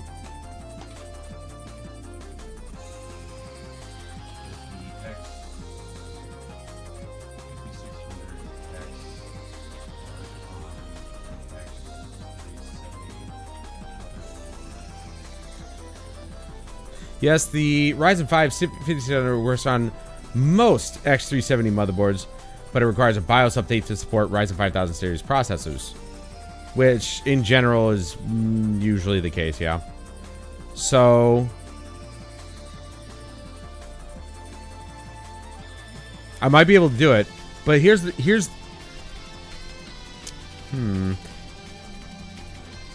I only have 2. See, that's the difficult part. My capture card at the moment is the 4K, the original 4K capture card from AverMedia. And I only have 2 PCI X16 slots. And the capture card requires a 4X, whereas the original, which I gave Jeremy, only requires a 1X.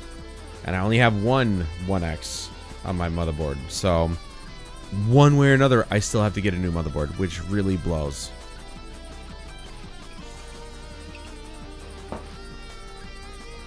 Or get an external capture card, which I really don't want to do. I like internal capture cards.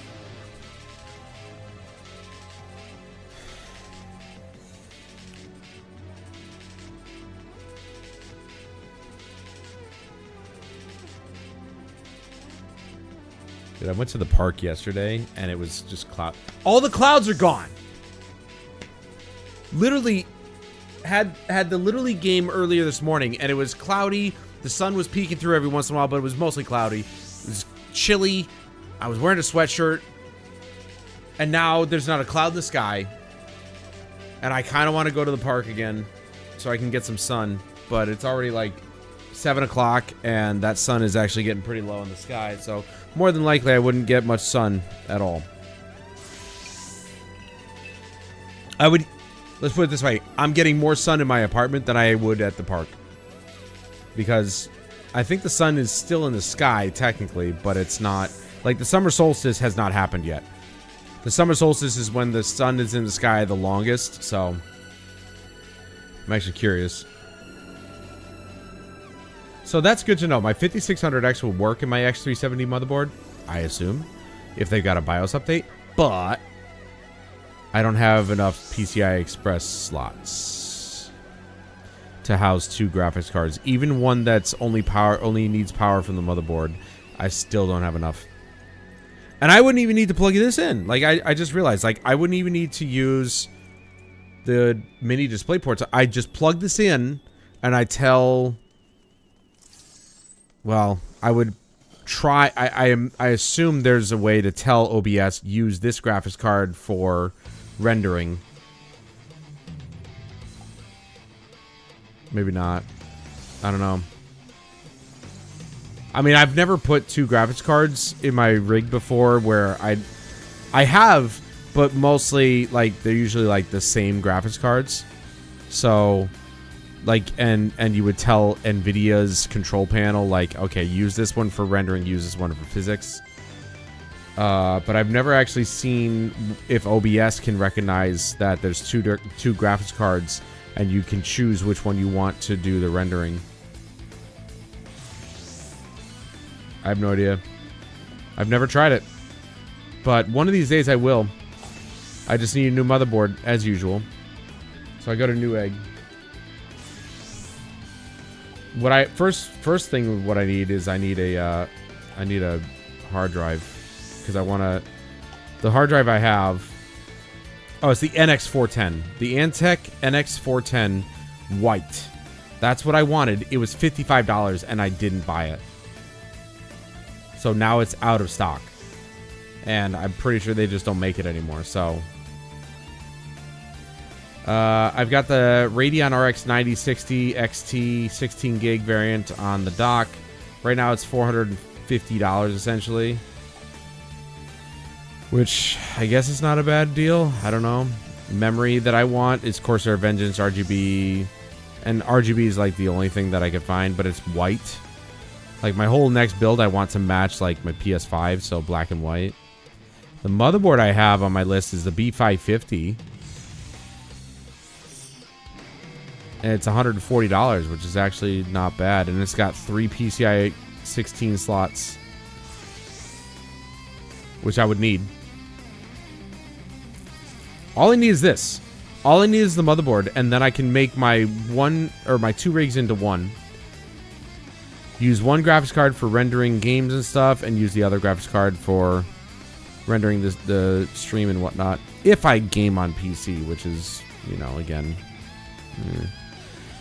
And then the 2 terabyte Western Digital Black that I NVMe that I wanted to get is now over $400, which is fucking retarded. There's no way I'm buying this thing. I'm not even joking. This thing used to be like, well, right now it's on sale for $442. Its base price is $629. That's absurd. For 2 terabytes, that's absurd. This thing used to be maybe $180, maybe $200 maximum. That's it. This is insane. And if you want an 8 terabyte, it's like $1,300. No. I'm sorry. Even in this day and age with M.2 MDMEs, a terabyte should only cost $100. So if you want an 8 terabyte SSD M.2, $800 should be the maximum. $1,300 is absurd. But anyway, so the drive that I want to get is now out of stock. Like, what the fuck, dude? I wanted to get one of the Seagate Iron Wolves, 20 terabyte, because I want to turn my cube case into a NAS so I can store my work, my YouTube work, my videos. And, well, there's a 32 terabyte drive for $900. So I may have to actually go... I may have to forego a network drive, a NAS drive, for a standard desktop HDD. Because NAS drives are just too expensive. And to be fair, I think a standard drive should do just fine. I'm not gonna lie. I think a standard 20 terabyte hard drive should do just fine. But I don't really know. Why is that? Why did that do that? So we go 20 terabyte. Synology has a hard drive? What? That's interesting. Seems as though there's no standard. This is weird. There's no standard drive? Lowest price. Seagate refurbed. $539 for a 20 terabyte. You know, this whole memory shortage that they've basically made up is fucking everything. This is why console gaming's best, because like you buy the system and that's it. Whether or not the developers want to actually, you know, do their job, that's entirely separate. That's an entirely separate situation, or discussion, I should say. But for the most part, console's the way to go. Especially this day and age, because it's just a PC in a fancy box. And developers who do a good job will make sure that it works properly on the system. Like, the PS5 was supposed to be, like, a top-tier system, and it is. You know, back when Mark Cerny introduced it and talked about all its specs and everything, it just seemed like a dream come true because, especially for developers, because they all, and Mark Cerny himself went around to different studios and asked, what is it that you guys want? They all said a fast SSD. That's what they said, because that's what creates the environment for them to develop their games properly. A fast SSD. So that's what Sony did. And yet we still have games that are unoptimized pieces of shit. And I think that that's all on the developers. That's not on Sony. People can say what they want about the PS5 and the consoles, or just the Xbox Series consoles and stuff like that. They are well-built machines. It's the developers who fuck everything up. They're the ones doing the work, and if they don't do the job correctly, then we have fucking problems. As far as I'm concerned, the PS5 is one of the most advanced fucking consoles ever created. And obviously, you know, we got this bullshit where... Why is this not finishing? Did I not do that? And I love my PlayStation 5. It plays everything that I want to play. The problem lies with the developers. If they're not willing to do their job, they should probably be fired and replaced. They should probably be replaced with people who actually can do the job. I don't understand this thing where we have to hold these developers' hands and treat them with kid gloves. Fuck these people. If you don't want to do your job, then you're fired. What happened to the days where if you don't do the job, you're fucking fired? Do the job, or we'll get somebody else that will. If you don't want to optimize your game, then we'll get somebody else who will do it. We'll do the work that needs to be done.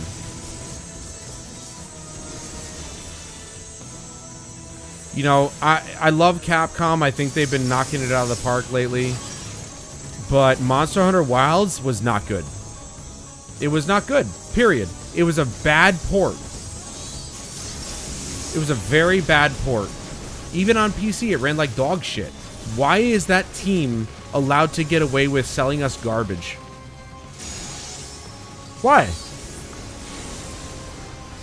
And I guarantee you, when I get around to buying that game, whenever that might be, years from now, who knows? Why am I to... Like, am I to assume that by the time I get it, it's going to be working? I doubt it. I'm fairly certain I haven't heard a damn thing about Monster Hunter Wilds actually getting a reasonable fucking update where now the performance is fine. It should have never been put on the RE engine. I love the RE engine, but it's not, like, it's not made for everything. It's just like the Frostbite engine. The Frostbite engine is not made for fucking open world RPGs. And EA was wrong to force its developers to use the Frostbite engine for shit that it wasn't built for. They were wrong for doing that. It was built for first-person shooters only.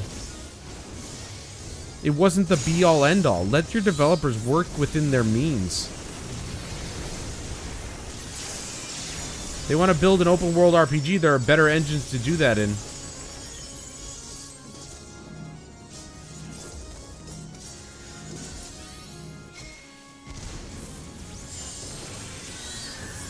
It's ridiculous that we have these stupid standards, these absurd standards that some developers are forced to live by, and it's not right. It's not right. Either develop your own engine that makes your game work the way you want it to, like Capcom has with Resident Evil. The RE engine, it literally is called RE engine, meaning Resident Evil engine. Why are you forcing your developers to use it for other types of games? Devil May Cry 5, they got lucky with that one. They really did. They got really lucky with that game running as well as it does. But even as well as it runs, it still has some pain points. It still has some issues. But put it in a Resident Evil game, like RE9. You got an amazing running game and an amazing looking game. Why? Because it has its constraints. It knows what it needs to do within the constraints of the game. It's absurd to think that you can take an engine that's built for one purpose and make it multi-purpose. That's retarded. The only ones that do that are Unity and Unity, CryEngine, and Unreal Engine 5, or just Unreal Engine in general. They're multi-purpose engines, surprisingly enough. CryEngine was built by Crytek, and they were mostly known for first-person shooters, but their engine, surprisingly enough, is actually pretty versatile. But they built it that way. They built it to be versatile. And, you know, a lot of developers have gotten some mileage out of that engine. But I guess if we were narrow it down, it'd be Unreal Engine and Unity would be the two engines that you could use for any purpose that you want to use them for. Open world, first person shooter, doesn't matter. They're both built for multi-purpose games or multifaceted games. Frostbite is not built for multifaceted. It's built for one thing, first-person shooters. You try to force it into something else, it's going to break. And we saw that prevalently with Dragon Age Inquisition, and then again with Mass Effect Andromeda. It's really fucking annoying that these publishers think that they can just force the developers to work outside of their means. You want to have this open world RPG, they gotta have an engine that supports it. Otherwise, well, shit ain't gonna work. Monster Hunter Wilds was probably the biggest flop that I would say flop. It didn't flop in terms of numbers, but it flopped in terms of reception compared to Monster Hunter World. Monster Hunter Worlds worked because it was on a completely separate engine. It didn't have anything to do with the RE engine, and at the time, RE engine didn't exist. But they had a purpose-built engine for it, and it ran beautifully. I don't know how I got into this conversation, this topic of fucking engines and shit, but like, it genuinely just irks me that developers or publishers think that they can just use whatever engine they want and it'll just work. No, that's not how this works.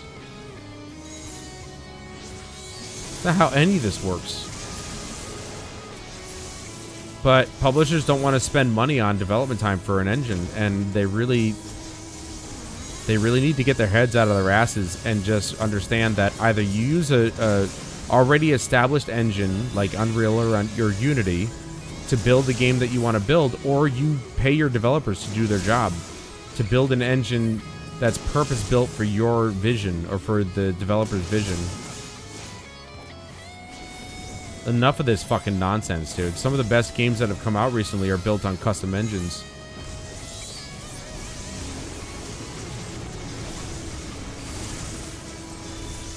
Because the developers understand their limitations, and they understand the limitations of the general commercial engines that are out there, like Unity and Unreal. They're like, oh, these engines are not really going to be able to do what we want, so we're going to have to build our own. And they understand that because they're not stupid.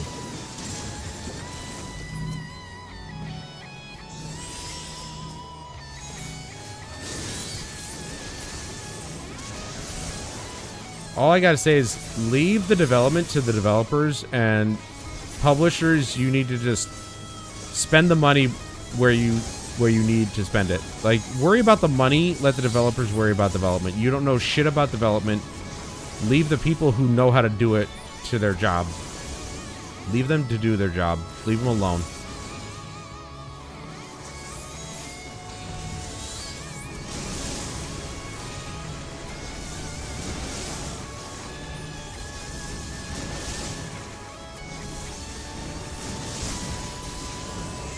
I think that's my biggest issue, is the fact that publishers seem to think that they have this, like, they have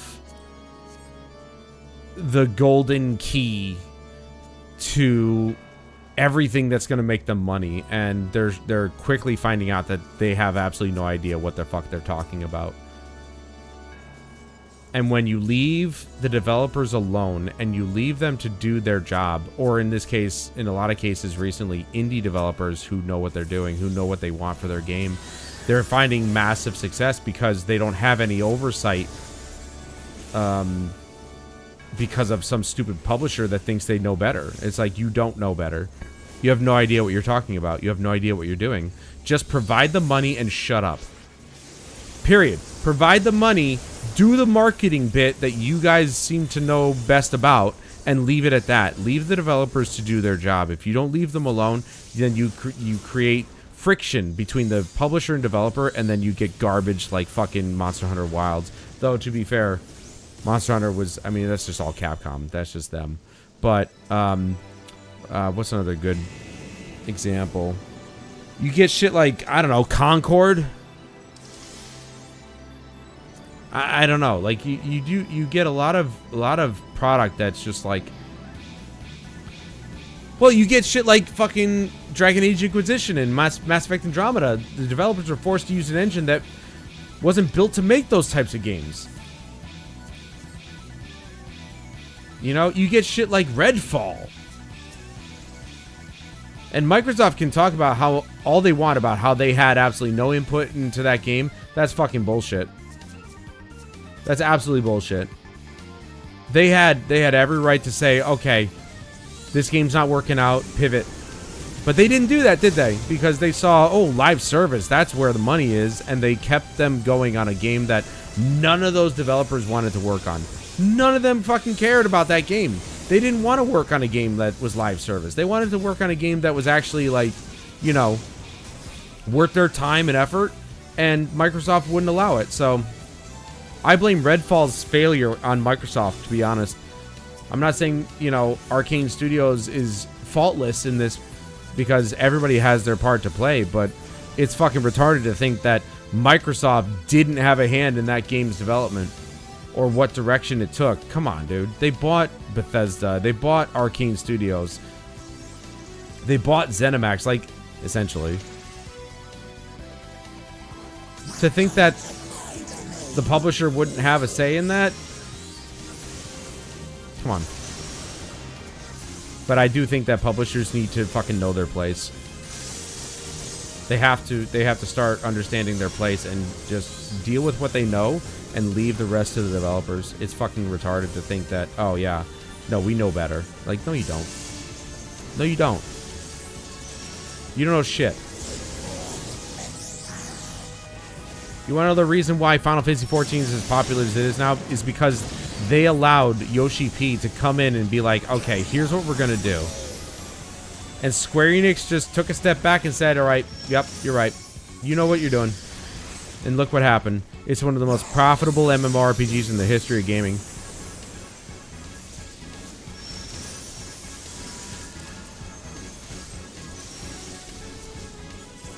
Because Yoshi P understood. He understood what it required. He understood what it took to make sure that this game actually came out from the depths of hell that the original 14 put it in. Like, as far as my understanding goes, no joke, this game, if it did not succeed, was going to put Square Enix either in a really bad position or it was going to put it in a hole that they couldn't dig themselves out of. Period.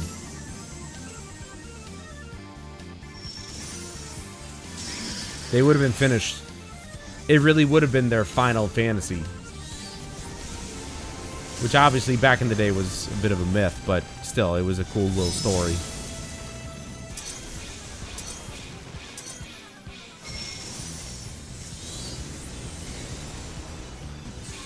You know, there was the old story where people were saying, oh, Final Fantasy was named such because it was Square Enix's last-ditch effort to actually, you know, create a viable product.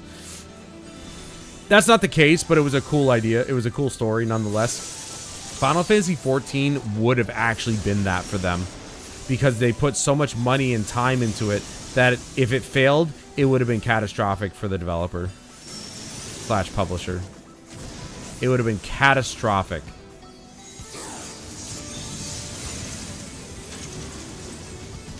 I think I need to be next to this one because he had the most next to him. So I think I was right. I gotta look for the one that doesn't have the that has the least number of smaller minions next to him. And right now, it's just this guy. And I mean, he could swap around. You never know. But it looks like I might be right. I might have figured it out finally.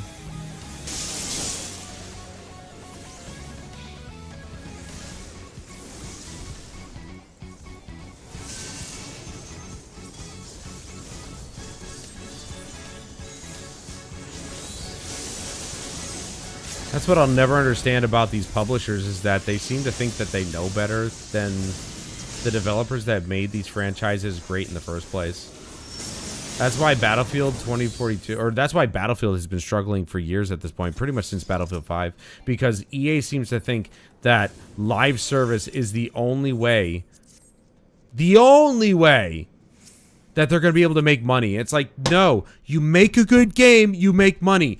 It's that simple. They seem to think it's not that simple, but it really is. And time again, especially in the last few months, it's been proven over and over again that if you make a good game, it sells like hotcakes, man. I'm telling you. It's fucking ridiculous. The mindset, I can't understand it, and I'll never understand it. These people are fucking retarded.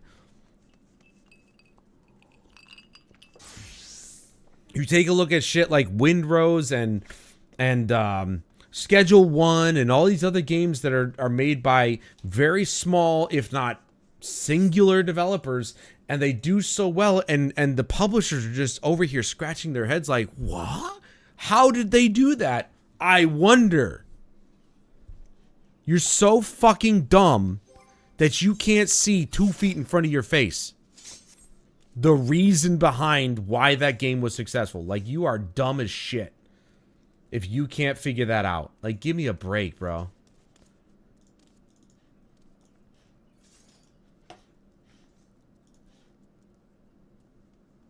I didn't realize how long this freaking out. Oh, wait, what? Oh, no. I gotta remove these. Okay, hold on. Clear playlist. There we go. And now we open. Nope. You know, it's crazy. When you let your developers cook, they can do some wonderful things. They can do some crazy awesome things. It's wild what they'll be able to do. 873. What do I need?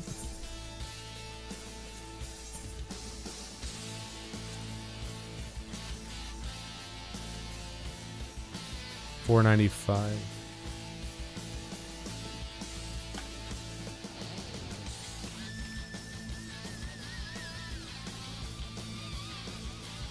$990 is what I need to get the next 2 pieces. So if I do that, because I can't be guaranteed these fucking pieces to drop, which is really annoying, we need probably 2 more runs here.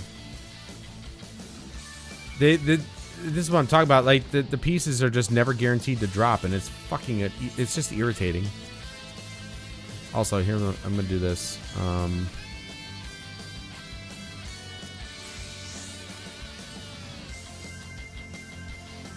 That should be fine. And then I'm gonna size this down.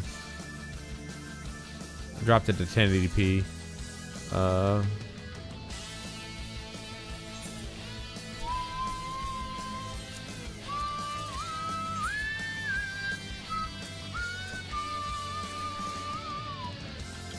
Was it 12? Yeah.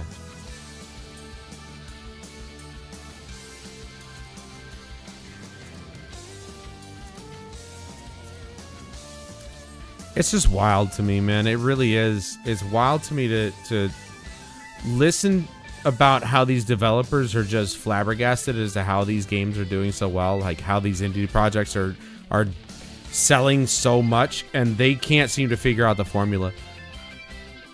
That's because you don't get it, man. You don't get it. You publishers, you executives, you sit in your fucking ivory towers and you think that you know what's best for the rest of the world. You don't know shit. You don't know shit. Period. You don't know anything.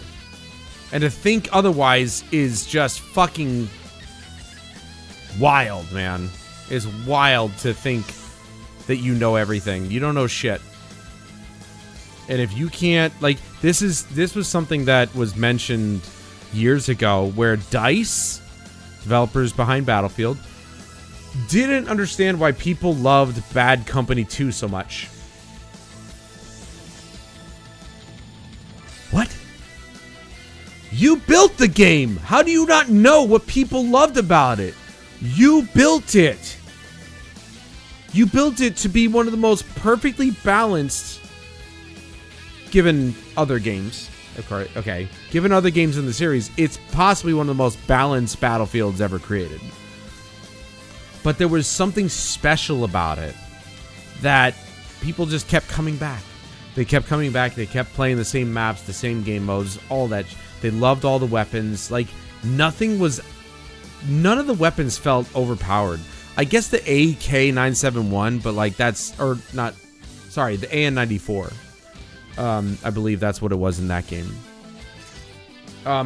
Sure, probably the most overpowered assault rifle in the entire game. You know, Battlefield 3 had the M16A3. Battlefield 4 had the AK-971. But, you know, Battlefield 4 had a few weapons. But the bottom line is that Bad Company 2, there was something special about it. The destructibility of the environment. You know, you could pretty much level every building. Unlike Bad Company 1, where you couldn't. Though Bad Company 1 was the first game, I think, ever to implement layers of destruction to not only the environment, but to the buildings as well. I mean, environment as in, like, you know, the ground or whatever. And the buildings as well, where we've never seen that kind of stuff before. It was wild. It was so cool to be able to blow a hole in the wall and get somebody out of cover in that manner. And then Bad Company 2 just took it to that next level and said you can level in a whole building. And it looked as good as it did. It was awesome. You know? And then Battlefield 3 pared it back a little bit. And then Battlefield 4 kind of pared it back even more. But they added in Levolution, which was kind of a nice balance, I suppose. It was just a cool idea. And now we kind of miss it because, you know, destructibility in Battlefield is... I mean, Battlefield 6 brought it back, for sure. It brought it back into a more prevalent... a bigger prevalence than past titles. In my personal opinion, I think my favorite Battlefield of all time for sure is Battlefield 1. I mean, it's like, it was not only a solid launch, but visually one of the most impressive, and environmentally or in terms of ambience, it was one of the most impressive games to come out in the entire franchise. One of the most impressive games, even to this date, the way it looks. So, you know, it's not something that is easily accomplished. And Battlefield 1 definitely took it all the way up. Like, it's the best in the franchise, in my opinion. By far. Destructibility-wise, visuals, ambience, all of it. Battlefield 1 does everything the best. But Bad Company 2 did it first. And DICE themselves, the guys who built the fucking game, still don't know why Bad Company 2 is still regarded as one of the best Battlefields in the entire franchise. It still floors me to this day that they have no idea what makes it great. I don't know, man. Maybe the fact that you guys did something that no other game was doing at the time, not even Call of Duty was doing at the time. And you're going to sit there and act like you have no clue. Like, give me a break, bro. Open your fucking eyes. This is where the disconnect begins with between developers and players. You guys don't seem to understand why we love certain games the way that we do. It's crazy to me, man. Look at what you guys did. That's why we loved it so much. And then Battlefield 1 perfected everything that was great about Battlefield. I will stand my ground on that hill to this day. Battlefield 1 is still the greatest Battlefield ever made. Battlefield 6 is great. It has a lot of stuff that it does right, but a lot that it does wrong. Battlefield 1 has very little that it did wrong. I can go back to that game and still have a much better time playing it than I do Battlefield 6. And Battlefield 6, I mean, gameplay-wise, yes, it's awesome. The gameplay is good, the shooting's good, whatever. The maps are good, the game modes are good. You know, Battlefield 6 does some things really well, but it has a lot more cons than pros, and I can't stand how they've completely fucking dropped the ball on this game. It's crazy to me. They have dropped the ball so fucking hard, it's not even funny anymore. Like, it's not even worth laughing at this point. Like, how do you fucking drop the ball so hard on I'm never gonna let it go. 700,000 people day one. 700,000 people day one, and you drop the ball that hard. The biggest reception of a Battlefield ever, and they fucked it up. How do you do that?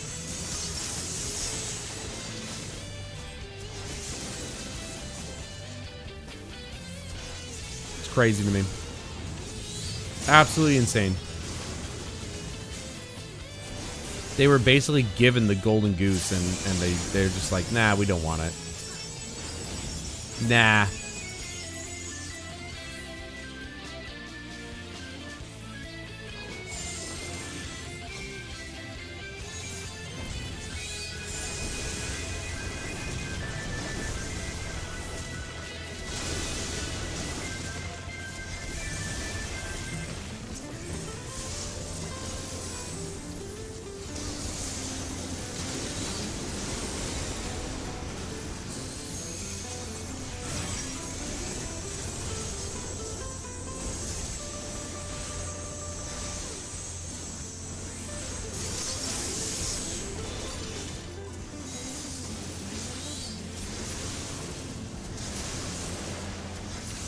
You know, it just seems to me so far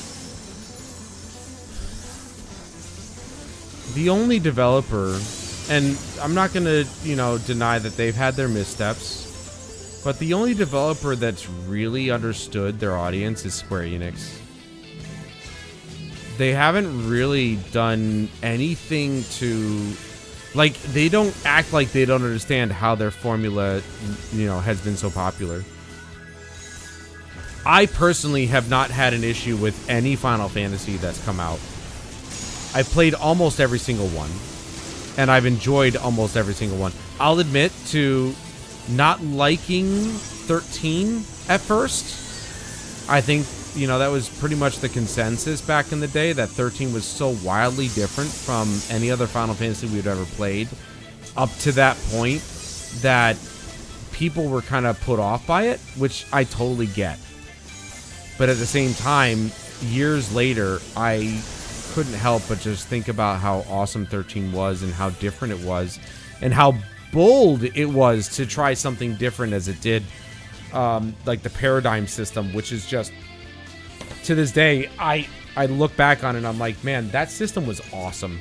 It really was. It was fantastically done. And while 13 and 13.2, or 13.2 and Lightning Returns were, again, different, they never really measured up to... Fuck, dude. They never really measured up to the heights of 13. Like, they never really measured up to the memory of 13. 13 was such a departure from the norm when it came to Final Fantasy that it was so emotionally impactful because you remembered it because of the differences, and it was fantastic. Visually, it was one of the best looking games in the entire franchise. Even to this day, it still looks amazing. But again, you know, people shit all over 15. They shit all over 16. I love 16. I think it's phenomenal. The way that they just said, let's bring on the DMC guy to create the combat for it. It was fantastic. It was such a good idea to meld DMC levels of combat with Final Fantasy levels of RPG and just and balance it so perfectly that it felt like its own thing.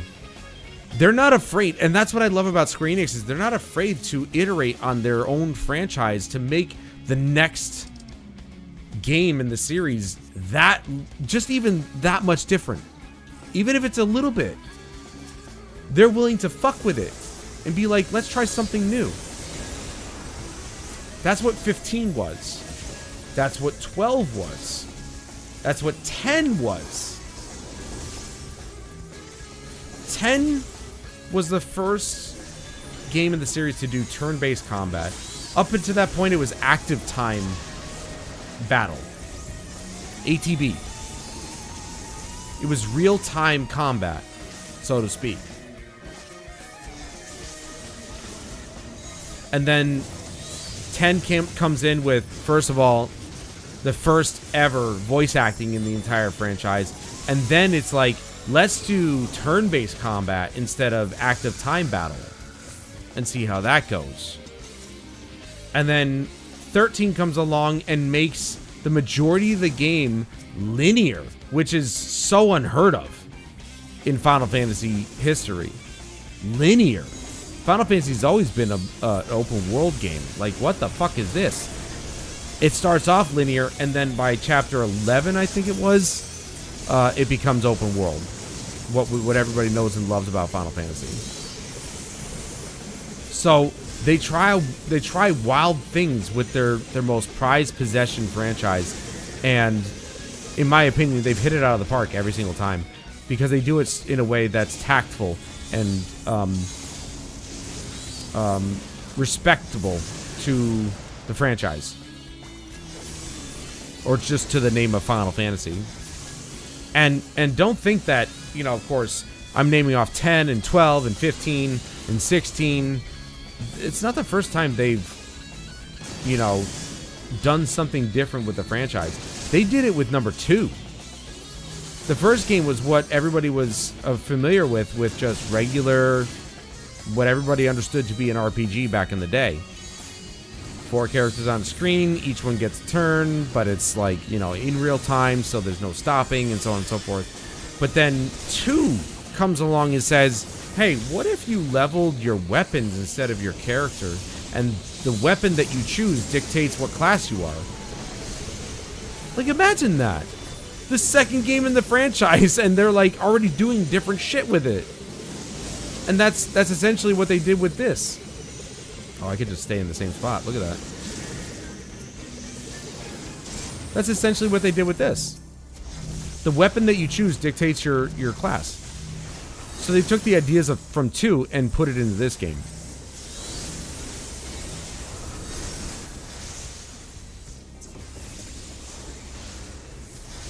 You know, that's why I have such respect for Square Enix. While they have quite a few missteps in the past, you know, that could be their publishing side of things. I think for the most part, they've been nothing but almost consistent with their fucking franchise. And I think they need to be praised for that. They need to be recognized for how they've treated their primary franchise and how respectful they've been to their primary franchise. You know, people want to point at the business side of things and be like, look at how shitty they're doing, and look at this decision that they made that really ruined everything. It's like, yeah, but you have to understand that you need to separate the business from the developers. You got to separate the publisher from the developers. Square Enix and Capcom. Oh my God! Finally, Square Enix and Capcom are two of the biggest indie developers in the entire industry. Period. When you think about it, they're both independent developers. They develop their own games, they publish their own games. Capcom more than Square Enix, but Square Enix does it all the time. So, when you think about it that way, I mean, it's pretty impressive what they've been able to do.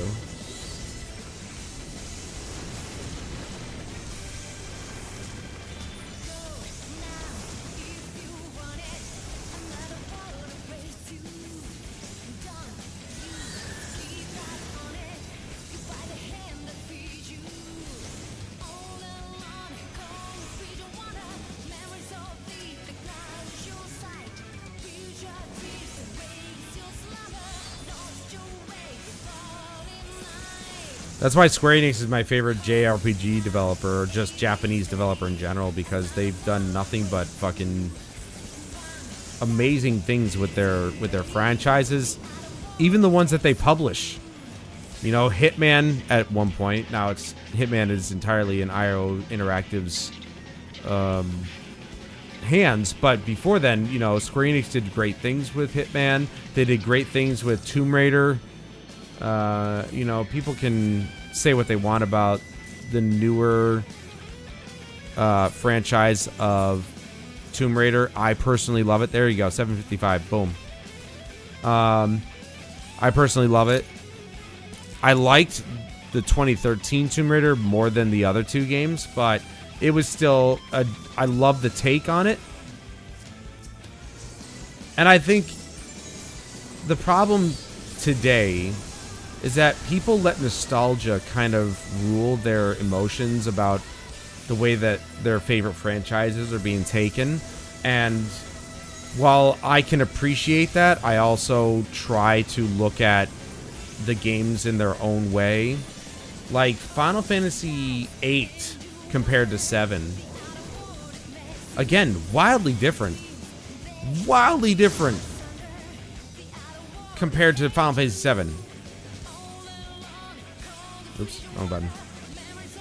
You know, Final Fantasy VIII did so many things different from Final Fantasy VII that, you know, when I first played it, it really turned me off because I had only ever played Final Fantasy VII at the time, and I loved what it did. But then 8 comes out and does the junction system, which I was like, this is really confusing. But when you think about it, it's brilliant. It's secretly a brilliant system.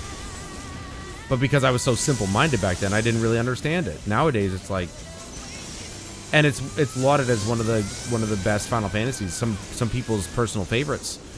My personal favorite is Final Fantasy IX because, well, it has the traditional 4-person, or at the time, it brought back the 4-person party. Right? At the time, it actually brought it back. And it was just a great traditional RPG. But, you know, a lot of people dislike Final Fantasy VIII for what it did. But in retrospect, it was a brilliant system. And it could be easily exploited if you knew what you were doing. And it made you the most powerful fucking... Like, you could be the most powerful you could ever be with that system if you knew what you were doing.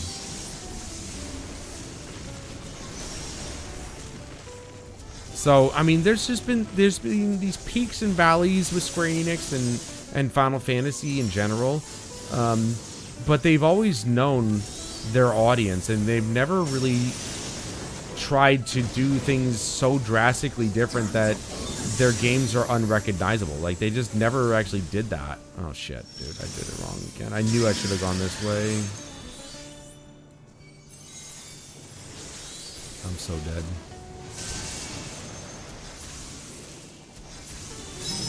Fuck this guy, dude. Seriously, I'm glad I got my fucking... I got the one piece I needed.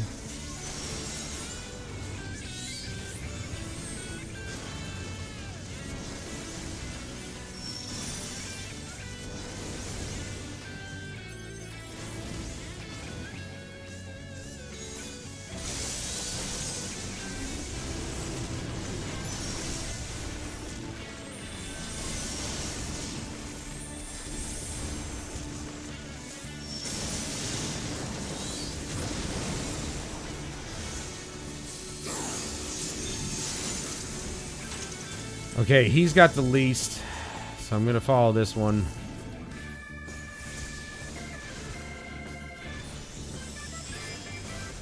Shit. Oh, I got out of it just in time. Fuck you, dude.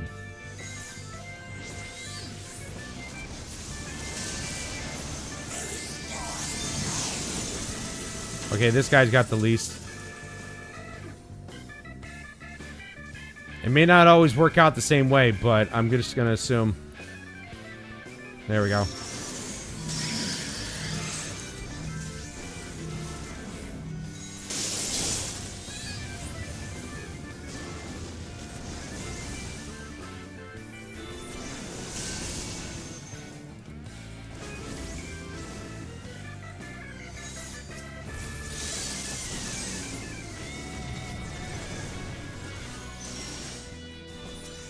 I didn't realize the healer was down. Whoops.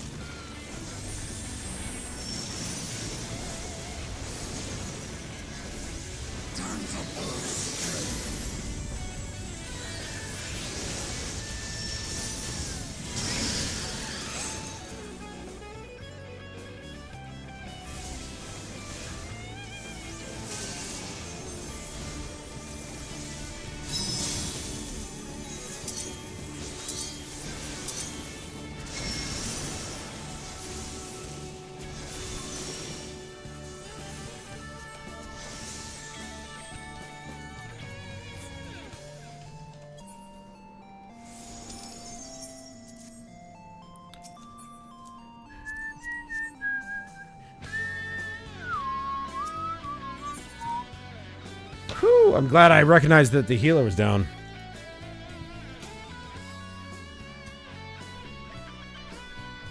Alright, we got the points that we needed. We got the pieces that we needed. Now we can move on with the story. This is good. This is good.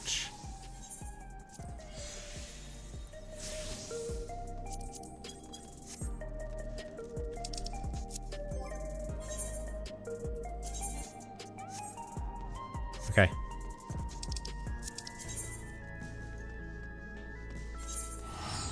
Oh wait, no. That's right. I need to do this.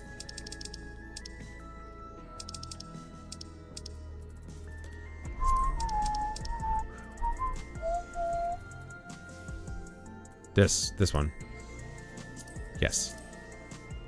But before I do, I'm gonna take a quick break. Be right back.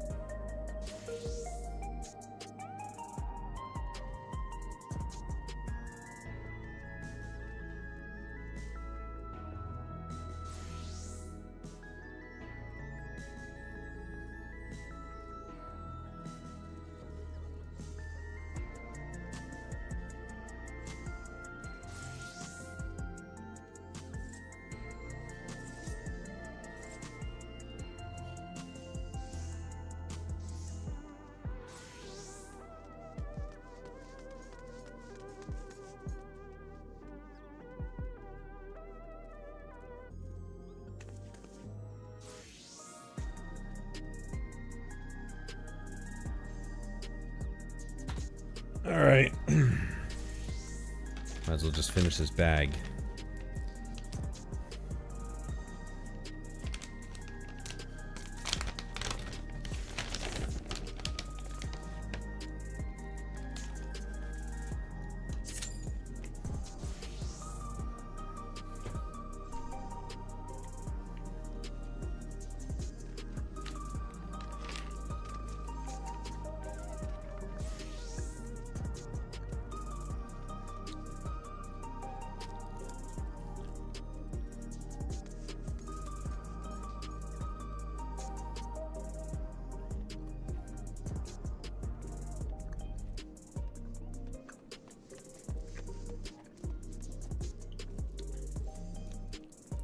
Frost advisory. Are we fucking for real right now?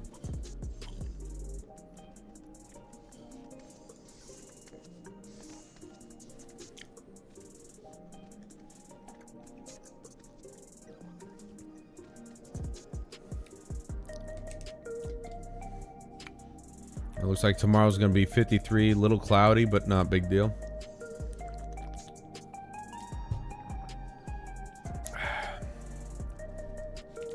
Monday's gonna be 71. Tuesday 78 with a little rain, and then Wednesday back down to the 50s. This is wild, man.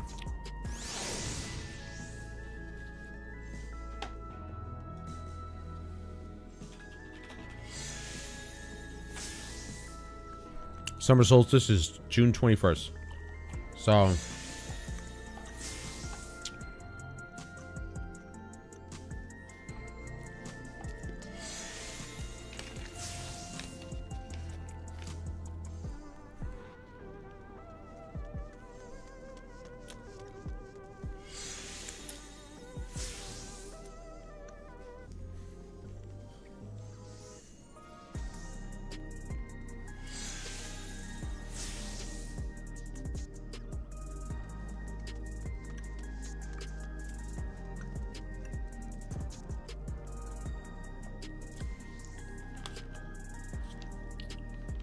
I know I should probably eat something.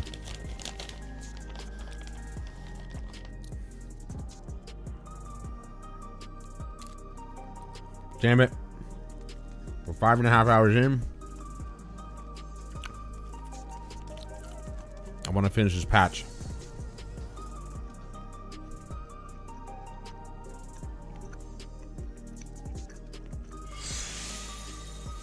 And usually each patch ends with...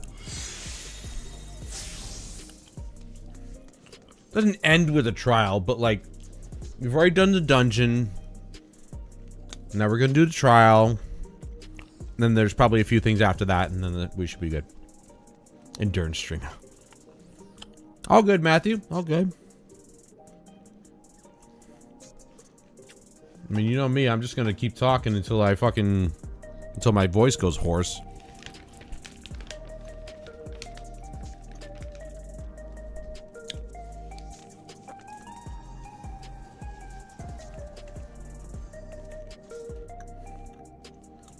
You know, I'll probably talk to a brick wall.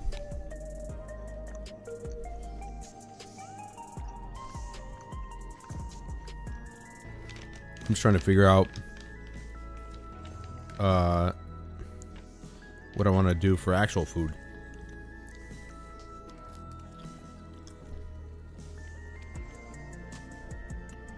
So I'm thinking, you know, doing the green and the red pepper with the mushrooms and like chicken breast. And like maybe a pile of rice. So a little stir fry with some rice. I don't know, what do you usually have with stir fry?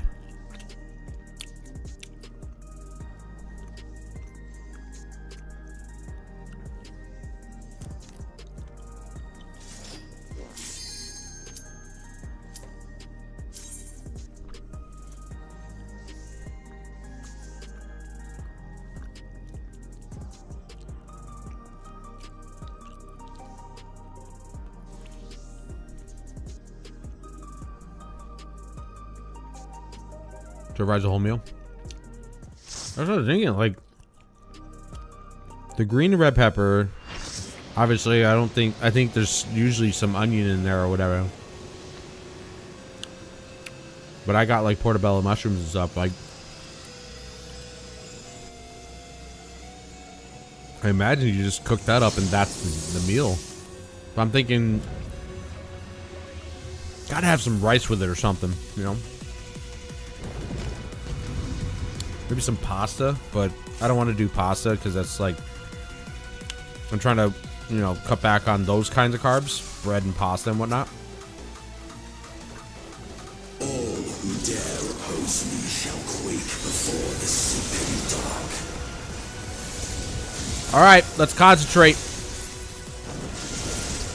Let's see what this is all about.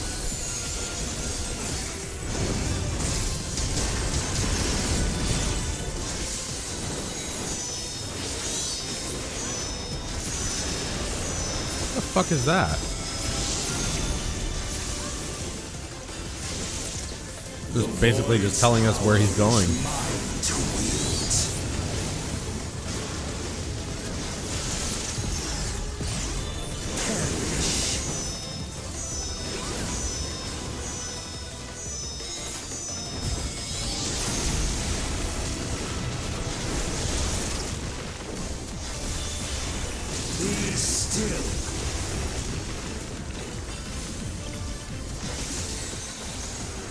I don't like the look of this.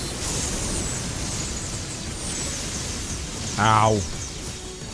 I don't think there's any way to avoid that. I could be wrong, but it didn't look like it.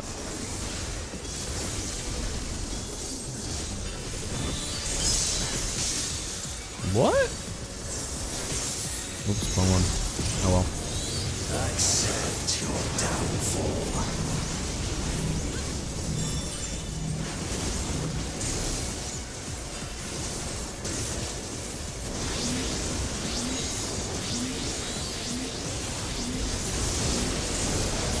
Come near me. What are you doing?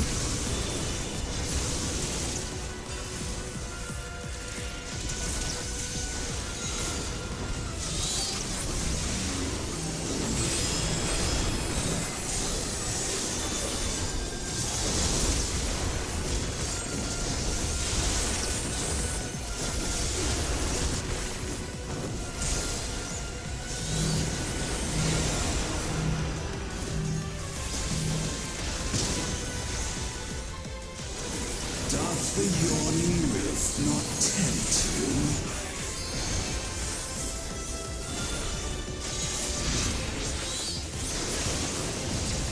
Oh, you rat fuck, dude. That was way too quick for me to react to that. Oh my god. The void consumes. Naught will endure. Neither past nor future. Okay.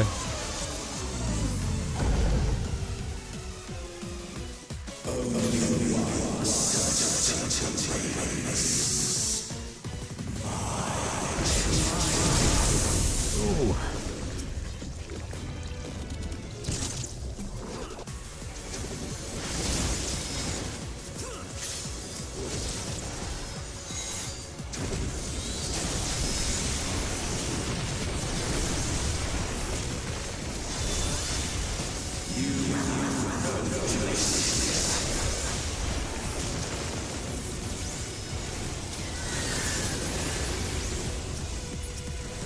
Can I target the one in front of me? For fuck's sake, dude.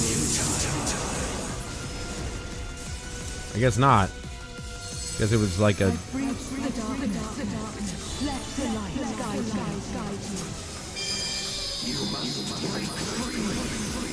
This has got to be like one of the first times I've legitimately used sprint in a fight.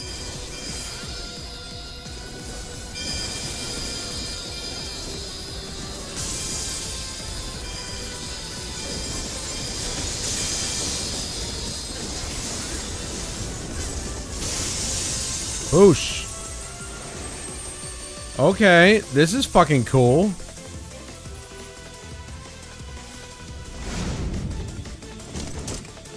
The underlings are no more. Now to deal with NOO. Life and death rendered meaningless.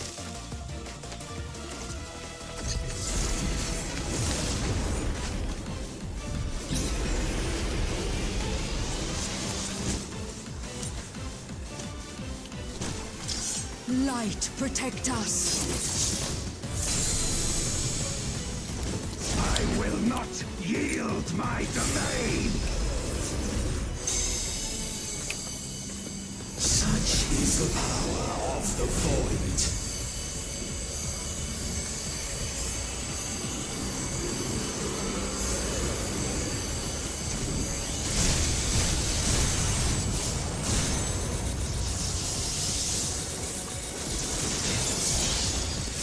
Probably should have cast my bubble shield there. The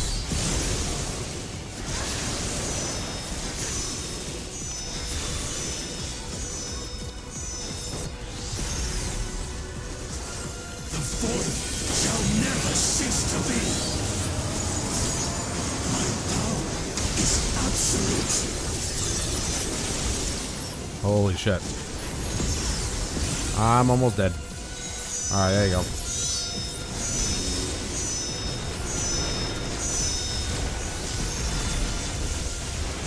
The Void's power is mine to wield.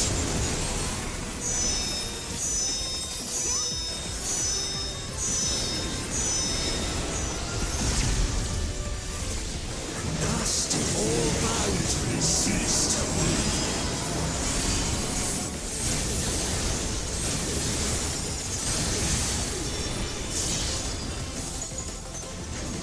Behold the truth of this world. I'm number 5, so that's good. I'm doing decent damage. Accept your downfall.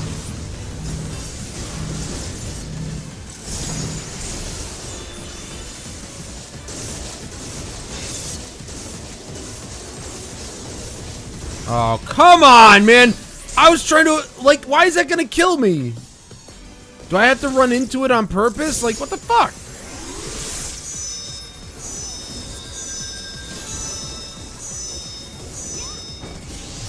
I'm dead. Oh, I'm not dead. Holy shit. Grace period.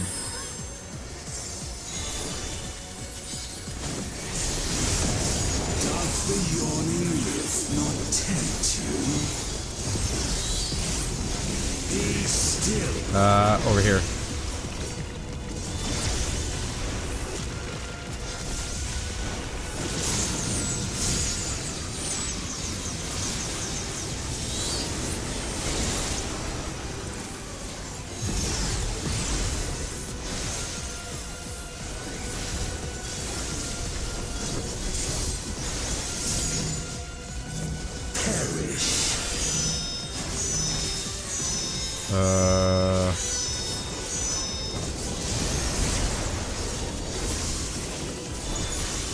I think I was fine where I was, but you never know.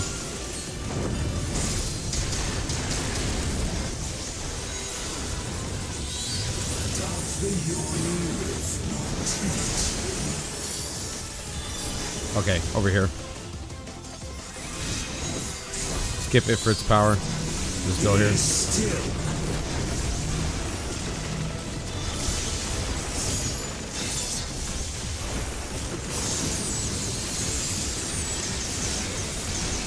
Boom! Mitigated. I love doing that.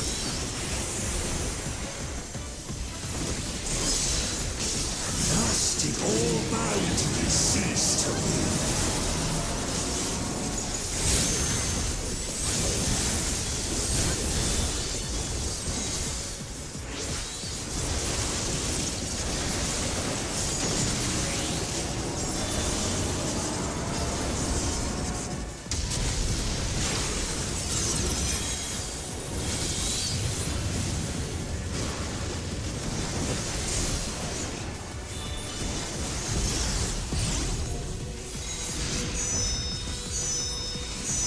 Ah!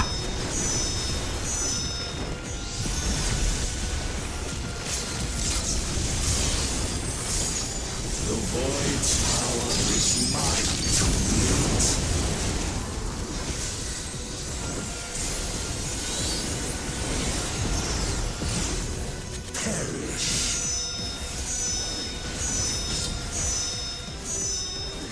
Oh, this way. Nice.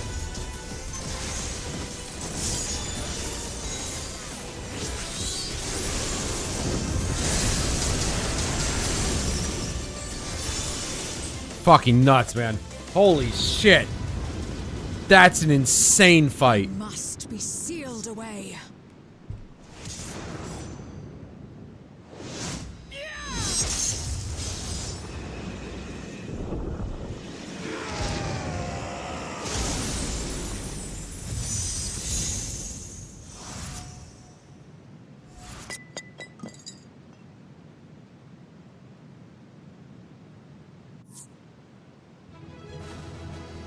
I thought it was a cutscene. Pally. Give it to the Pally.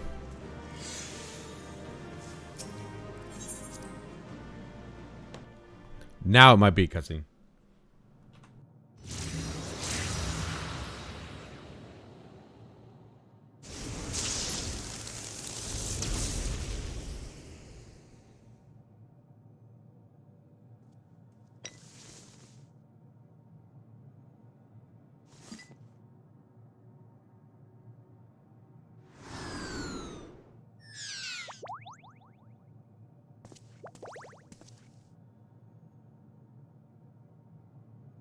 I'm glad you came. We would have struggled to face Enuo alone. I presume you journeyed here to prevent more Voidsent from passing through the gate. With Enuo defeated, there are none left in this realm who pose a serious threat. I dare say the problem is resolved.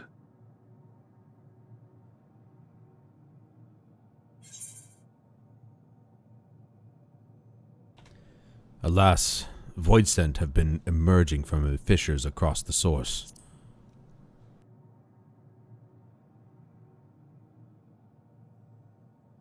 Cause for alarm indeed. Tell us more.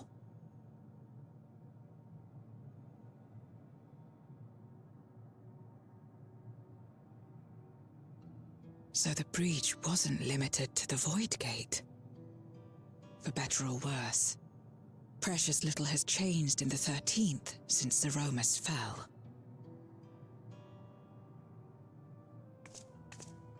Have you noticed anything unusual? I know not the reason events have unfolded this way, but there is, perhaps, an explanation as to why the Void Gate and the fissures opened. Here, in my domain, even the slightest change is keenly felt. When the gate opened, I sensed not the workings of some external force. Rather, it felt as if the barrier between our worlds was weakening naturally, moment by moment, until the two came to meet. And you think this weakening could be happening elsewhere?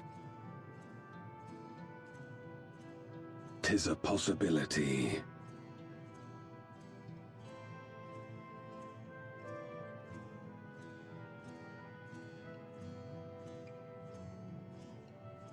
What of Radzatan and Garlemald?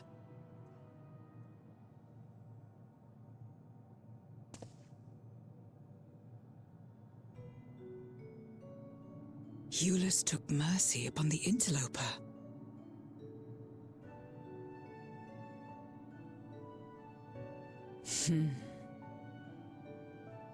Whether Voidsent or Garlean, we all share the same longing for home. Should we meet, I will gladly offer them aid. Please tell Eulus as much. Wait, how exactly did you get here? No mortal could traverse the Void Gate in its current state.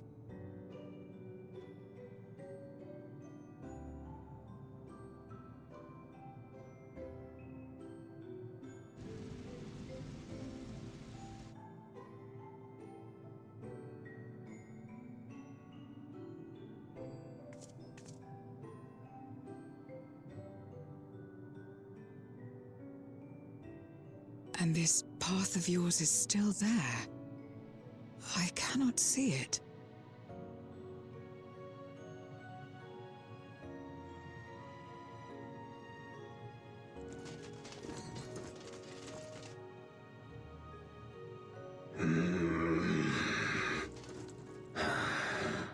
Nor does it reveal itself to me.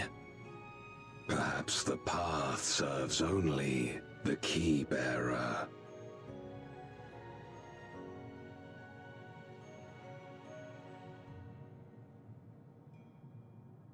So it is not a means to travel freely back and forth. A pity. I would have liked to see my friends again.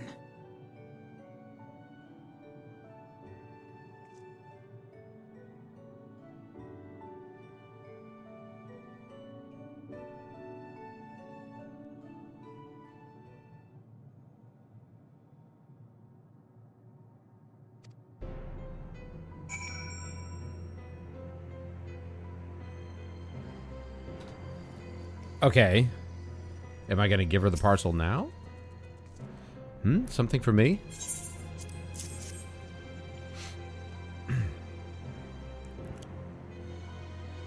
That smell. Food, is it?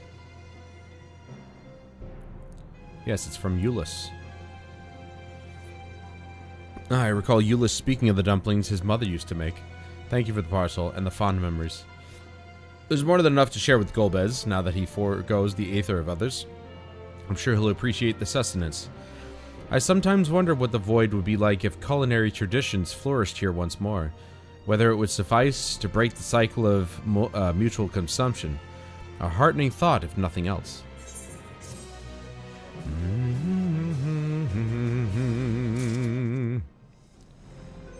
Alright, I'm gonna boost it back up to... I'm gonna go to 4K since I can. And I believe... Look at that. Look at that! Freaking nailed it, bro. Obviously, I'm gonna keep Enable Dynamic Resolution on. I'm gonna do that as well, because it's really not noticeable. But it is primarily going to be, like, you know... It's primarily going to be around 30 FPS or so.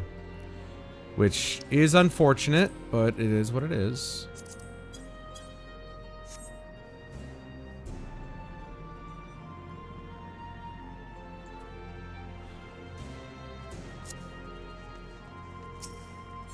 In dungeons it may not be, but in the open world it's definitely going to be around 30 FPS. One like this, yeah. Until our battle earlier, I hadn't called upon darkness in some time. In truth, I find light a better fit these days. Paladin. Ever since you left, we've been roaming the void in search of individuals who would join our cause. Although we returned to the Red Moon after sensing Enuo's presence, rarely do we linger in a single location. However, if the interloper you spoke of does intend to seek me out, it might be wise to return to my domain.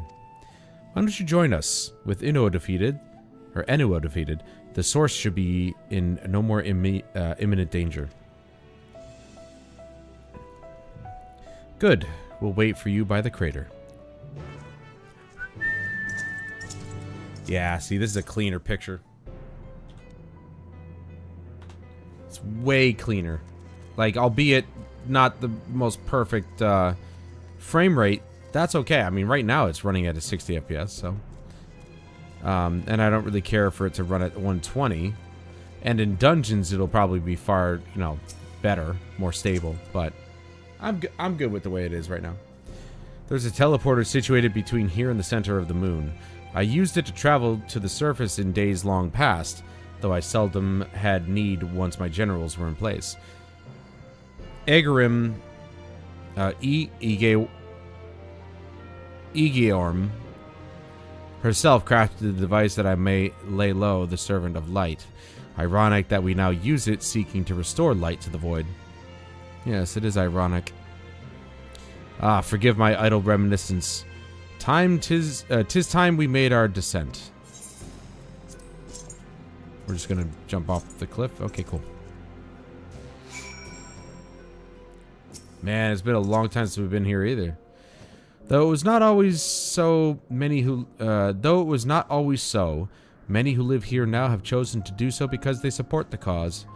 Indeed, if our numbers continue to grow, we may require more territory.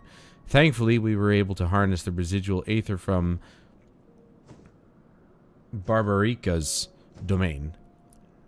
Barbaricia. Those reserves will enable me to expand mine as the need arises. Right, we had best prepare for our potential guests. Join me in my abode when you're ready. I'll join you in your abode anytime.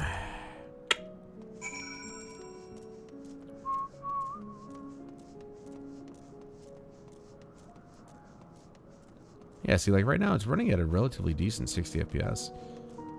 Obviously the, what do you call it? The low detail models at the distance plus the,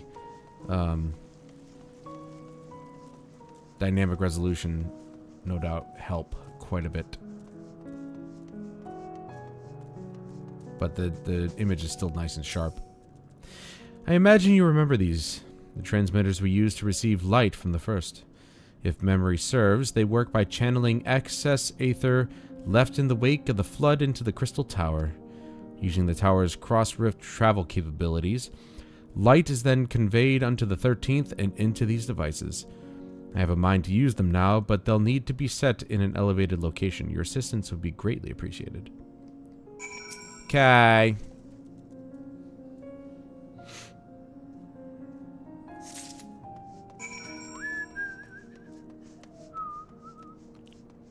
I think I need to bring up...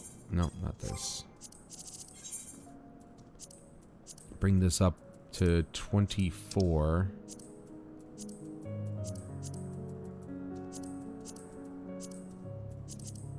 Yeah, that's better.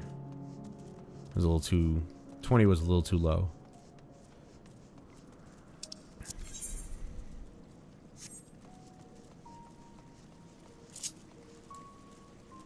I don't suppose I can fly here. Nope.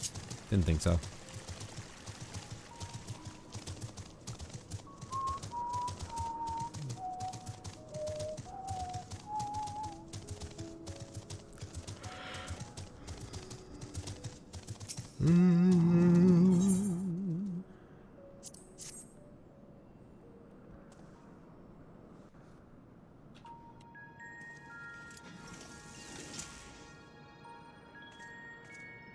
Upon activation, these transmitters will shine with light from beyond, sent courtesy of our ever-watchful friends. They will serve as beacons in the dark for those that would seek me out.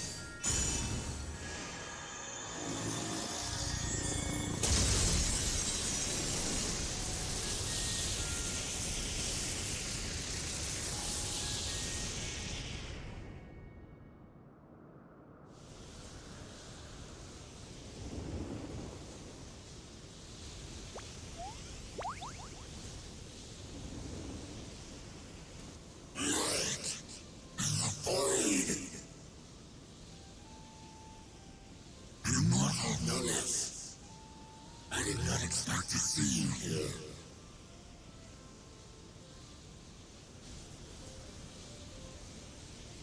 I am Zero, and this is my domain. 'Tis a safe haven for those who abhor conflict. Among those gathered here, many aspire to restore this world to how it once was. Such a thing is possible.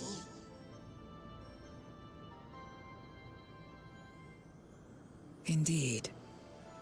Though how long the endeavor will take, I cannot say.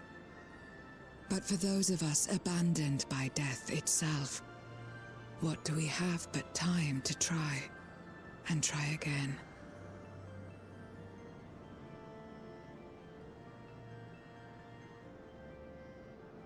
Very well.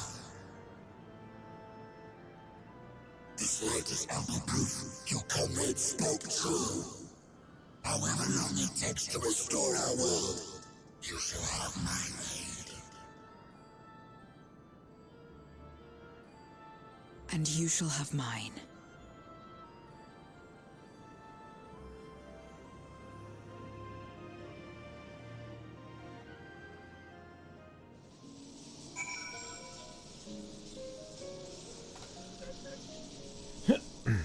Okay. It would seem Ulysses' intervention has helped forge a new bond. Thank you for bringing word to me. I gather you'll head home sooner rather than later. You will not be able to freely return to Zero's domain. Are you certain you wish to leave? I mean, there's nothing here for me. Then let us return to the Red Moon. I'm sure you won't begrudge me a proper farewell. No, of course not.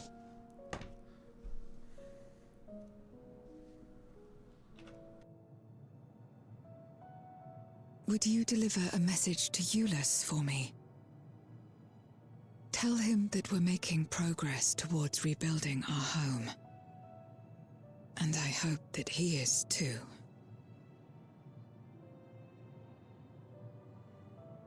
Enuo's Memoria will be safe here. The crystal containing Zeromus has been passed on to our allies in the First. If Enuo's Memoria might serve them in restoring their world, we shall likewise consider its transfer.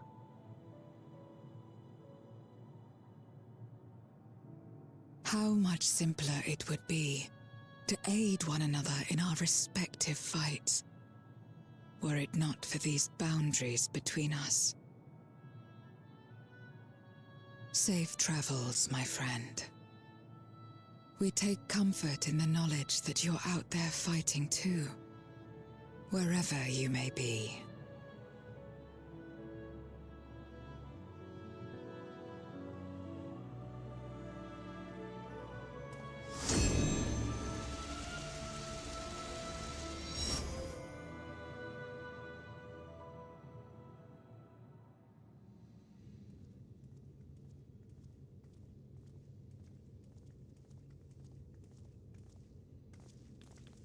No luck, I'm afraid. It appears he's not in Mare Lamentorum.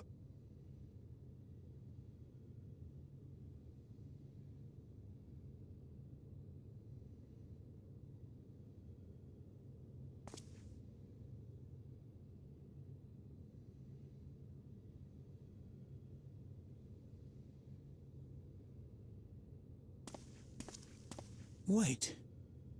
Is that...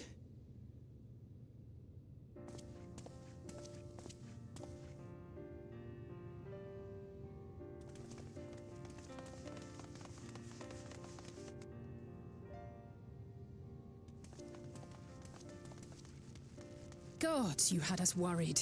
You suddenly disappeared. We didn't know what to think.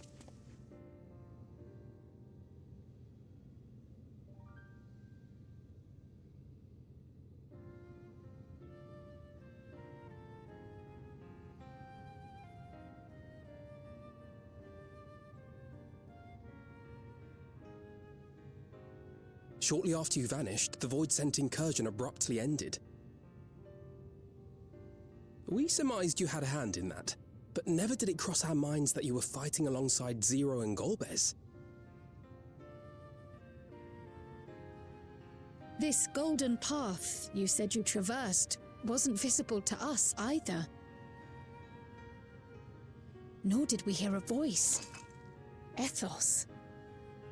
Might this be the key's true name? While many mysteries remain, for now, I am glad to learn the state of affairs in the 13th.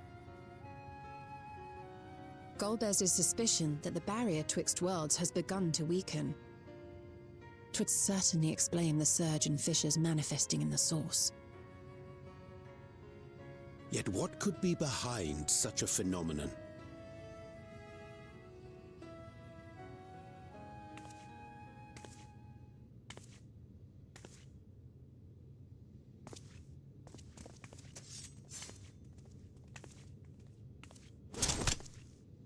And who might you be? Not her void scent, I'd wager.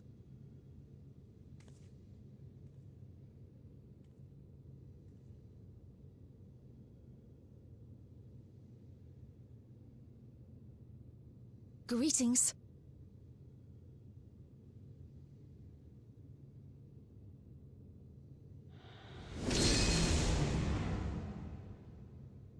I am Helmarut of the Asians.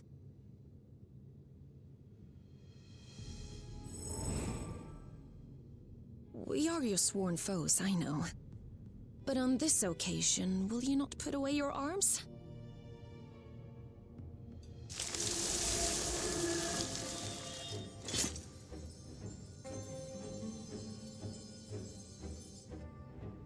I wish only to talk.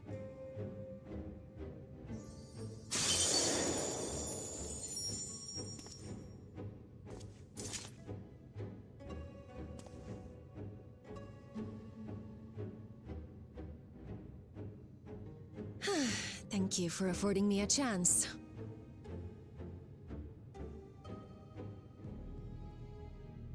Bereft of the Unsundered, we were under the impression you and yours no longer had cause to continue your activities.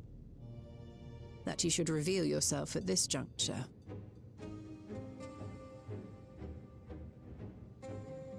I assume you are the one who bestowed Calyx with the knowledge of summoning and the reflections. Yes, that is correct.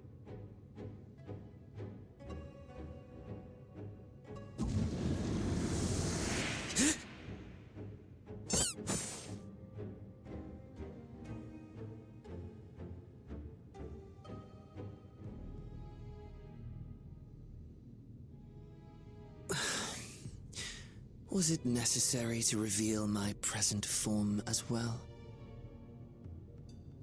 Calyx. So he succeeded in transferring his memories after all.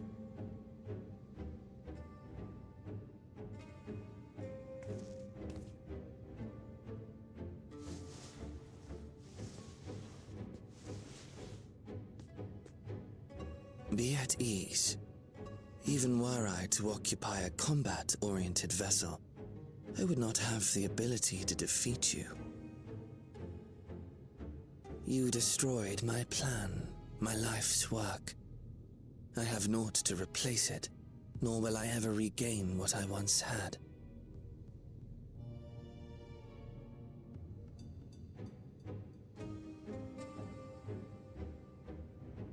If you wish to speak, Helmarut, will you not tell us what it is that you hope to accomplish?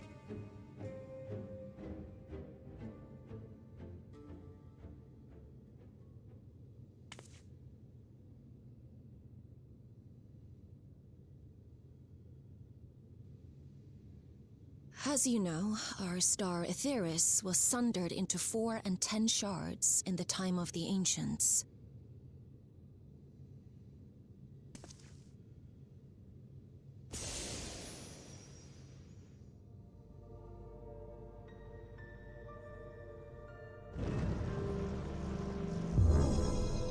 As the will of the star, Hydaelyn perpetuated this unnatural division for millennia. And in the wake of her passing, nature has begun to reassert itself.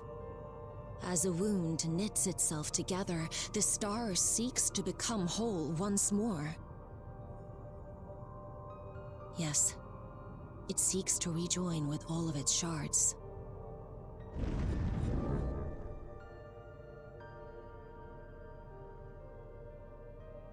Unlike the one we Asians attempted to orchestrate, however, the star's rejoining will afford mankind no special treatment.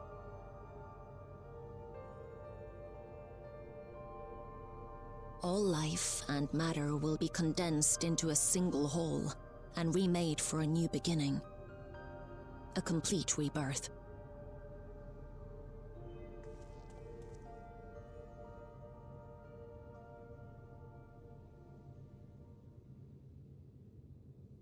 Aetheris will return to the way it once was.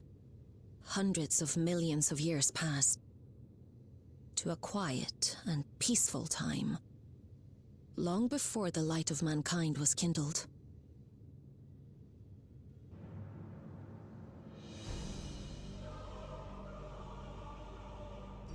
Supposing for a moment we believe you, how can you possibly know all this?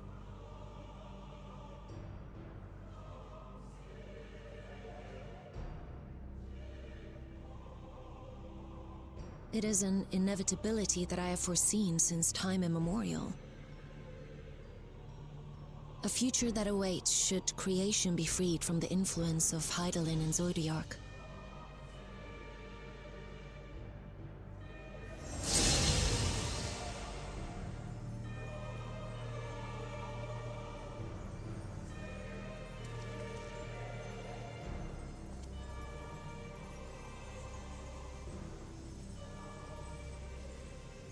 The star is tolerant to life.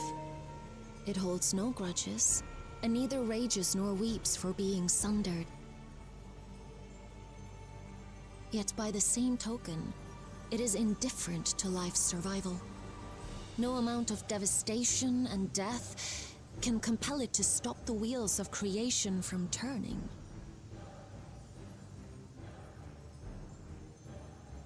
The earth shakes, and mountains spew fire. Floods wash away the fruits of labor, and icy winds freeze and starve. Countless perish as nature runs its course. So many seeds of life have already been lost, yet in spite of this, people continue to believe that the morrow will come.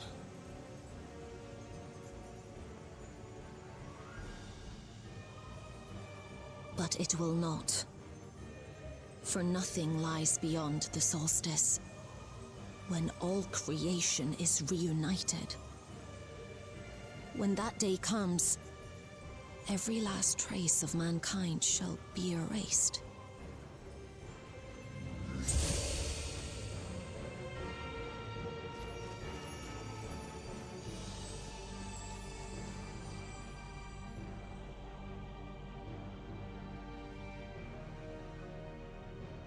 I cherish man's journey. Despite losing his innocence and being made to live with suffering, he has forged ever onward. Strong, even as he is weak, his is a proud tale in the history of the star. 'Twould be a shame for that tale to end. For all to wither and die, when some might yet survive. Would you not agree?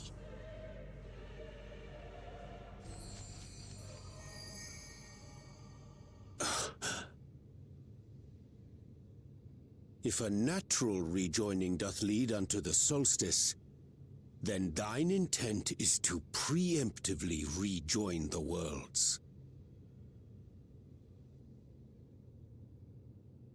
Correct.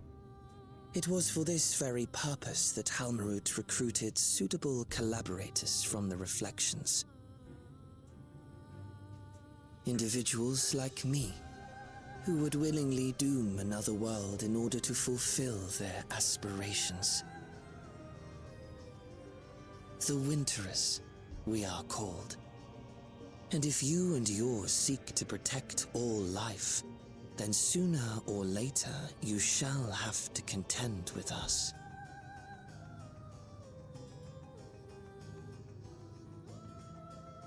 Even if everything you claim is true,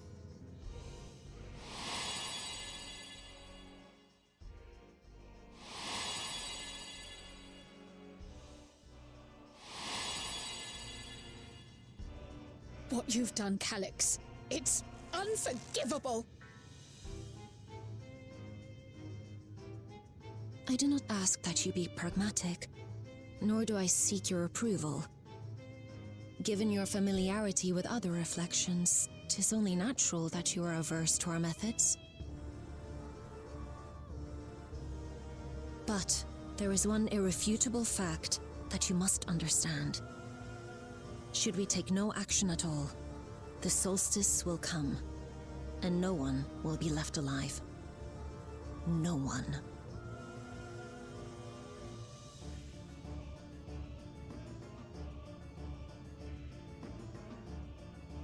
Of course, should it serve to satisfy your ambition, you are welcome to deal with the reflections as you deem fit.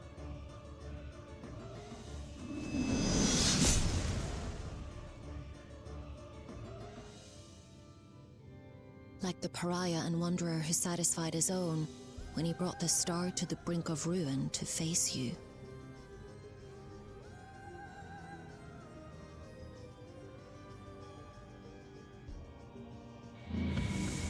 Wait!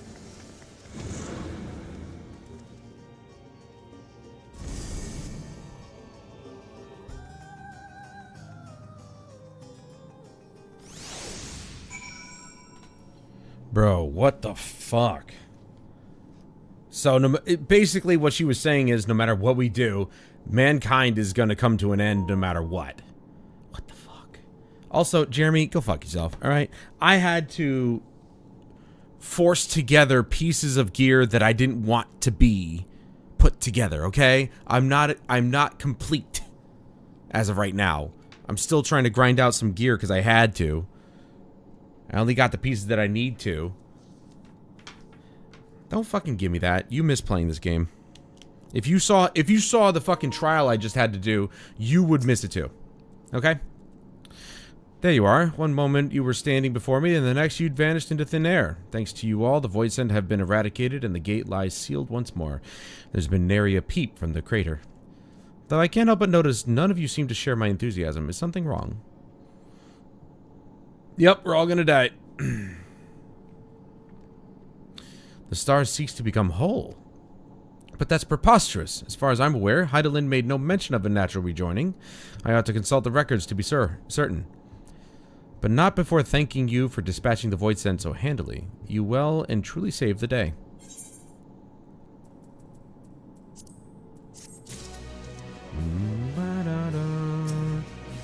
What you're doing, dude, is playing a gay game. So, you know, sorry to tell you. I wanted to tell you that you're gay before, but I didn't know how to. And thanks to the way you've responded to my character, I can tell you just straight up that your character probably looks as gay as fuck. So, the implications of the solstice and the Winterer's schemes, as well as our approach moving forward, will take some time to consider. To that end, I believe we should gather and speak in person. And by we, I mean all our fellow scions. For a change of pace, why don't we convene at the Rising Stones? I'm sure Tataru and the others would be happy to meet us there. Wow, that's old. A fine idea. In many ways, our return is long overdue. One of the Rising Stones. No doubt we could all use some respite after Garlemald, but I trust there are no objections? Mountain Dew? What? 'Tis settled then. To the Rising Stones. Wow, we're going that far back, huh? This is it right here. This is literally the end of the expansion. Like I said, we hit the dungeon, we hit the trial, and then that's usually about it. It's been a couple of hours. It's been longer than it should have been, given the fact that, well, I wasn't the right item level, which really sucks that they level gate some of the quests, but it didn't take very long. It's fine. This is old school, man. We're going way back. Rising Stones, man. Nary a thing has changed since we last gathered here. No doubt Tataru is chiefly responsible for the prevailing state of tidiness. Speaking of whom, she and a great many of our comrades are en route. Let us wait for them a while longer. Okay.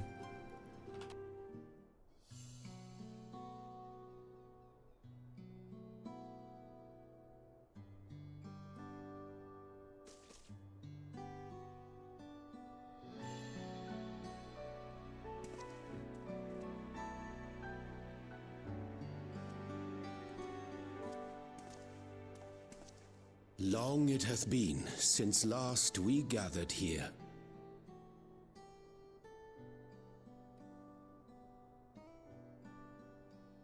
Though our order's dissolution was indeed in name only, thereafter we did largely operate independent of one another.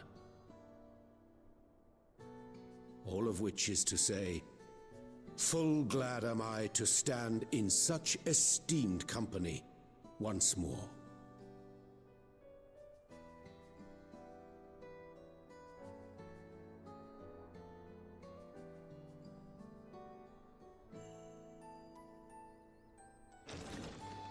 Apologies for our delay.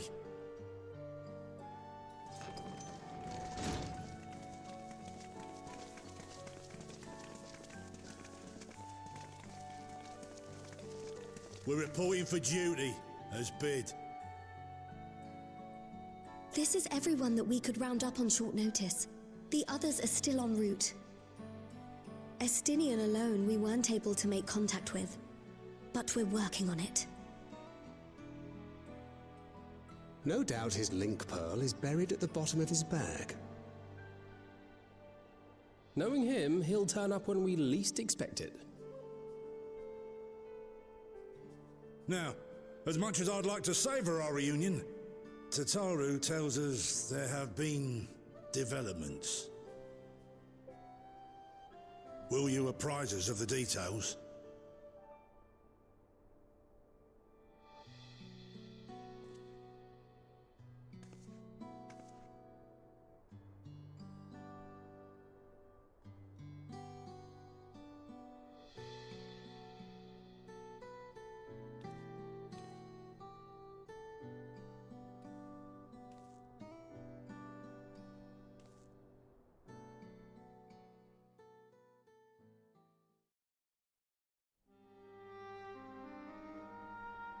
The Winterers and the Solstice.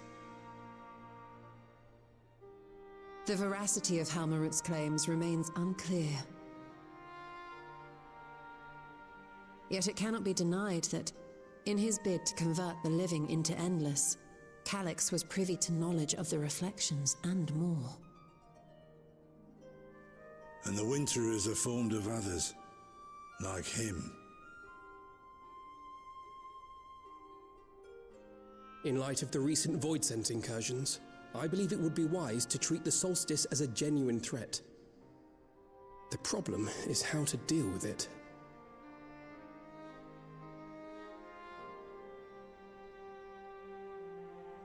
Both the Source and the Reflections are home to irreplaceable life. I would protect them all if I could. But if doing so means ushering in complete annihilation,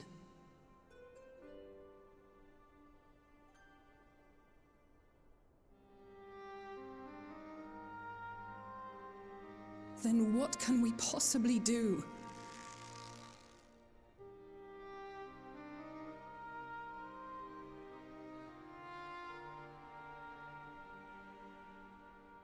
I wonder, was Hydaelyn aware of the solstice?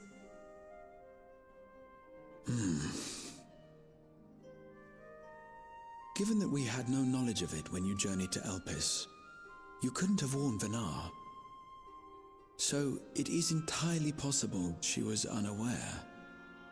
But in the course of sustaining the Sundered Star, she may have glimpsed this eventuality.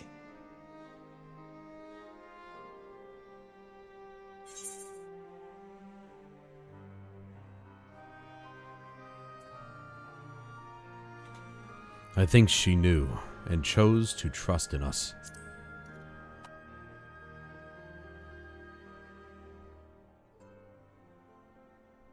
So she believed that we could overcome this trial as well.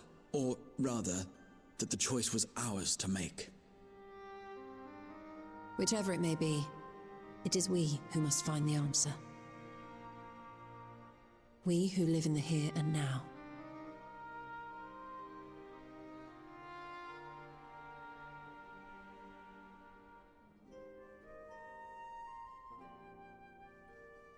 Perhaps we could take a recess?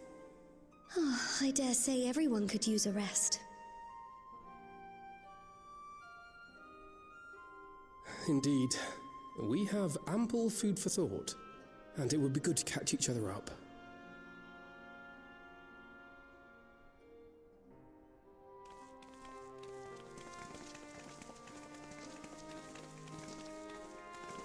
Ere I forget, Huron, I believe you should keep the key, Ethos, in your possession.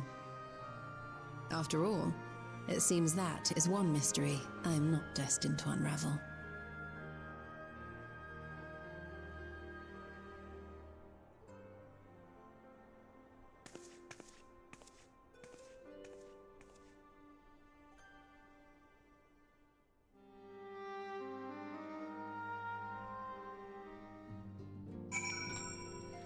Well, it would seem as though we have no solution as of right now. 'Twas by no means an easy decision, but as the solstice is now our paramount concern, Alize and I have opted to formally withdraw from our efforts in Garlemald. After all, anything we can do to protect our world will also serve to keep the Garleans safe. Euless and his comrades are already working towards a brighter future of their own accord. Honestly, I'm more worried about us. It's so difficult to see the path ahead, but hopefully we can get through this and return to Garlemald with our heads held high one day. Indeed. In the meantime, let us prepare a letter for Euless and the community. We mustn't let despair stay our hand.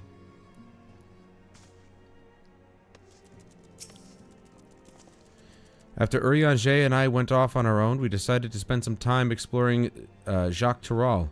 We never had the chance to visit during the Rite of the Succession, you see. We journeyed east through Lozenita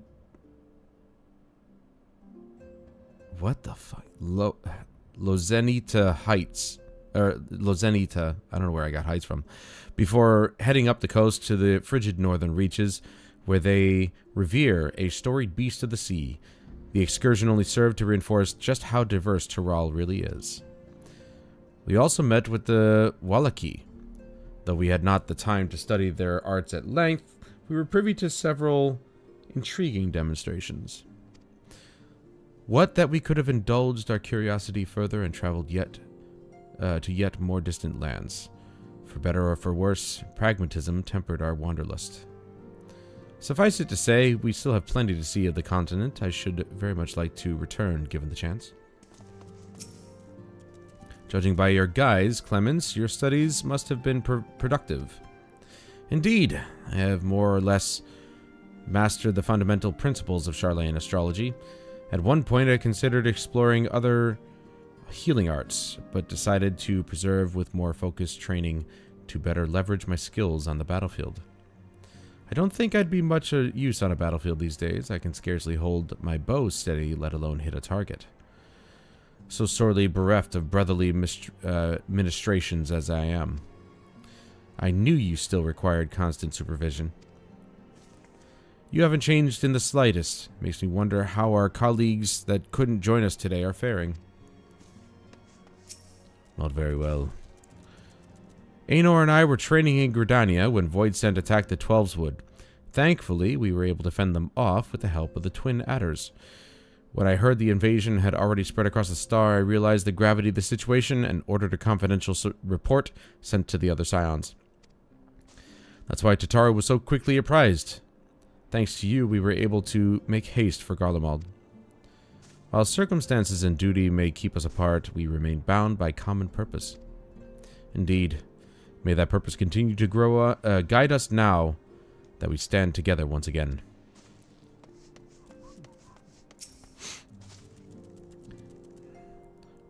Kultane and I had remained in Corvos to monitor the situation among the Garleans and the Corvosi. Though seldom smooth sailing, in time the region settled and we were able to return. I understand the Garlean community has made great strides in improving relations with other peoples. Hearing that, I feel renewed zeal for resolving the issues in Corvos. Then perhaps you'd like to hear more about the Garleans' accomplishments from me and the twins. It might stoke that fire even hotter. It seems everyone has much more to discuss with one another. Anyway, you're overdue for a proper break. The peace and quiet will help you think. Feel free to make yourself comfortable in Dawn's respite. And that is patch 7.5.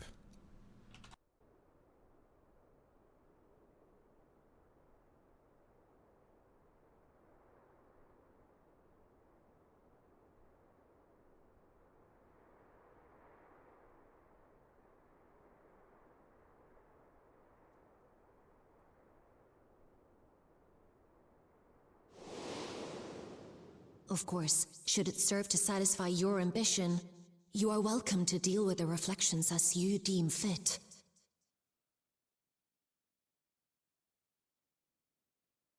Like the pariah and wanderer who satisfied his own when he brought the star to the brink of ruin to face you.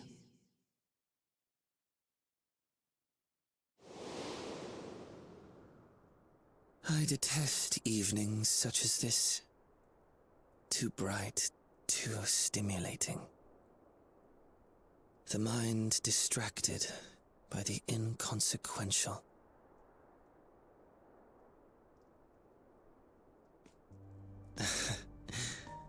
You needn't be so wary. I merely come to offer information before my departure.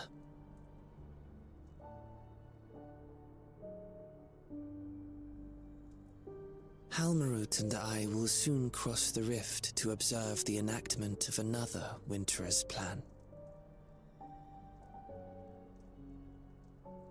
Our destination is the fourth.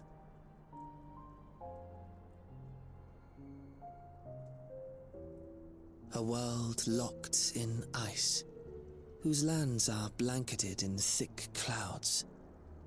In order to survive, man has fled to the skies, using great magics to establish new civilizations.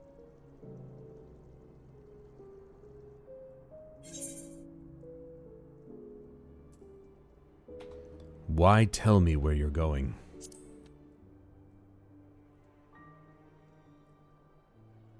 I have my own designs I would see realized. Nothing more. Believe me or don't, as you like. For all I know, you lack the means to follow us anyway.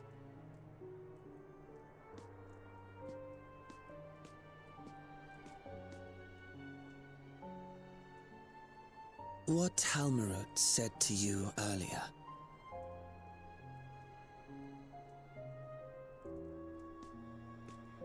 She suggested that dealing with the reflections might satisfy your ambition. But is that truly so? You have seen battles beyond counting, have defeated even the fear of death. Is there some conclusion that you seek, no matter the cost?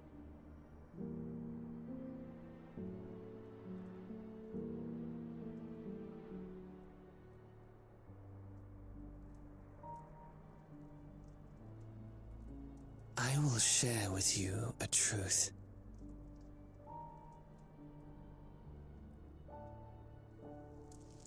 We Winterers each have an ambition that we wish to fulfill.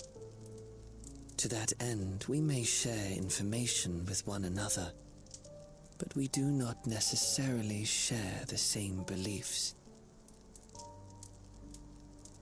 Just as you and yours decried my actions, I find those of my fellows objectionable. Be that as it may, it is the culmination of our lives' works that we would bring to the world, fruits born of undying devotion, daring aspiration, and unwavering ideals.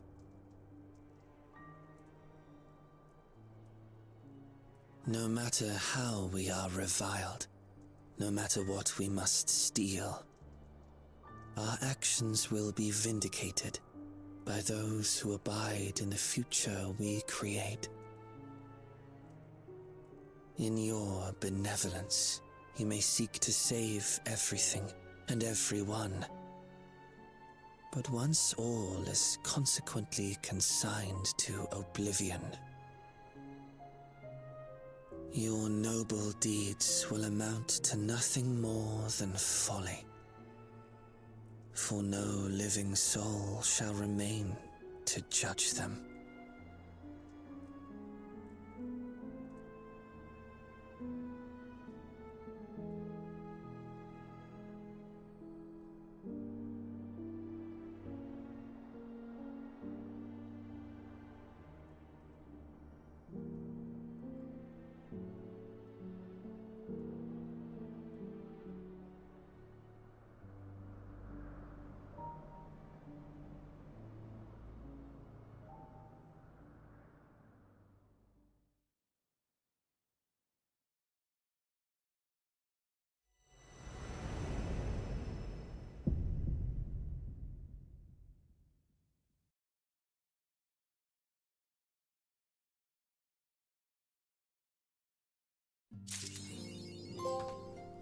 Okay, that's patch 7.5 Trail to the Heavens. We now know just what we saw in the cinematic trailer for the next expansion, Evercold.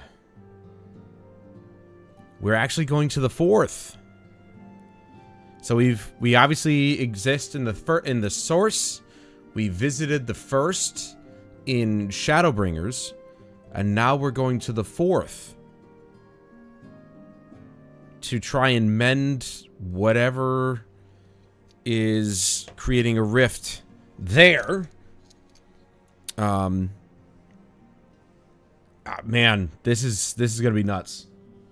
This is gonna be crazy, but it looks so good. The trailer looked really good, and obviously after today's stream, I'm gonna put up that reaction for you guys if you weren't here to check it out. Hopefully you guys will take a look at that video and see the trailer for yourself. It's really good. I mean, it's Square Enix at their best, obviously, and we're basically, it looks like we're going to be getting a whole expansion of nothing but snow, and it's coming out in January next year. So perfect timing, because it's going to be nothing but snow anyway. We expect to get one more patch before the expansion in January. That should be patch 7.55. And that'll probably expand a little bit more story. It'll do a little bit more story, and then it will then we'll inevitably get into Evercold, the next expansion. And of course, as I said before, I'll be pre-ordering that expansion before it comes out, because of course I will. Of course I will. I will say that the downside to being caught up with the story and everything is that continuity kind of escapes me. Maybe not other people, but for me, in terms of retaining story knowledge, I remember a few things. Like that scythe that was shown by Halmarut. I believe that was Xenos' scythe. From way back in Shadowbringers. Possibly Endwalker. I honestly don't remember.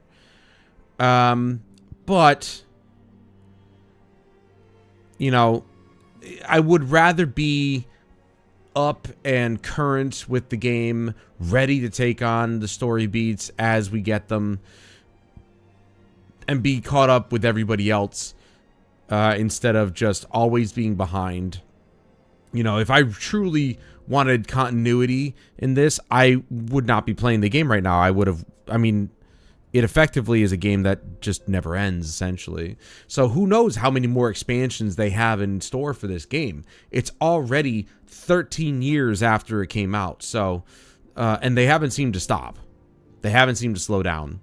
They're coming out with expansions, and then each expansion gets like 6 post-patch expansions with more story. So they clearly have a lot more story to tell. I don't know if this game will ever end, and if it does, I mean, we're going to the 4th. This will be only 2 of the 4 pieces of the star that we're going to be traveling to. Because like I said, we exist in the source. but we went back to the first to mend the problems there. Now we're going to the fourth. We still haven't been to the third or the second, if that's even going to be a thing. So we'll have to see.